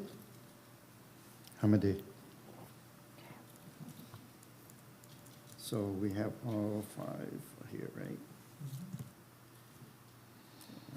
Okay. So we have, let me go ahead and repeat that again. If you, do you have an order number? I mean, order names? Yes. If so, can you repeat that? Sure. So Councilwoman Fan West, District 1 is to appoint Casey Walbert. Councilmember Monzo, District 2 is to reappoint Donald Anderson. Councilmember Ho, District 3 is to appoint Jamison Power. And the Vice Mayor Nguyen, District 4 is appointing Tony Bowie. And Mayor Nguyen is appointing Alan Hamadi. Okay, so do we have a motion to approve the appointments? I'm second it. Mayor motion. Motion to approve. I second it. Okay, so motion to approve and second, motion by Mayor and second by Councilmember Menzo to approve all the appointments. Thank you, Mayor. Councilwoman Fan West, Yes. Councilmember Monzo, Yes. Councilmember Ho, Yes. Vice Mayor Nguyen, Yes. Mayor Nguyen. Yes. Motion carries, Mayor, 5-0. All right, thank you. 5.1, draft fiscal year 2023-2024 annual action plan and community development block grant, CDBG, and home investment partnership home program funding request. I would like to recuse from this since you will be discussing Okay. property that's near. Thank you. Thank you. Councilmember Ho recuse. At this point here, do I need to have the staff report for this? Any request for staff report? I just have a couple questions, Mayor. Okay, go ahead. I know, I think staff spoken this about this before, as far as the percentage that the way that the funds can be allocated. The question that I have is for the public service portion, 1 through 5. It says 15% max. That's all that we can be allocated? That's correct. Under CDBG regulations, that's the max we can allocate towards public services.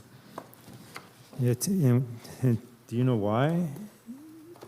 These are just HUD regulations under the CDBG program. It applies to everyone that receives CDBG funding. And Yeah, because the other question I had was, I mean, it seems to me that the public services it should be more than, I mean, you have, I need to bring my glasses with me, but the administration is 20, but public service is 15. This seems kind of wrong. well, again, yeah, it all goes back to HUD regulations. I mean, that's nothing that we can do. So with administration itself for CDBG, that pays a portion of my time, and our consultants, any legal fees that are associated with running this program, as well as preparing all the reporting that comes along with federal funding. Yeah, and then also for the community projects, there's no max, there's no percentage on there? No, so the overriding purpose of CDBG is to primarily support capital improvement projects. That's why you see a large number dedicated towards community development projects. Okay. And sort of some of the projects that were mentioned under, I guess, under street improvements, and how do we determine those streets? Jake can answer that. You're putting Jake to the test. Absolutely. Good evening, Mayor, Vice Mayor, and council members. This House staff selecting those streets, we have a payment management system that we're going through and see which street is eligible in the CDBG area that needs to be improved next. So on the application, you've seen is a lot of street that actually in the area of the District 2 that's in a bad shape. So we're going to improve those, and then I think there's one street on the east side, which is a District 4. Okay. Yeah, like I have an issue with the way that it's broken down, but I guess there's nothing we can do about that, correct? That's correct. All right, thank you. Okay, Councilmember West, no question, right? Councilmember, is recused. How about Vice Mayor? Do you have any questions? No, I don't. Okay, I do have a question for you.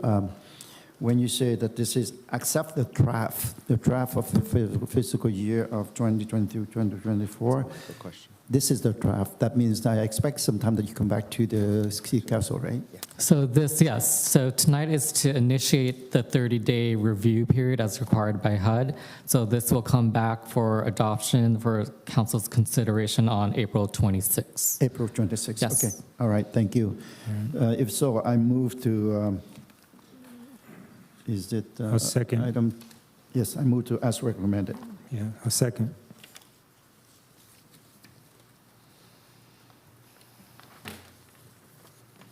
So we have a motion Yes, by Mayor Nguyen and second by Councilmember Menzo. Yes. Menzo. Thank you, and that is to accept the draft for fiscal year 2023-2024 annual action plan and initiate a 30-day public review period of the documents in compliance with the U.S. Department of Housing and Urban Development, HUD, Consolidated Plan Regulations. Councilwoman Fan West? It seems like everything is top down.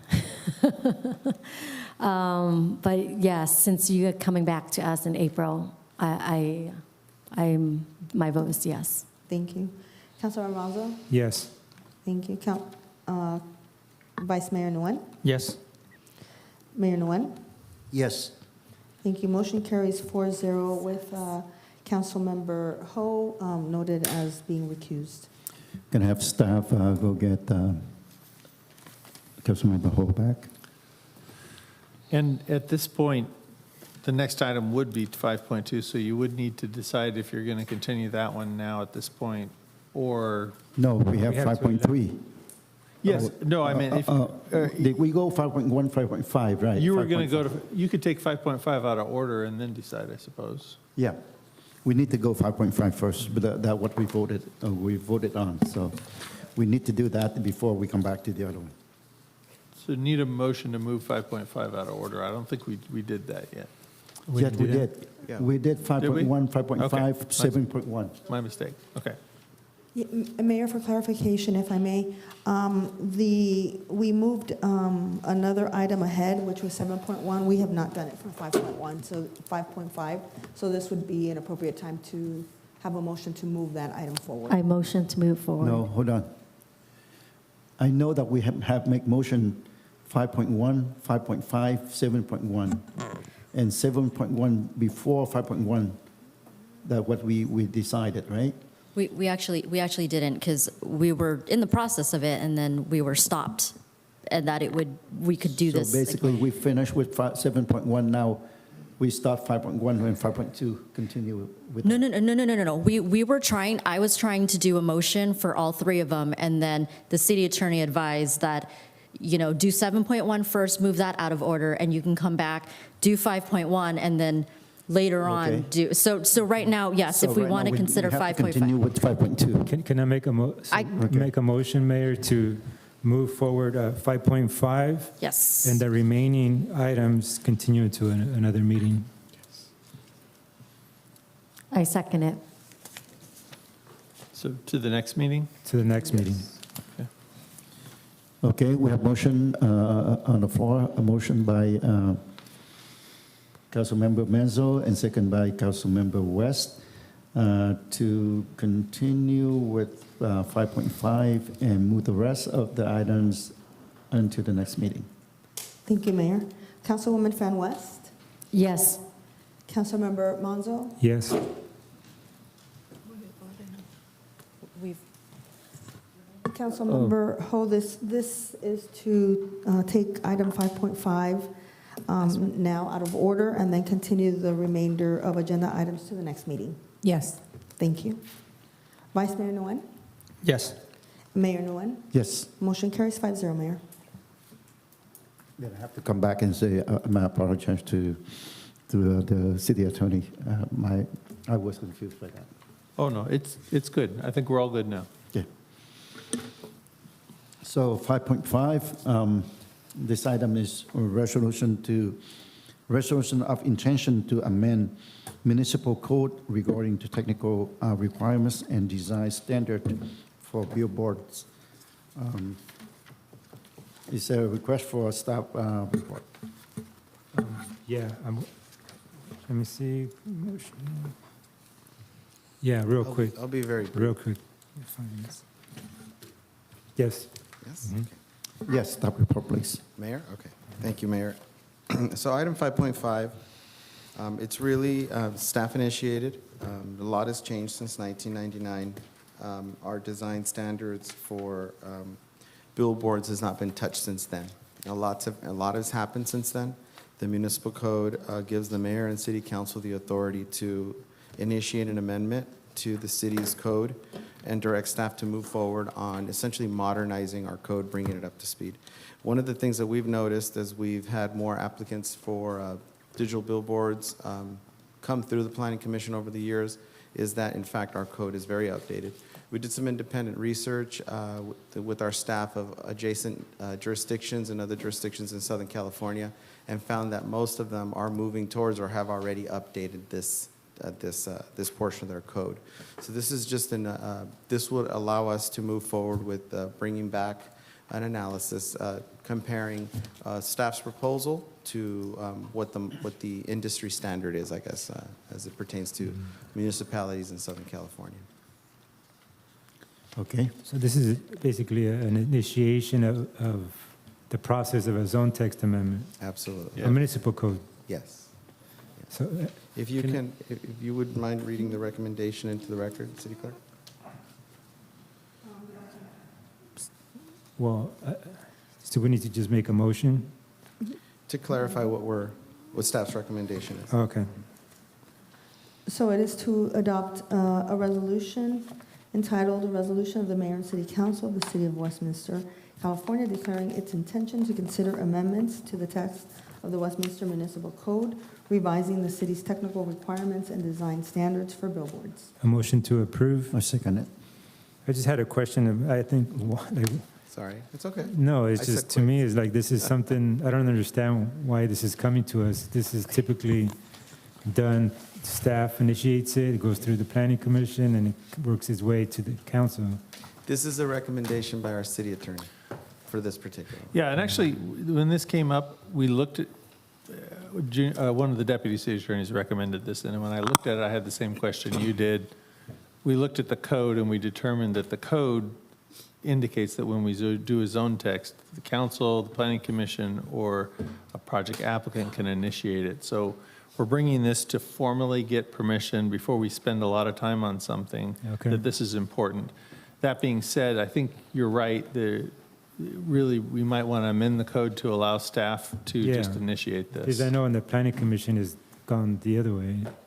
It's gone through staff, brought it to the commission heard it, they, either made a finding and then it moved forward. Correct. Yeah, okay. Okay. We have motion. Yes, thank you. So that motion was made by Councilmember Manzo, seconded by Mayor Nguyen, and that is to adopt the resolution of the Mayor and City Council of the City of Westminster, California, declaring its intention to consider amendments to the text of the Westminster Municipal Code, revising the city's technical requirements and design standards for billboards. Councilwoman Fan West, Yes. Councilmember Monzo, Yes. Councilmember Ho, Vice Mayor Nguyen, Yes. Mayor Nguyen. Yes. Motion carries 5-0, Mayor. City Attorney, may I ask you for advice? For AB 1234, it's basically, we are basically end of this meeting. All the items is going to be going to the next meeting. Do we have to do the AB 1234 at this point? Yes, I would do that part of it. Okay, so we have 5 minutes, but we can continue as I said, right? So let's start with Councilmember West. You have a short period of time, so if you can brief your comment, I would appreciate that. We have nothing to report. I Okay. have nothing to report. Well, if you don't have anything Yeah. to report, that's okay. Next, Councilmember Menzo. Thank you, Mayor. I just want to say thank you to staff and for everything you do. I just had had a good time at the Challenger League opening day. That was fun to get out there with the kids and, catch the first pitch. And thank you to our police officers for our color guard. We have a color guard here, Rep, and Officer Rowland. Thank you, Officer Rowland, for helping out. What else do we have? There is a Love Westminster event this weekend on Saturday, which alongside with our Westminster police officers, HLOs are going to be helping out there. And we're able to have some 2 new organizations helping. So if have come out and say hi or help out, not just say hi, but help out, maybe volunteer, that would be great. So, and that's all I got, Mayor. Thank you. Thank you very much. Councilmember Ho. I just want to quickly say that this past, what was it, March 17 or 16, when we had the, what is that? Senior Center event. It was another great event put on by our Community Service Department, and it was lovely to see everybody wearing green, at St. Patrick's. This is St. Patrick's Day event, and they were just beaming from ear to ear. I can see that you guys put in a lot of effort, and you're making a lot of seniors happy, very happy. Thank you for your effort. Thank you. Yeah. Sorry, Vice Mayor Nguyen. I forgot to say that too. So thank you. I was there. Thank you, Vanessa, for all your work. Thank you. Okay. Vice Mayor Nguyen. Thank you, Mr. Mayor. I had an opportunity to come out to join the police department for the Meet the K9 this morning, and it's an absolutely very nice event that I've been to. Get to pass the dog, the K9, and one of my suggestion to the chief of police, Chief Darren, that we should have the event on the weekend, so on the young people going to have a chance to meet our police officers and the K9. That encouraged the young people to join the enforcement, police in the police department. I mean, because nowadays with all the social media going on, lots of young people, they don't have the interest to join the police department. So I think we should reach out with all the activity like this.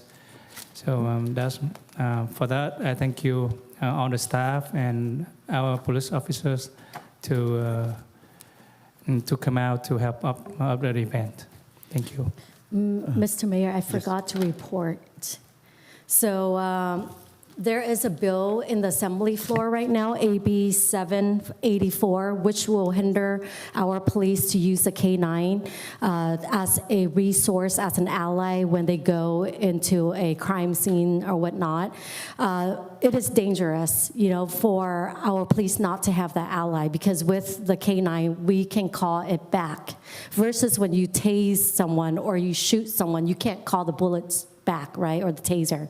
So that's why it's so important for us to oppose this bill. We need to call a legislature assembly right now to oppose AB 784, because our police need the K-9 to help them to do their job. So that's what I need to report. All right, thank you. Thank you, Mr. Mayor. Okay, I have a few to report back. First of all, I said earlier that I have a chance to attend the mayor's roundtable for the event put up by Congresswoman Michelle Steele. It went well. A lot of mayors saw up, and we were able to share our concerns. A lot of concern that we have is the same, homelessness and short of financial. The first statement when it comes to my turn, the first statement I said that give us the money, then we can talk about it. So everybody broke up and smile and laugh at it, because it's true that we need the money. And then later I found out that, the next meeting, right then that,